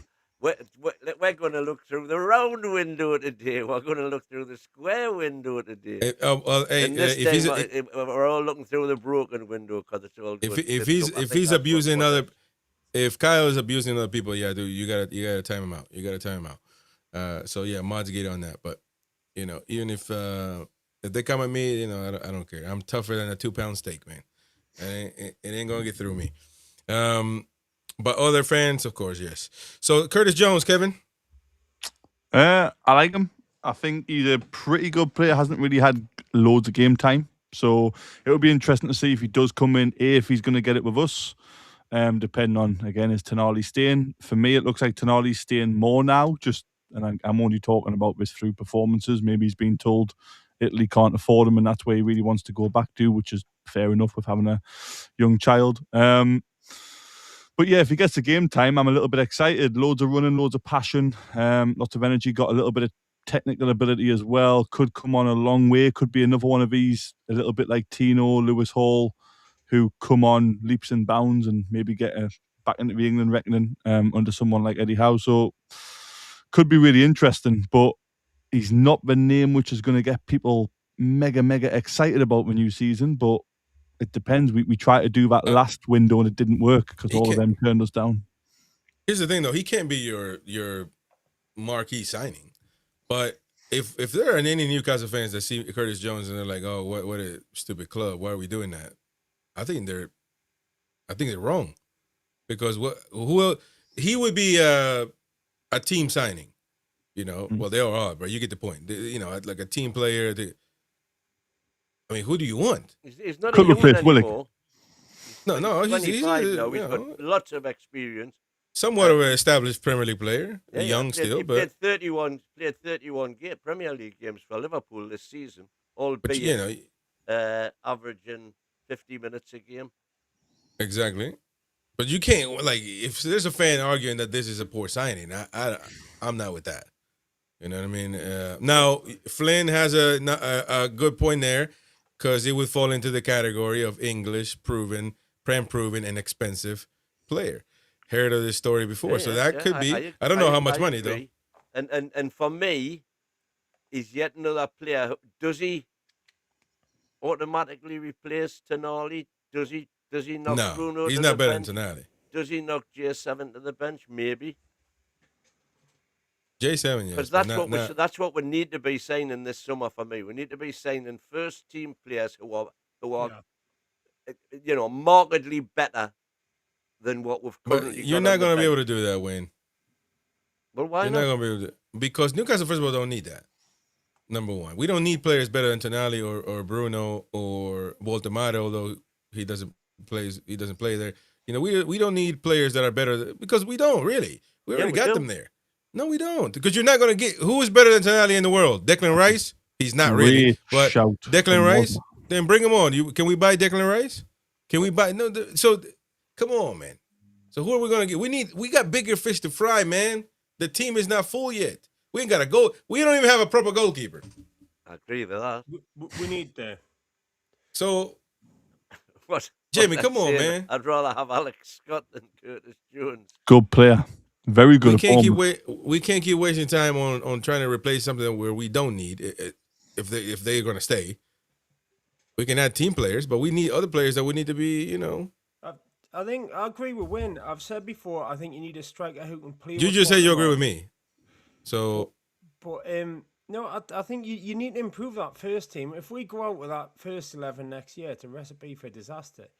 You need to replace a striker who can play with Faltamare and get rid of Wissa or Asula. You need a goalie. I think you need another option at centre half if definitely if Shearer's going to leave. I'm not really confident in our current centre half options, and the guys who are starting, Joe Linton, love a guy, but he's injured a lot. Dan Burn, getting on a bit, getting found out for pace. Nick Pope, we've said these need to be the bench. These need to play in the Carabao Cup. I think we need 4 big names. Well, not big names, big signings. And there could be like a Botman-style prospect signing from a top European league.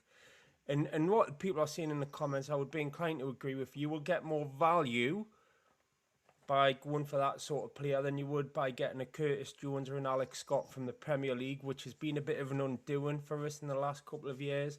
But there's also more risk attached. But I think people as a fan base would prefer that we took those risks rather than spent big money on Prem proven. I agree with the positions Jamie said as well. I would probably just add a right back who can either compete with Tino or be an understudy with obviously Trippier going and Tino's injury issues. If he's not leaving, it looks less likely that Tino's leaving as well because of his injuries. But I agree, centre half, goalkeeper, striker. I'd put right back in there as well. It depends. I mean, you're going to have to stick with Alanga. You're going to have to get something out of him. You have to coach him. You have to find a way because we don't live in an era anymore. A little bit like when I said before with Pep and Bravo, you can't just sell players you sign for big money anymore. Because of new finance rules, you have to have a coach who can get the best out of them. So we're going to almost have to stick with Alanga and hope it comes good, or get a young winger who could potentially come in and make that right wing his own, but with very low risk attached. I just want to go back to Wazza Super Chat. I'd rather have Alex Scott than Jones. Now, you immediately said Alex Scott Bournemouth. Bournemouth, what I said, yeah. I thought he was on about, I think me and Wazza are on the same wavelength. Let us know, Wazza. I thought he was on about Alex Scott, the lady footballer. Who did much of the day. I thought he meant the one from Bournemouth. He looks like a great player, but he's English. From Bournemouth, he's comparing him to another Premier League midfielder. Why would you compare a TV host? Well, that must just be the way my mind works, Jimmy. And it can be very funny, but I think you did mean the one from Bournemouth that time round. He's got to get in touch and let us know now, though. Chris, your show's been dragged into the gutter again. I know. Press some buttons, man. Prove that we're wangers. There you go. All top teams have a great goalie. That's a fact, Yeah, we need that. Right on. So let me go with the star comments of that we've gathered around the show. We got plenty of them. So let me see. We got many of these. They're not even mine. So hold on. Yeah, it'll be interesting. That's another name. I don't know if it'll happen, but we definitely need to be working hard right now at getting the best possible players that we can get, and try to be, open-minded. Certainly, all over the world. They're easy to find, man. We don't need Brighton's gloom, doom owner to find players. There are players all over the world.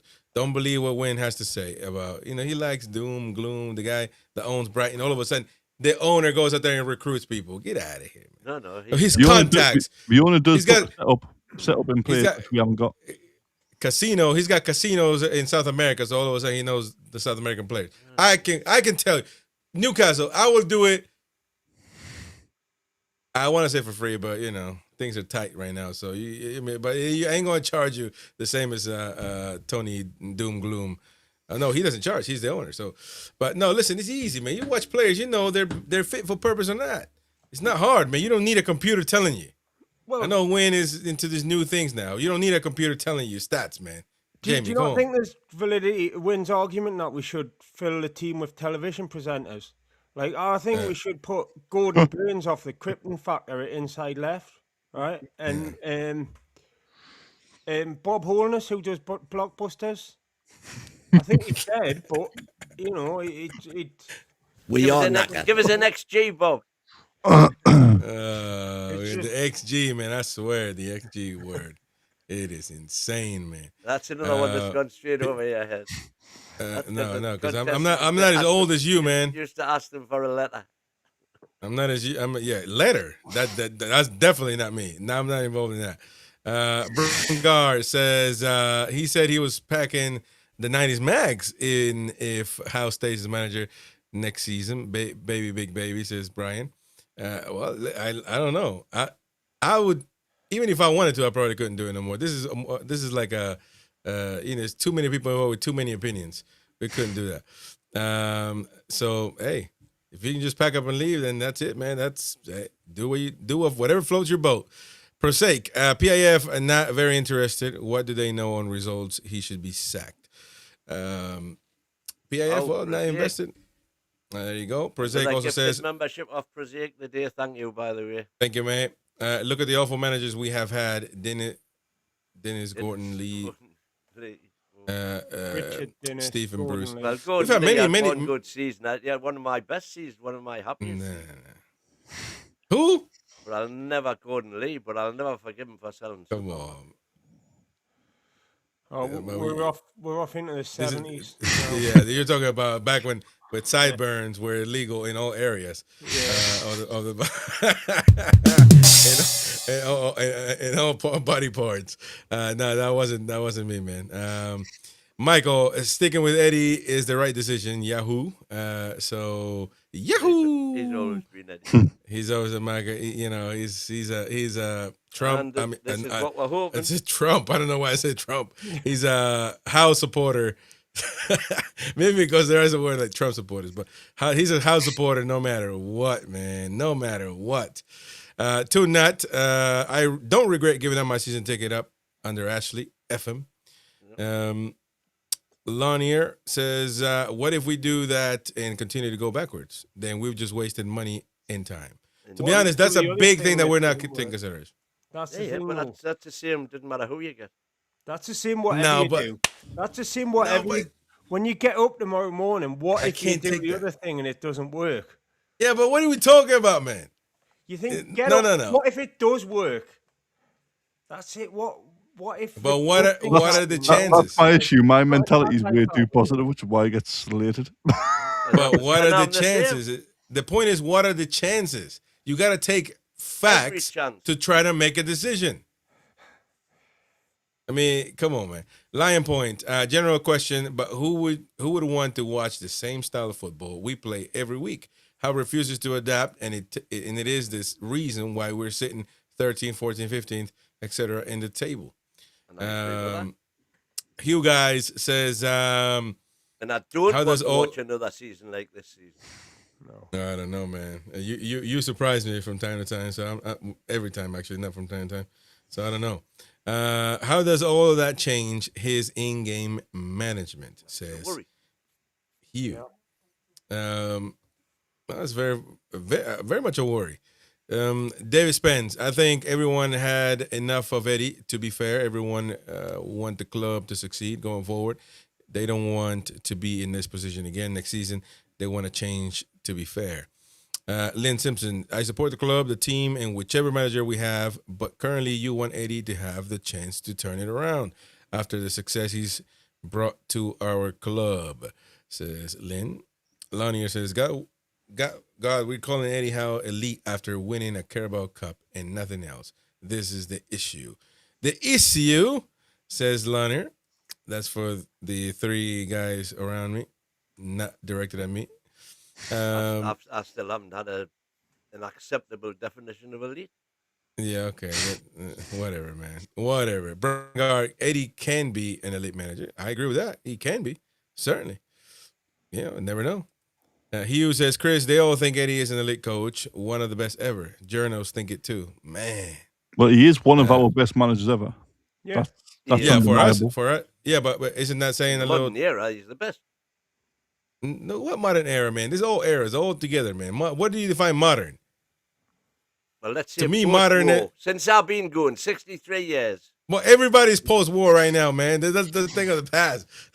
What are you talking about, man? Well, he's the best we've had. Post-war, by the way, is in the 40s, so that's pretty much everybody. Come on, man. Well, no, he's not as good as the Edwardians who were winning titles left, right, and centre. And Edward, hey, Wyn, I'm telling you, man. What are you saying? I bet you 1,000 camels that he won't get past November. This is criminal, man. You know what? That's the worry. That's because that's not a bad shout at all. If this doesn't work, and they make it quite quick, then next season could go down the drain quite quickly. Because if you do have to make a change in November, you don't have the choice of managers that you have in the summer. Well, they pay their money, they take a chance, don't they? But I think you just get behind that chance.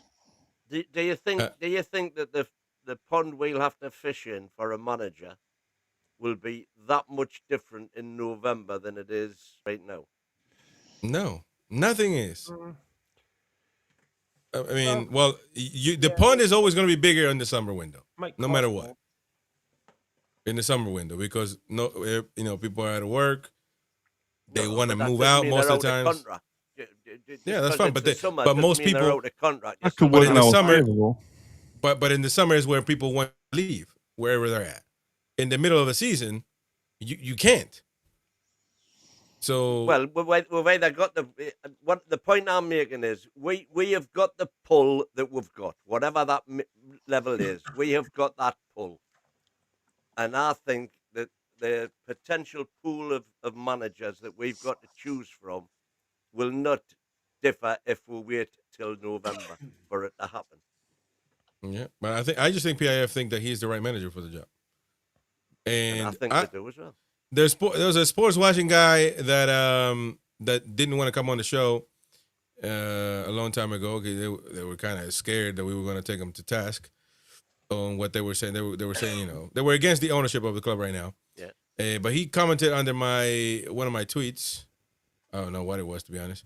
But he went on and on. Oh, because they're going to back Eddie Howe. I think I just retweeted it.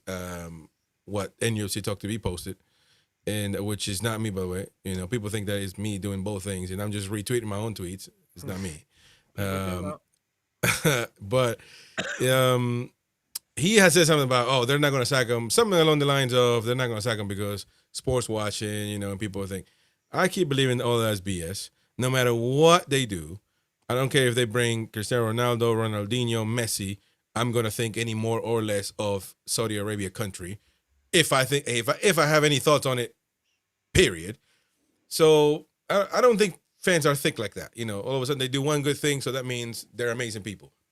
I don't believe that. But it's like saying Brighton fans are all of them bank with American Express. Okay, they're not that stupid. So, I don't buy that. But do you guys have any thoughts on that? That it may be sports washing. They don't want to sack them because they're going to upset the apple cart and.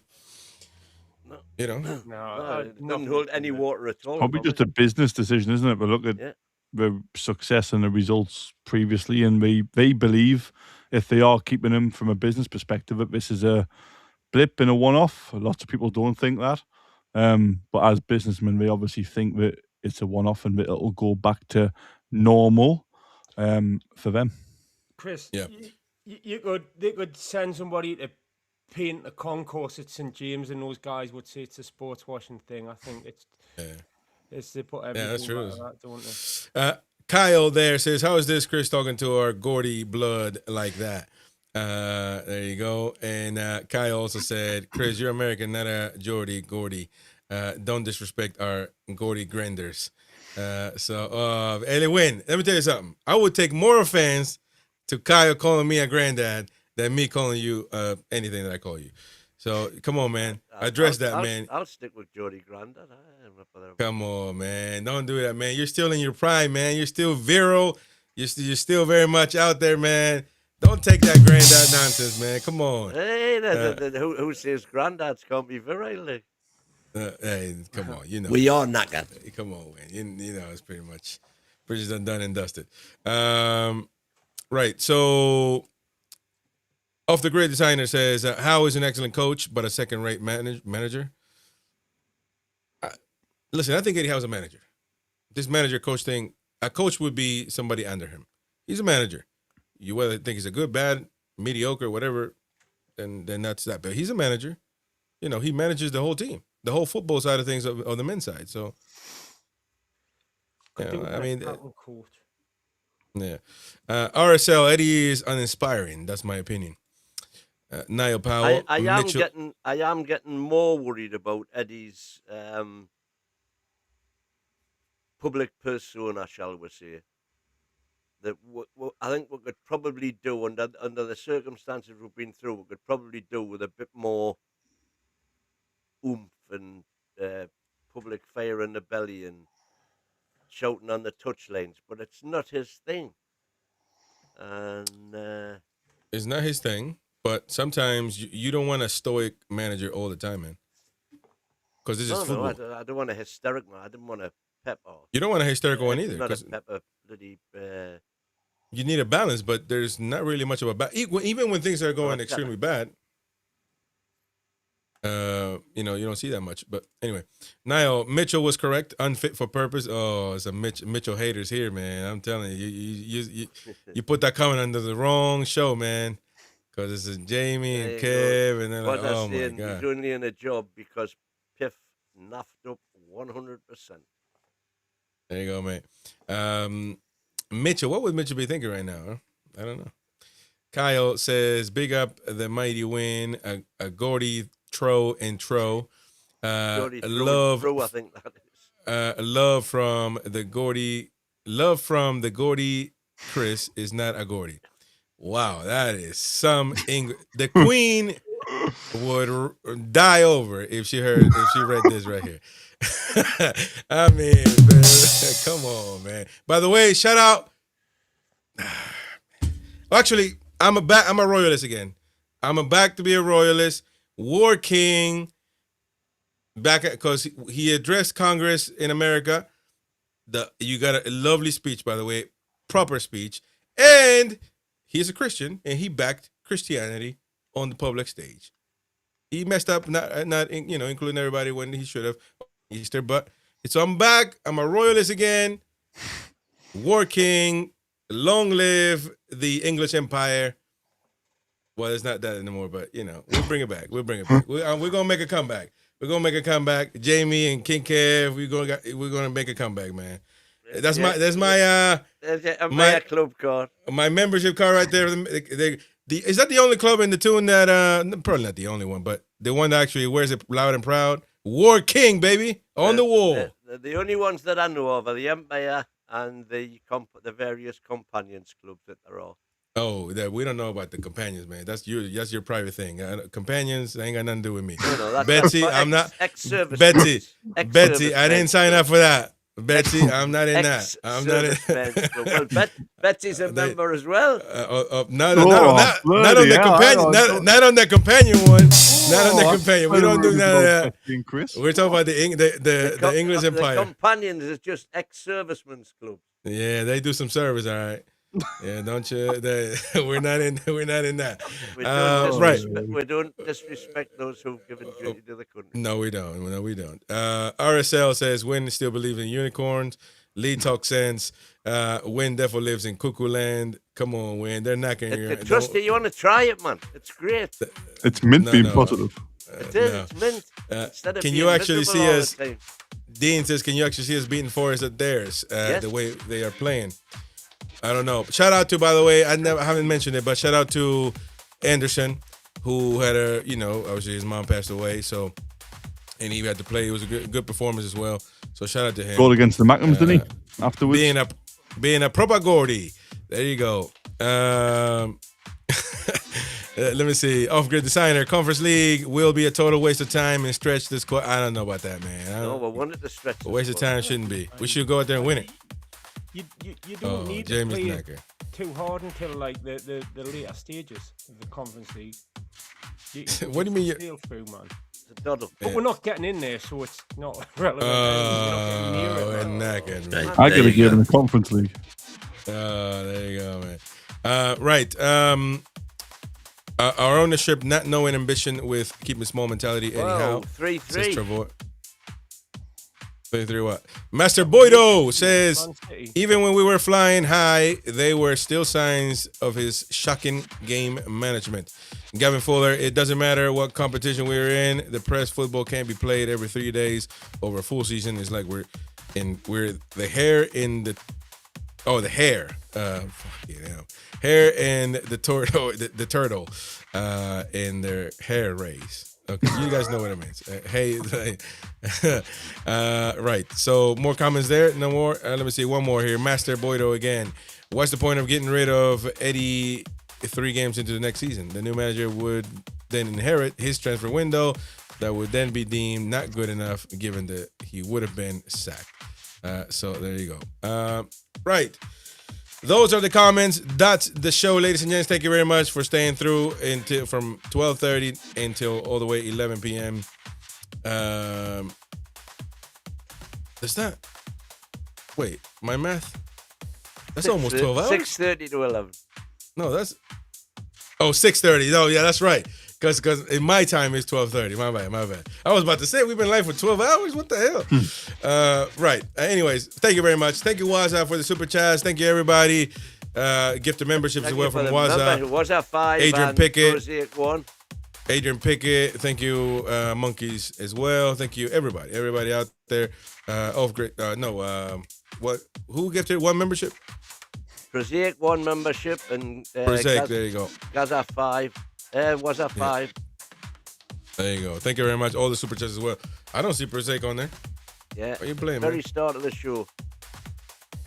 I don't think so. 4 man. hours Way, ago he's been with us and he was still in the chat. Oh, yeah, okay. Proper. Cheers. Proper fan. Thank you very much. Thank you very much, Prosaic. Choppy got it. Why Choppy wasn't a member? Slap your wrist, That's Choppy. true. That's true.